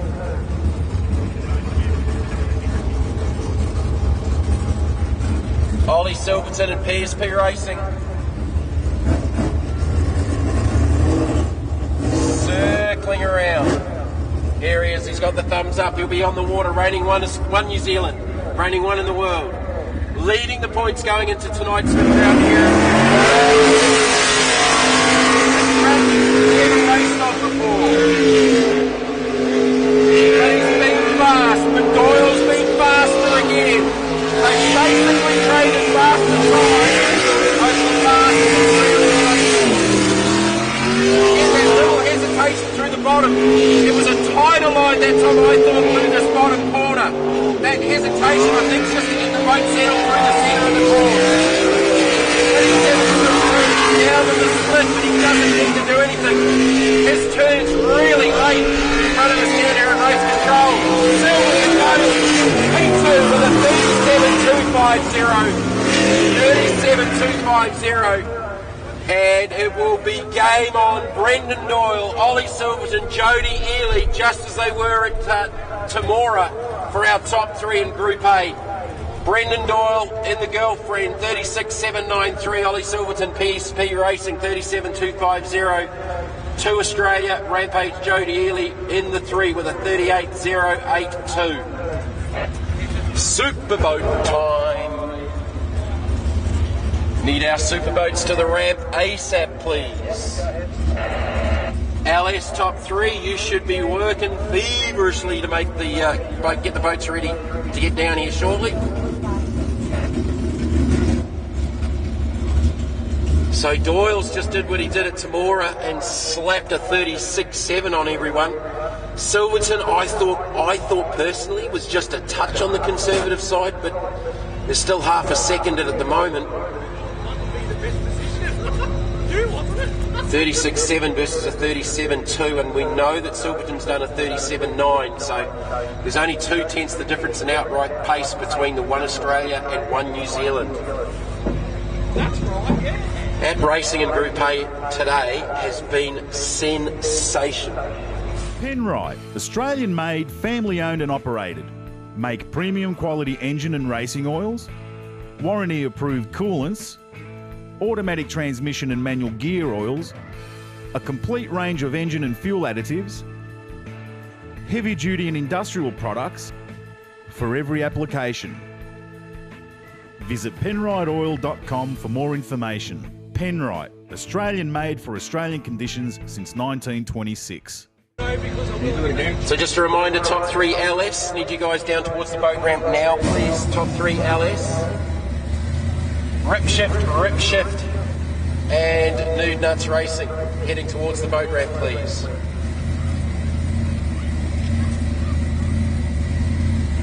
I can hear a turbo spooling up.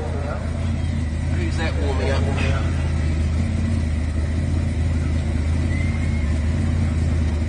Pinchy, loose cannon.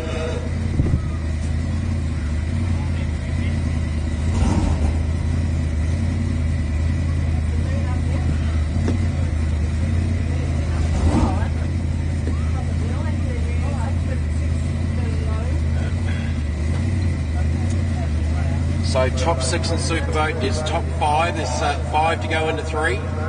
We've got our finalists for LS. They should be heading towards the boat ramp now. Got our finalists for Group A. They're in the pits getting ready to come down very, very shortly. We've got our first winner of the night, Jock Casey, in junior development. Has anyone got anything for Fonzie Mullen? I'm going to suggest no. Daryl Hutton's certainly heading in the right direction after that fantastic run in Q5, where they made some changes to the attitude of the boat and got it to handle a little bit better in that rougher water. Low budget out first, Glenn Spider Roberts. The big bellowing 632 cubic inch Donovan. Stingray Hull. Rising down through the centre. Just a throttle roll. It wasn't really a lift, it was just a throttle roll. Settled the boat down through the centre. Glenn Roberts to the split. Goes 28.80. Split. 3 corners left to go. Nice clean lap from Glenn Roberts. Down to the line with a 39.849. 39.849. He's only 2/10 off his best lap of the day. Good effort from Blown Budget. New sponsors on board tonight with EAZ Cranes.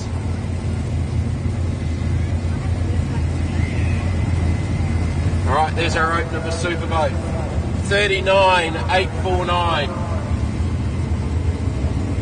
We know Fonzie's been in the 34s, he's been in the low 34s. Willie hanging out all on the line in the 3. If he gets there first, or banging a 33 just for insult here in the 6.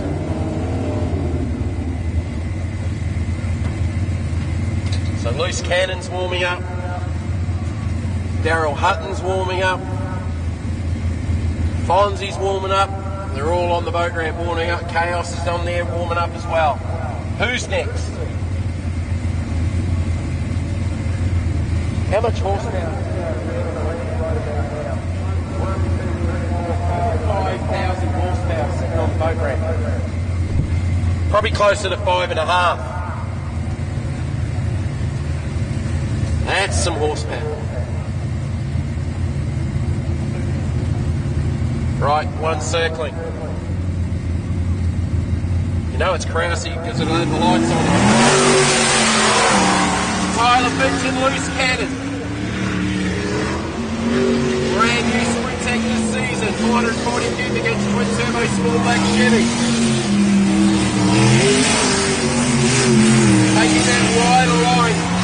Jack hasn't looked really comfortable here at Griffiths today. You know he's got the pace, he managed to win in Tamora. Down to the split, it goes 26.322. Had a moment, then just hosed down our quarter comp. And to the line with a 36.717. 36.717 goes P1. 36.717 versus Glenn Roberts' 39.849.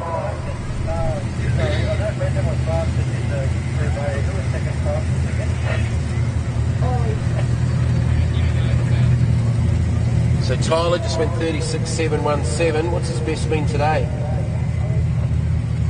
That lap, actually. That was his best lap of the day.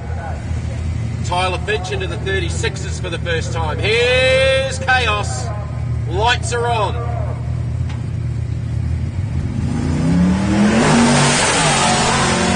Oh, he leapt up out of the water and actually got on the limiter for a moment. He's got the LEDs on. He and Hutton have had a fantastic battle over the last couple of rounds.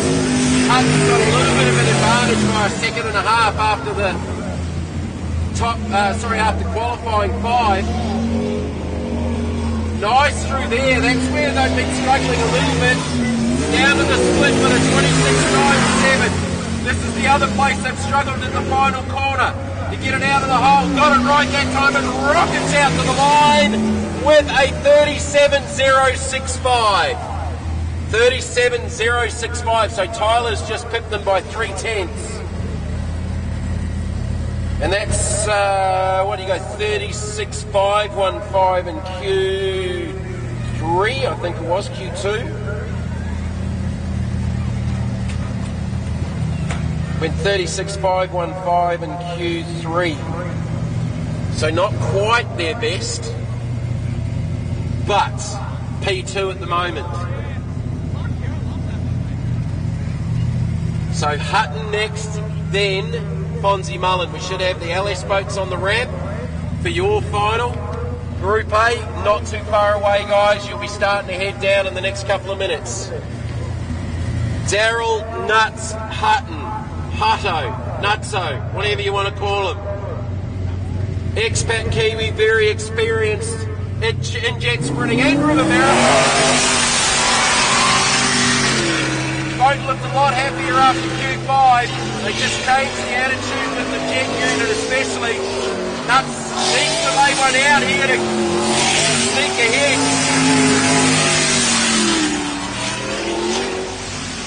So this is the part of the lap where they were struggling earlier. A lot better, a lot better. Down to the split. Daryl Hutton. 25.8. That's fast. 25.8. One of their best.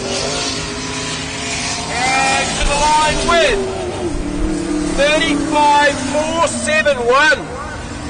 35.471 for Daryl Hutton. His best lap of the day by 0.4. 35.401 goes fastest. So that drops Glenn Roberts out, Scotty Krause now on the bubble. So Tyler Finch is in. Krause is 37.06 with guess who to come? One Mr. P. Mullen, resident of Melbourne, Victoria. Runs GM Motorsport. May have won 8 or 9 Australian Championships and the reigning world champion, by the way. And has been in the 34s today. That was a good lap from Daryl Hutton, 35.471. So he's picked up pretty much a second in the last 2 laps. All right, Hutton's warming up. Off the trailer it comes. What can Fonzie do here? Can we see a 34? Can we see a 33? He doesn't need to do anything silly. It only needs to be better than a 37 to make the final with the 3 to come. Hutton's in, Finch is in, Kraus is in for now. The world's biggest LS at 583 cubic inches erupts out of the start chute. Beautiful to bounce through the bottom corner. This is where the boat's been really good all day. Back across its wash. It doesn't even hesitate to the split with a 25-3. Not the best they've done today. Not the best. Lee Stewart sitting in the nav seat and to the line, and that'll be a pretty safe 34.84. 34.84 to top Superboat top 3. Your Superboat final will be Fonzie Mullen and Ramjet, Daryl Hutton and Phoenix Lubricants, Tyler Finch in Loose Cannon.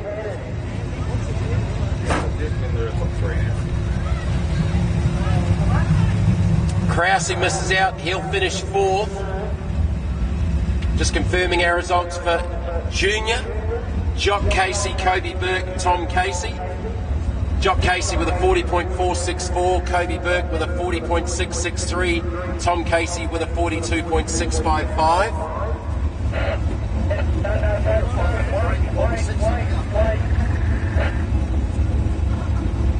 What are they setting up?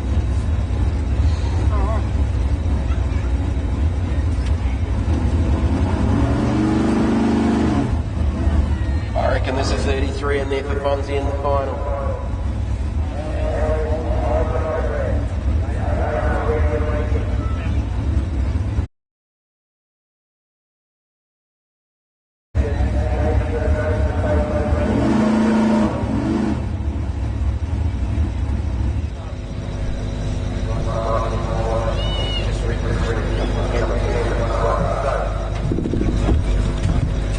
One final with junior development, and it was Jock Casey taking out the win on debut here at Griffith. LS top 3 will be Rip Shift A, Bastian Mullen, Rip Shift B, Nate Mullen, Nude Nuts Racing, Matt Malthouse. Group A final, The Girlfriend, Brendan Doyle, PSP Racing, Ollie Silverton, Jody Ely, Rampage. And in Superboat, it will be Ramjet, Fonzie Mullen, Phoenix Lubricants, Daryl Hutton, Loose Cannon, Tyler Finch.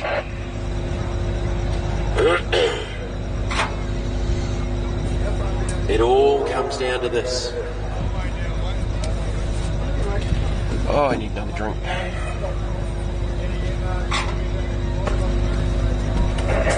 Whew. An absolutely beautiful evening here in Griffith.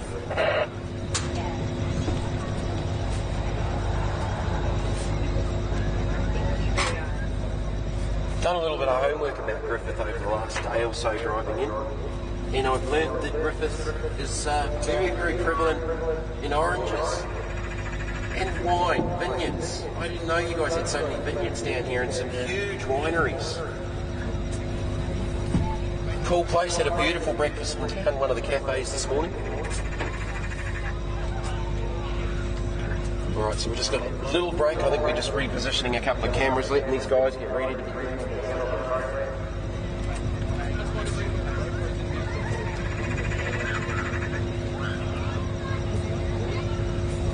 Keep an eye on Sean down below you guys. He'll tell you when they're ready.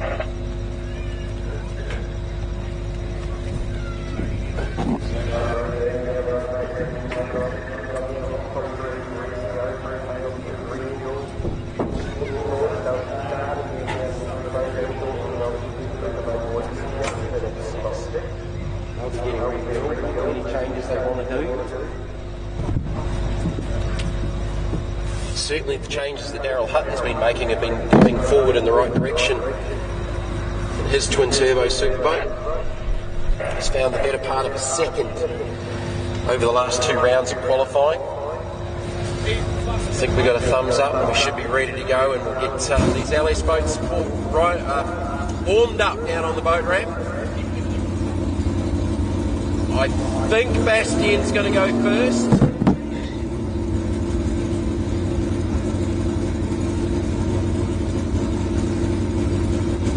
I think it's Bastien. Yeah, that's definitely Nate just stepping off the boat. So Bastien Mullen first away in the top three, with Talia Mullen sitting alongside in the navigator's seat. The best of the best, defending Australian champ, current points leader, has not been beaten.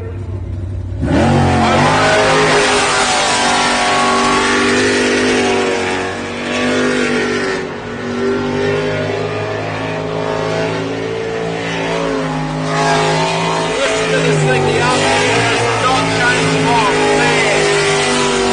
That actual turning down the bottom corner. That was super, super fast. This split is going to be something, I tell you.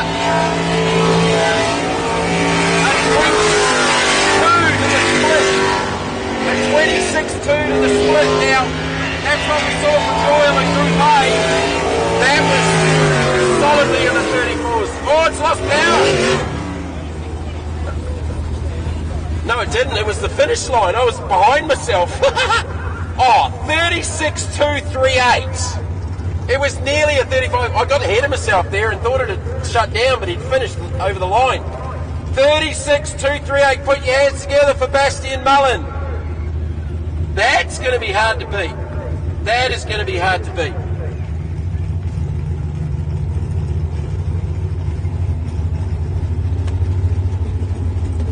$36.23.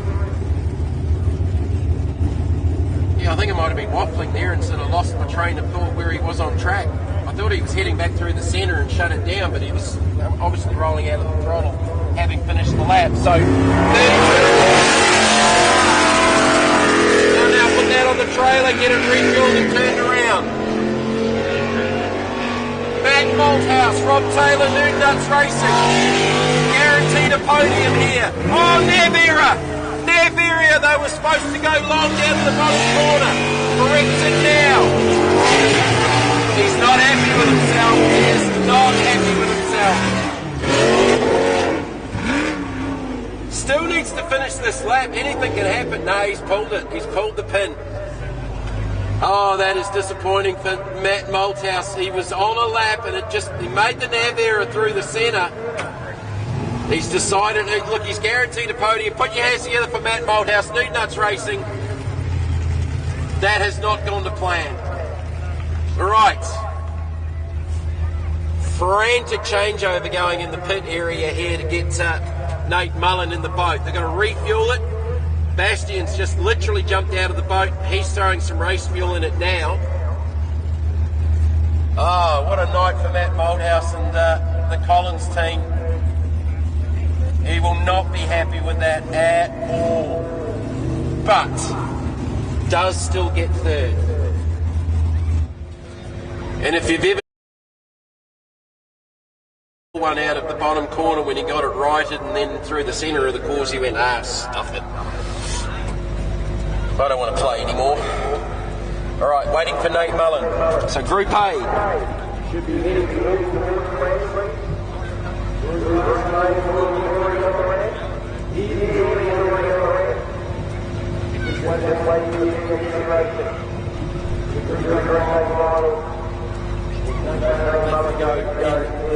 LS final, and he's he's going to have to be on a lap to go 36.2.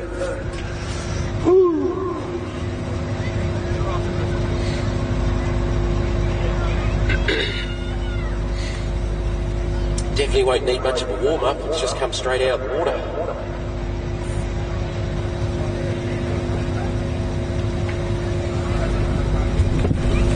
So Nate Mullen.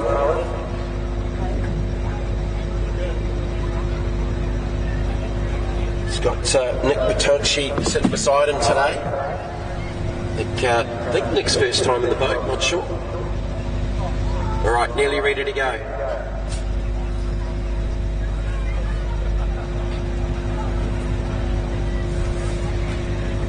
Pete's not even on the boat ramp, he's actually on the boat as the boat's getting back down onto the water, so he's checking belts and that already. He will be a sore boy tonight. He was already getting some work on his back done from our first aid team down here. He was a little bit sore during our dinner break, so he was getting a bit of a massage and some pain relief.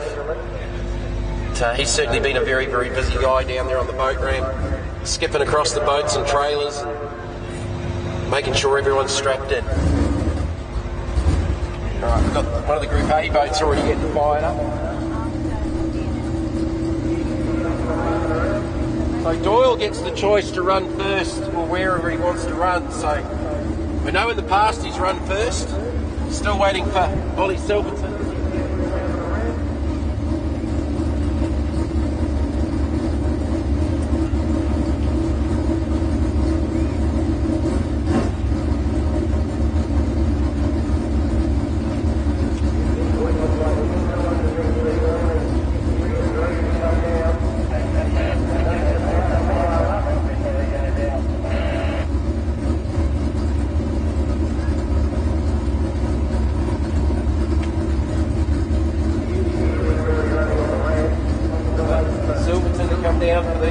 Group A final. So Superboat, obviously not too far away. Nate Mullen getting the signal to fire up.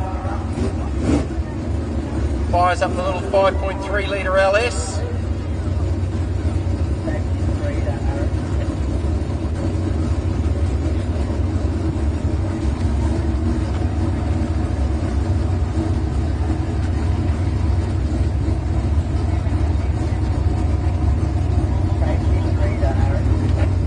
This boat started life as a Stinger hull out of New Zealand, and it's had some love from the Ramjet team and some changes here and there.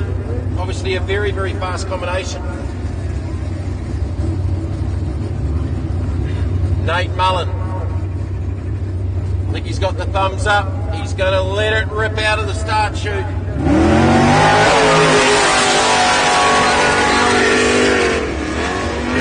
Mullen with a 36.2. Mullen boys looking for another 1-2.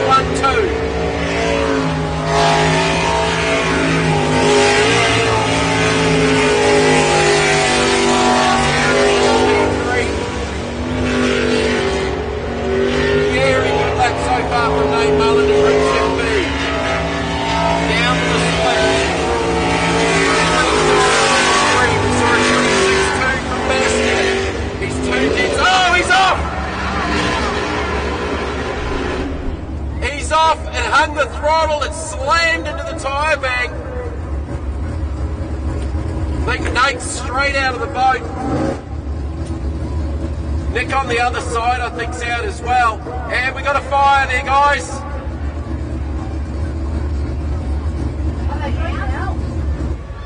Yeah, I think so. Have we got them both out? I can't quite see. I think we have. Get the buckets, guys. There was a shower of sparks from the back of the boat before it slid up into the bank. And we got a big fire situation, but I believe both guys are out of the boat.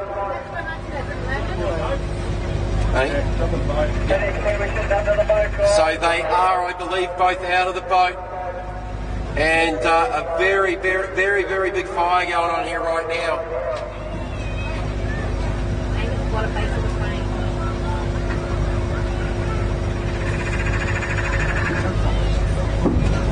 Wow. So just back off the fence there, folks. The safeties need to back off if they don't need to be there. Safety guys,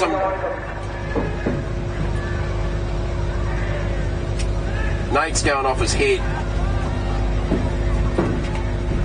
So I believe both guys are out of the boat. That is the most important thing. But wow, have not seen this. Have we called the fire brigade?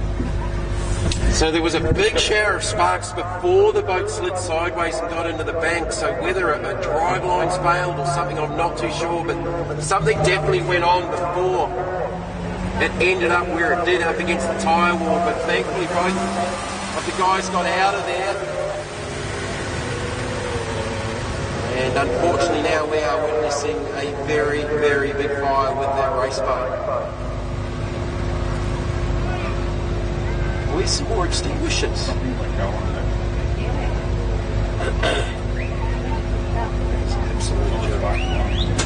Stand here, please.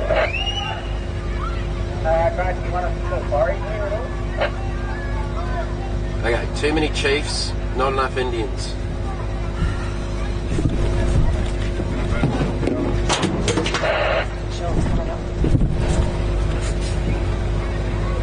Water is not a good idea, guys. He's still filming. Keep going. I'll check, let's see. Try to put through from here. Alright, looks like we finally might have... Wow, what has gone up with that boat? Because that's one of the biggest flies I've ever seen. I think it's finally out, but guys, just be very, very careful. Wow, how's the silence in this place? Whew. That was certainly a very, very big incident, but both...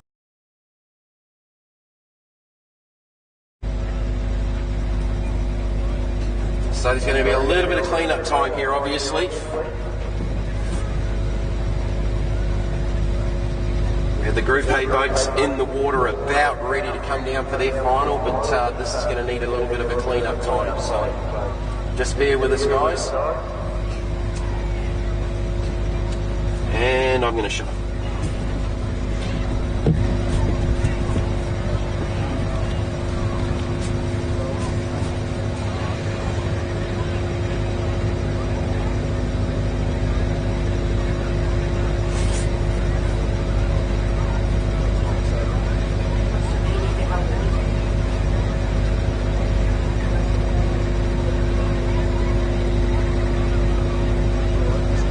Man, that was a big fall.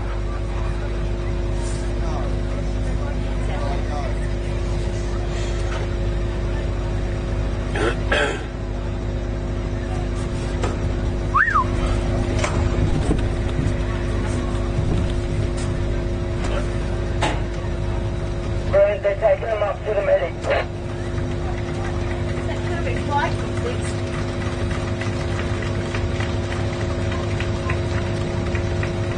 The medics have gone down to...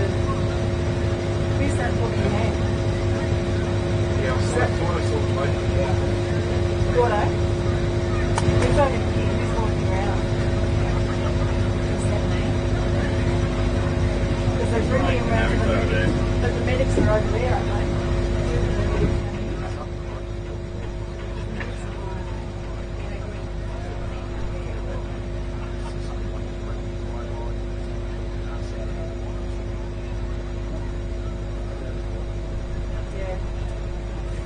I'll be back in a minute. No, it's like that was a situation that probably not good people do, but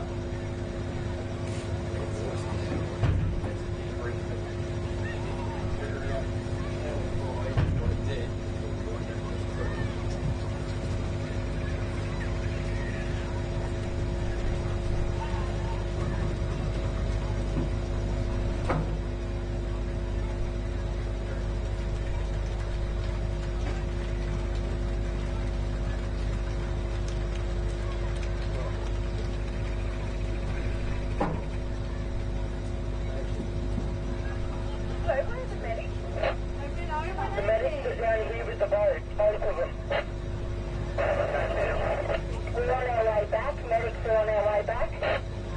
Yeah, we need a medic over here at the ramp straight away.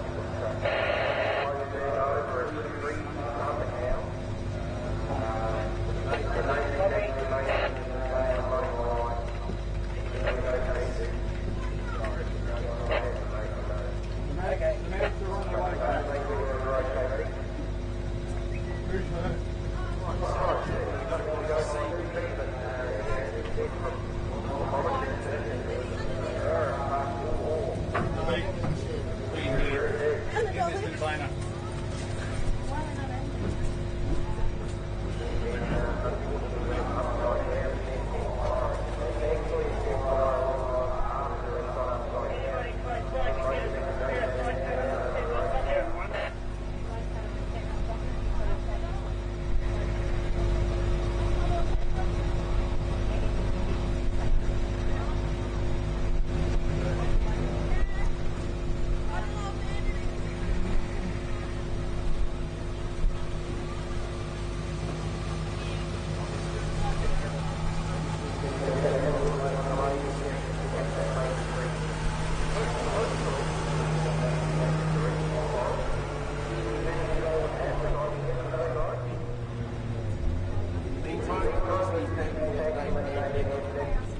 are okay.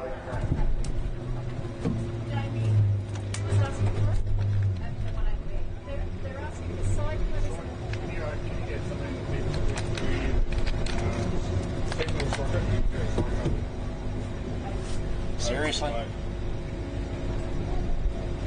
Penrite, Australian-made, family-owned and operated.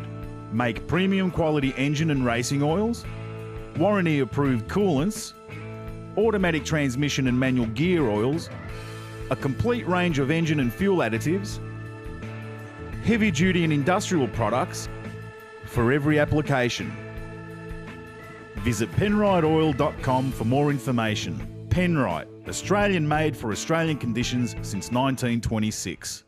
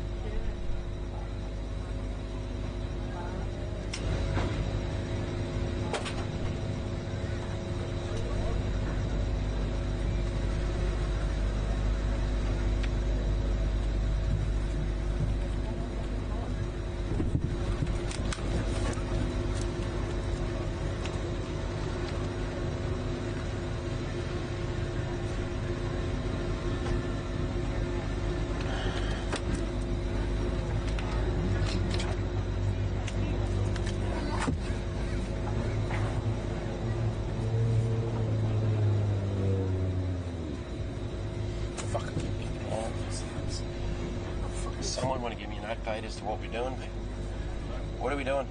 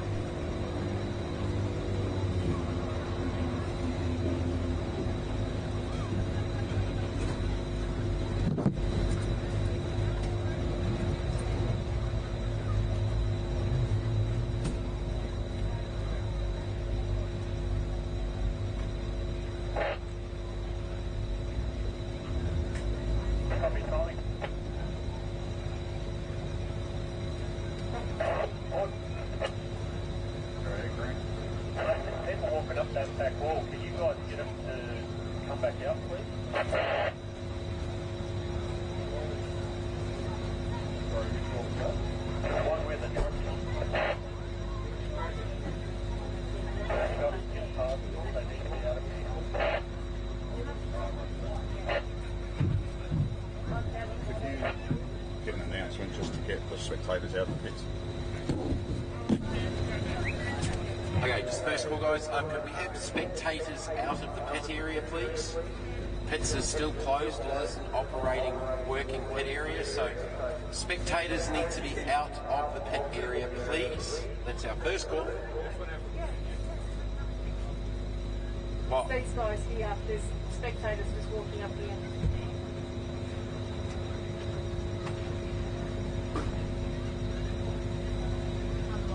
Are they supposed to be there behind the fence? No. So we've got safety right on the, there's a gate, and they've come through the gate while safety's been over.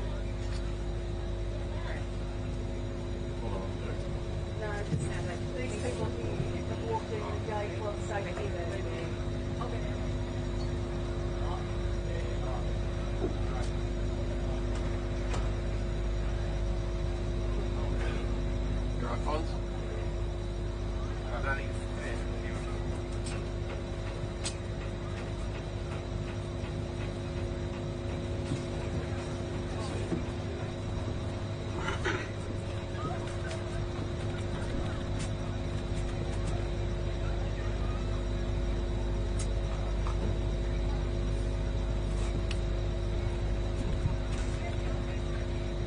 Anything, Gordon? Are we running or not running? So just bear with us, folks. We're not too far away. Just getting the boat ramp sorted, obviously the retrieval, and our first concerns obviously are with Nate and the team. We'll get our rescue crew back to their respective positions. I think they're called for the pits is possibly in the gate on this back side, the second closest to the lake with the rescue crew going through a road, so we've seen a few people wandering down towards the area on that side, so we can just have to get back behind where we're supposed to be on there, that'd be cool. And no spectators in the pits at the moment. We will be going back racing. Shouldn't be too far away. I can see some helmets going on drivers with the Group A, so we've got our 3 Group A boats about to back down into the ramp, so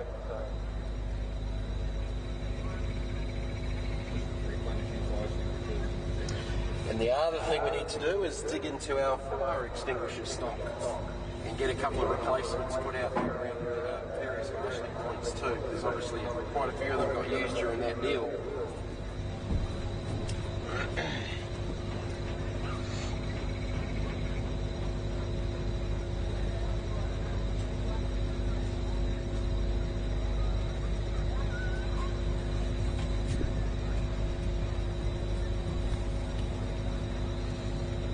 So Rampage is already in the water.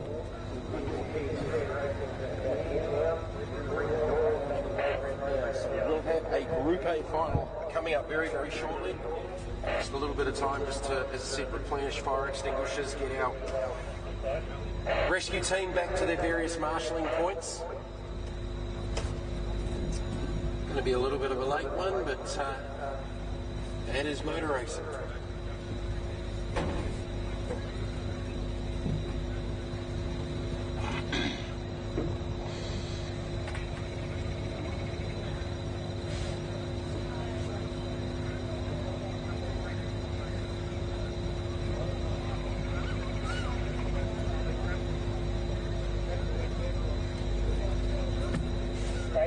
3 has lost 2 of their members. Not sure where they've gone. A lot of people leaving. How many people have we got over there? I'm not getting told what's We currently only have 2 over here. I'm not going to say anything until I get told what I'm supposed to say. Anyone go to get a fire extinguisher, do you know? Well, they shouldn't have, because we've got 2 here already.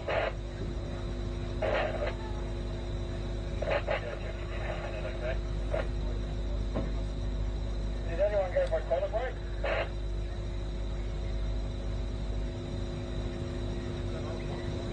Well, I can see 2 people up in the crowd from doing safety.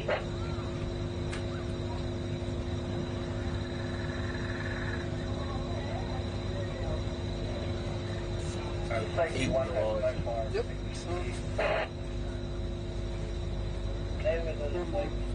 Where Sean and Russell have no idea. I need their help at the moment. Why? That tripod's fucking wobbling on its own. Like I need a shifter to actually like grab the bottom of it and twist it. I can hold it. It's like on the piss right now, you can see. So if I go like this, leave it like that, that's correct. I'll let go of it and it goes to the piss.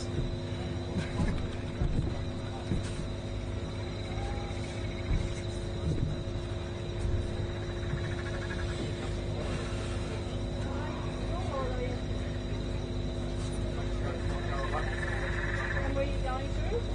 Number 2, perfect, thank you. Who are we missing? They're coming back along the wall now. Safety 4 has 2 extinguishers.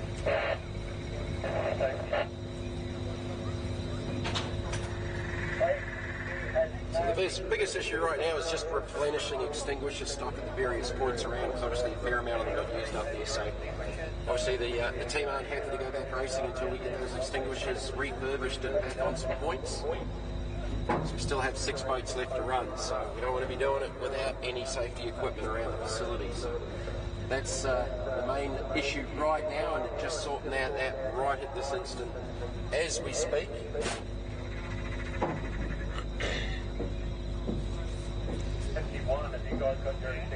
So the Girlfriend and Rampage are in the water on the trailers. They haven't fired up yet, but they're not too far away.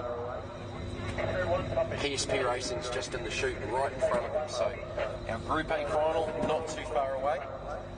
But we'll just get these extinguishers and that sorted out first. As soon as that happens, we'll get boats back on the water. FYI, Station 3 has 4 signatures. Sorry, make that 5. But guys, we need to sort these extinguishers out. We have 5 down at one station, and we have 1 at another station, guys. We need to sort it out. We need 2, minimum 2 at every station. Let's spread them out, please. Come on. We need 2 at 2, please. We're missing 1. The other station, grab them, please. 2 has 2 now. Station 1. You guys need a towel. How many of you got 1? Somebody run down to Station 3 and grab 1, please.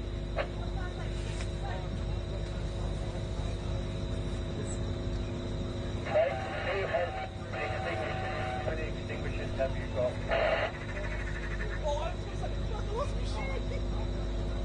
Station 2 has 2 extinguishers. There's 2 on their way over from Station 3.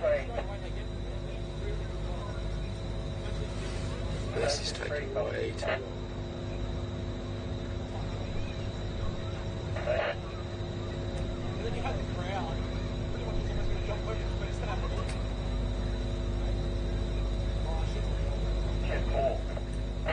Copy, Station 4.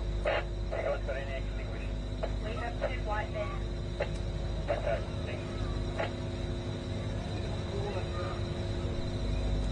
Station 3 copy. Station 3 copy.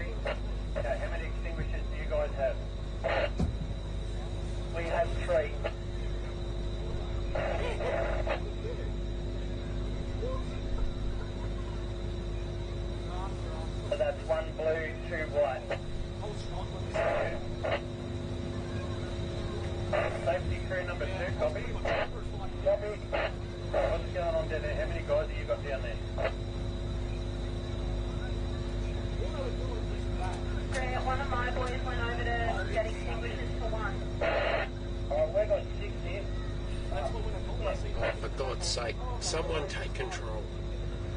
I can't start until that one person gets back to station 4.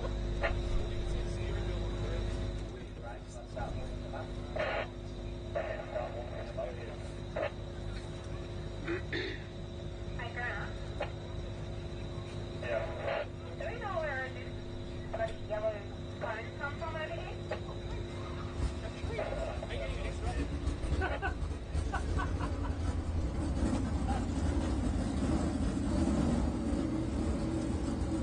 As you can hear, boats firing up. Just getting all of these flag points, all these marshalling points, with the right amount of extinguishers. One of the rescue crew to get back to his point, and we are good to go.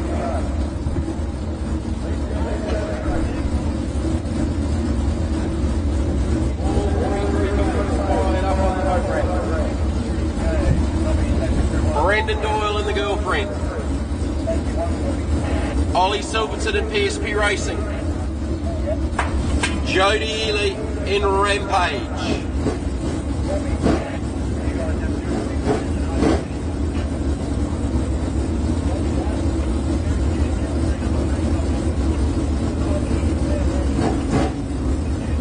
What I don't know is what order.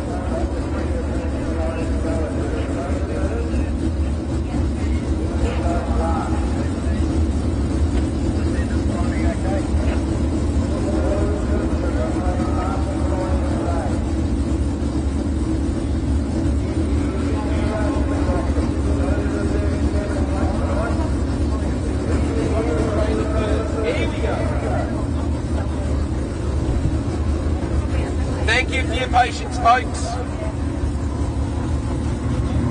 Let's go racing.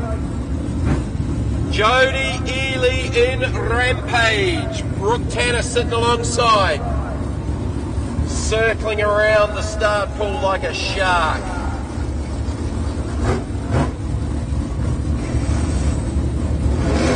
Ely will go first. Current 2 Australia. Second in the points.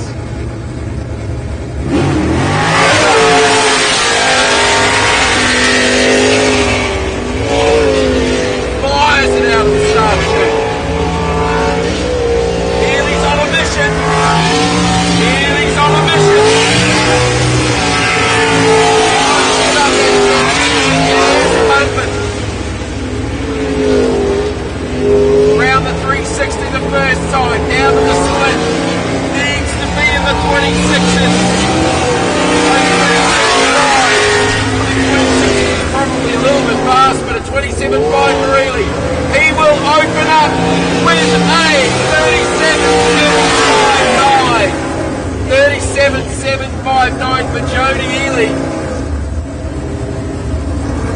Now Jody has close ties with the Mullen family, and I know he would have been looking on with that deal, and he's gone out and just smacked a 37.759 to open up the Group A final. We know Ollie's gone faster, we know Brendan's gone faster, but the pressure is on. Second in the water is PSP Racing. Ollie Silverton just sit alongside. Clairview, Magnum Automotive, reigning 1 New Zealand, reigning 1 world. Points leader going into tonight's 5th round here at Griffith.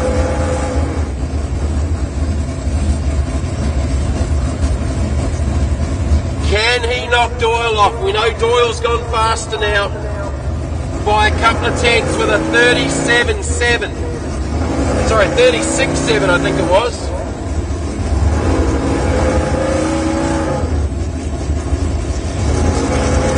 Here goes Ollie.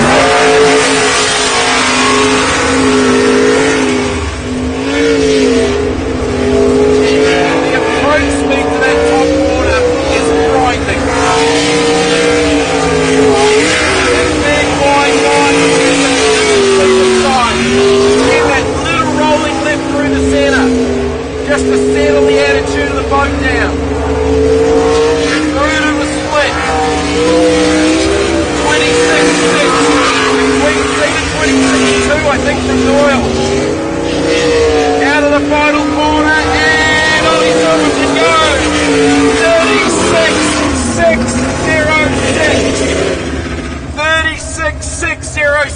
leaves his best to last. Ollie Silverton, and it's shut down. No, it's still running, it's still running. He's just cruising it back in. 36.606. Whee! What has Brendan Doyle got? That's going to be a tough lap. I can't for the life of me remember what Doyle did in the 6.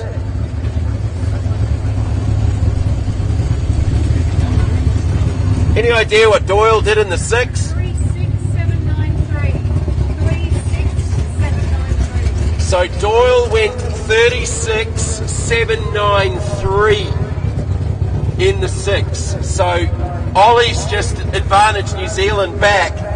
They've seriously gone Ollie, Brendan, Ollie, Brendan, Ollie, Brendan, Ollie, Brendan, Ollie. In about that order over 5 rounds of qualifying, the 12 and the 6 and here. So 36.7 Brendan Doyle's gone. This is going to be something special to watch. Have we got any Brendan Doyle fans out there?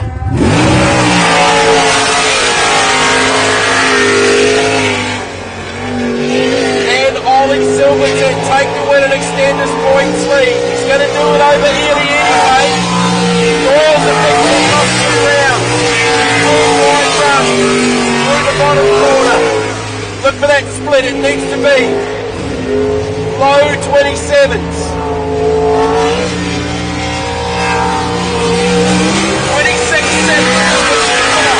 Similar pace. Silverton really brought it home at the end. Down to the line, can Brendan Doyle do it? No, he can't.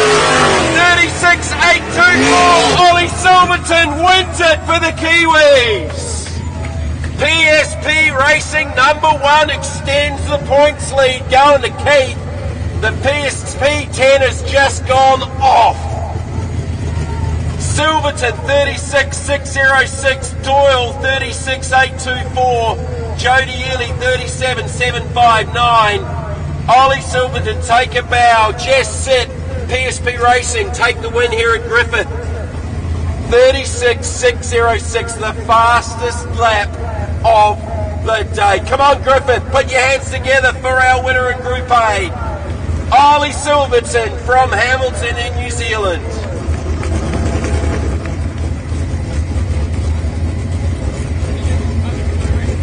And unfortunately for the Aussies, he extends his points lead. Ooh, ouch. 2 rounds to go. Keith and Cabarita. Silverton's just won on debut here. He's never raced at Griffith. Wow. All right, Superboat. Still got Superboat.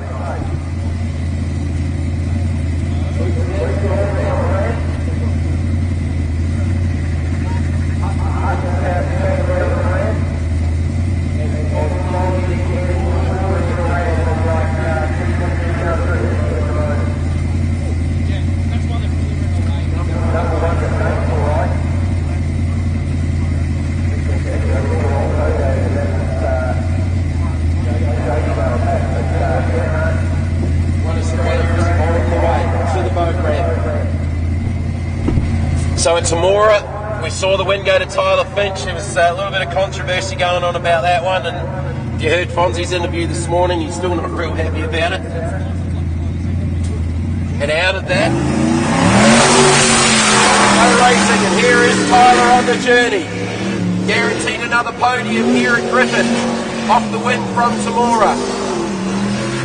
Hasn't quite had the pace of Fonzie and Daryl Hunt. Both looked a little bit better, but it still had the bounce on out of that bottom corner. Really struggled to see the boat from behind because it pushes so much water. Down to the split, twin turbo 440, 26.42, 26.42. Really late turn on here as again he hoses down and goes 36.080, 36.080.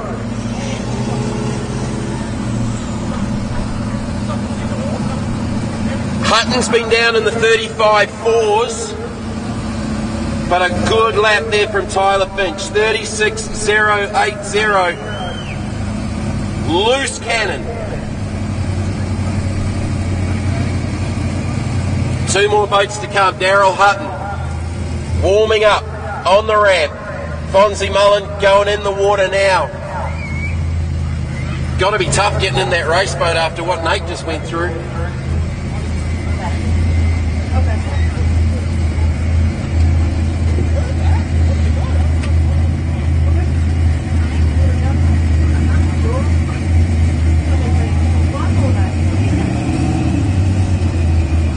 Bastian Mullen taking the win in LS. Jock Casey in junior development. Ollie Silverton's just won Group A. Who will take out Superboats? Daryl Hutton's been going in the right direction over the last couple of rounds.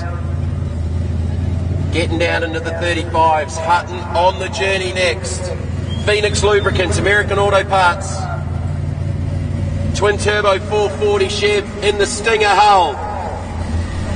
Just circling around, getting ready to line up. He's already got the thumbs from our starter. Here we go.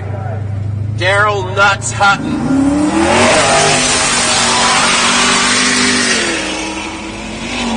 Man, that had some acceleration out of the chute. And he got it out of the hole. Beautifully. Nutso's on a mission. Nutso's on a mission. Get that bottom right, get around and get out. A little bit of a bounce, but way faster than before. To the split, 25 to 32. A little bit of cavitation, it's on the rev limiter.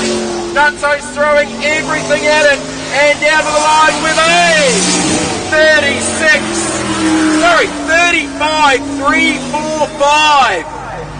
Hutton goes quickest, 35, 345.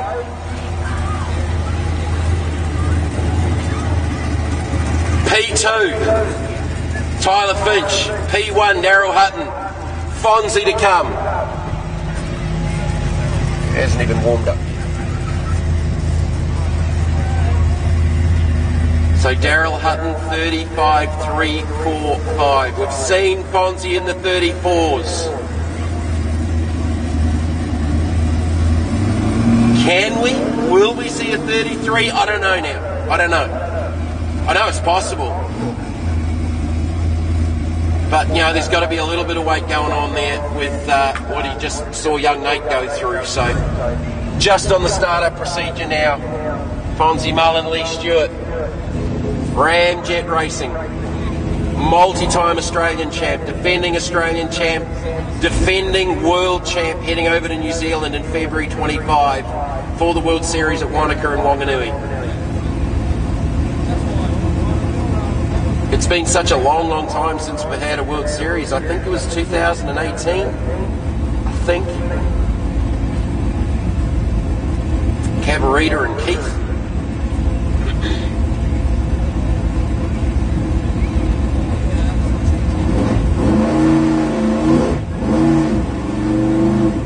So no Rob Coley this weekend. I know Rob's concentrating on the New Zealand series now. He's had a tough start to both campaigns. Reigning New Zealand Superboat champ. Alright, Fonzie's just getting warmed up. Get him on the water. Needs to go quicker than Daryl Hutton's 35, 345.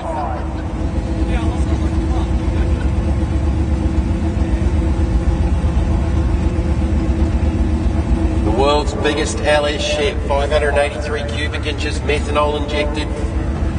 I don't know what horsepower this thing puts out, but it's massive. Huge amount of torque. Another one of the pulse hulls.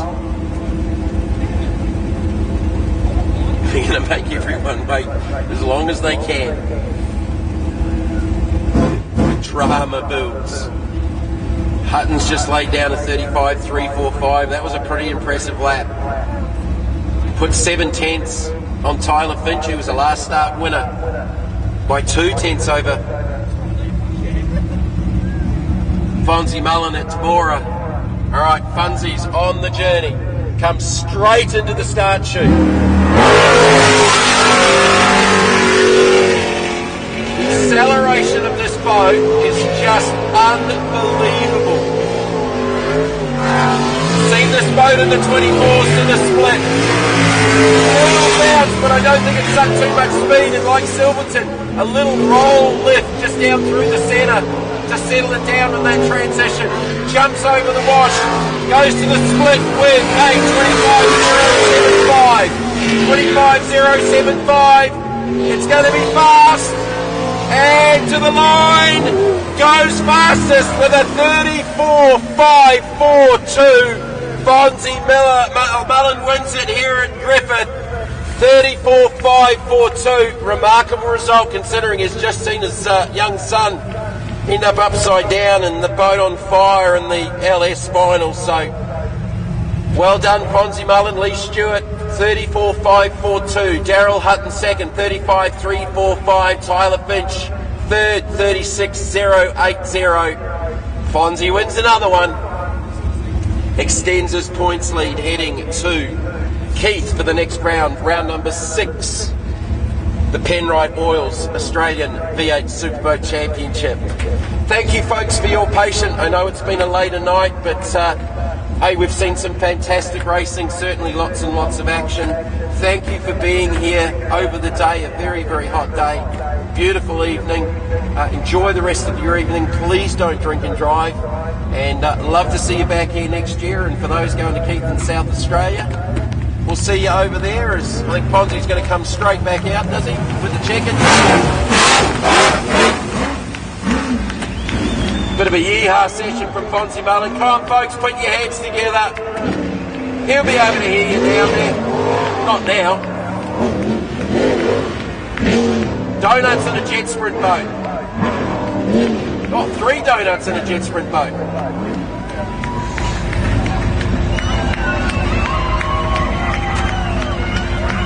I've said it a few times, but yeah, Fonzie Mullen wins again.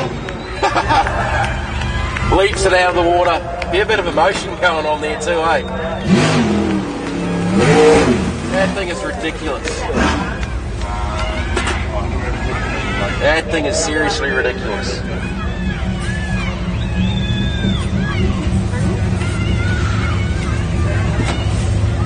I think we're going to get Ollie Silverton to come out so the PSP team don't go away. The 1NZ is about to hit the water with the checkered flag. And that bit of green grass over there by the end of the pit wall, the last corner, the bottom corner, that is going to be the most green grass anywhere in Australia after the amount of water that's won today. All right, Ollie's getting back down to the water. Obviously, we're not going to see it unless they put Bastian in something else. But congratulations to Bastian Mullen for his victory in the LS class, of course. Ollie Silverton's about to hit the water and celebrate his win.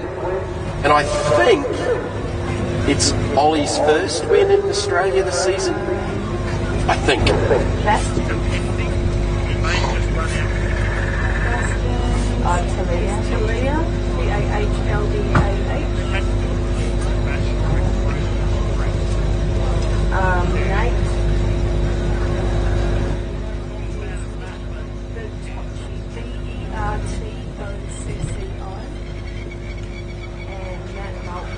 So again, even for a simple checkered flag lap, the boys have got to be properly strapped in the boats, arm restraints, everything. Pete's down there checking them again.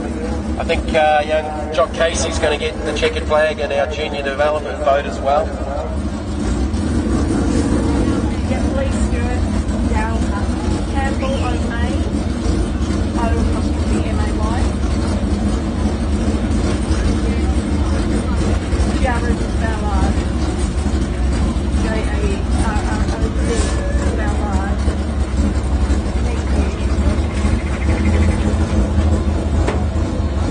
You're ready to put your hands together for Ollie Silverton, PSP Racing. Round 5 winner here at Griffith tonight. Extending his points lead.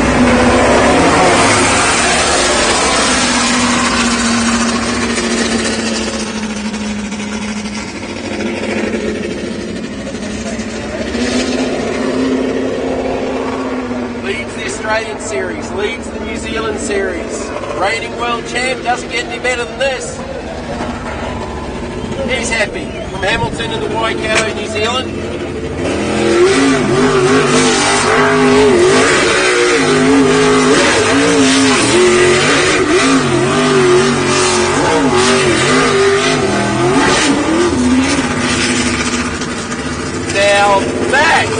donut. That's a donut. Ollie Silverton, you are my new hero. Woo-hoo-hoo-hoo. Yeah, that was cool. How cool? Kiwi cool. Junior's coming out and then Sebastian's coming out with Fonzie's driving. Seriously, I couldn't put him in the... Just had to let you know. Serious. I figured I could see Bastien putting his suit on. I figured something was going on. Yeah. All right, so we got our junior development. That is the best jet sprint donuts I have ever seen. Fonzie, yours around the island was cool, but Ollie's right here in front of us was cooler. Jock Casey's going to come out and do his victory lap, so we'd love to see you, give him a support. And I believe Bastien is going to get on the water for his victory lap in LS, but he won't be in his own boat. Check this out, Sean.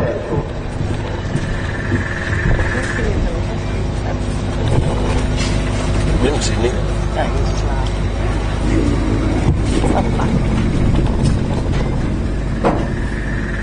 Alright, so this young guy, Jock Casey, on debut here tonight, has taken it by 0.2 of a second, never raced anything before, has skied behind race boats, but never driven anything majorly. So put your hands together for Jock Casey. This will be a new experience, taking the checkered flag around Griffith. If he beaches it, that'll be fun. But him and Tom have not put a wheel wrong, and I can say that because they're holding onto a steering wheel.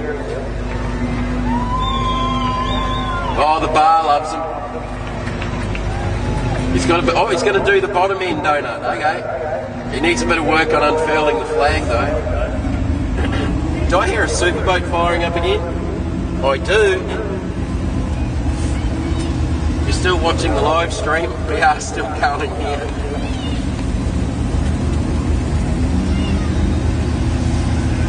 Jock's soaking this up, he's making everything go. Alright, he was most nervous about getting it into the pits earlier on in the day. Outstanding job, young man. Rolf's just got a nice photo of him too, on the approach down into the pit area. And Kobe and Grant get to take a boat home that's actually going this week. Alright, so there is another boat warming up on the boat ramp. Bastien Mullen will be coming around with the checkered flag. And something just a little bit special. I saw him putting his race suit on and I went, oh yeah, what's going on here? Obviously he can't do the celebration lap in his own boat due to the incident. Young Nate and Nick going over and catching the boat on fire, and yeah, really hard to see that boat afterwards, but Dad's come to the rescue.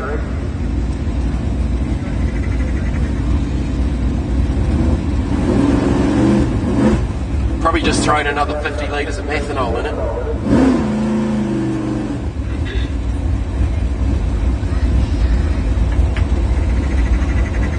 Here comes Bastien for his victory celebrations.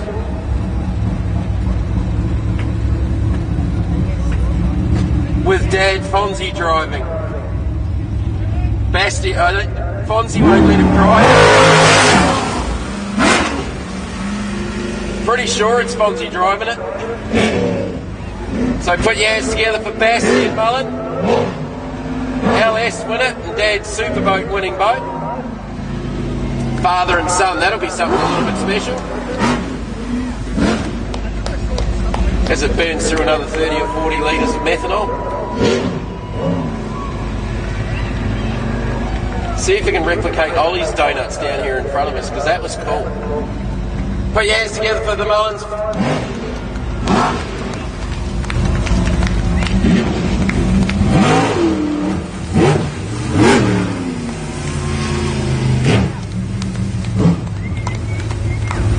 Bastien's got a big smile on his dial.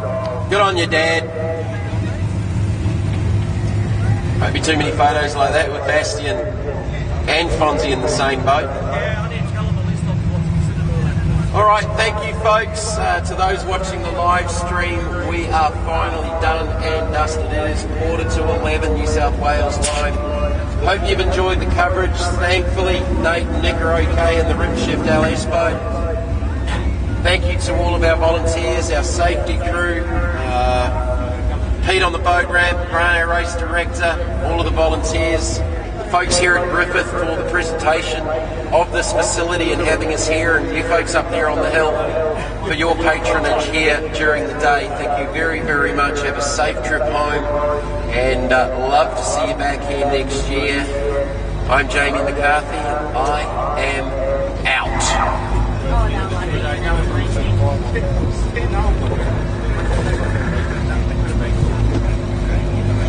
Oh, where'd my glasses go on the floor?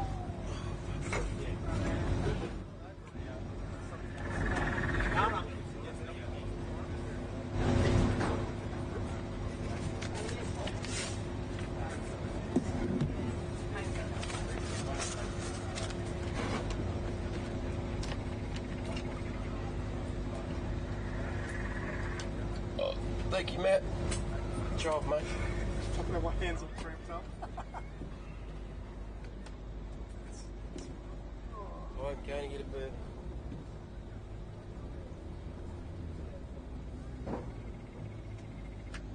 Thank you, team. It was, if nothing else, we're never thinking what if.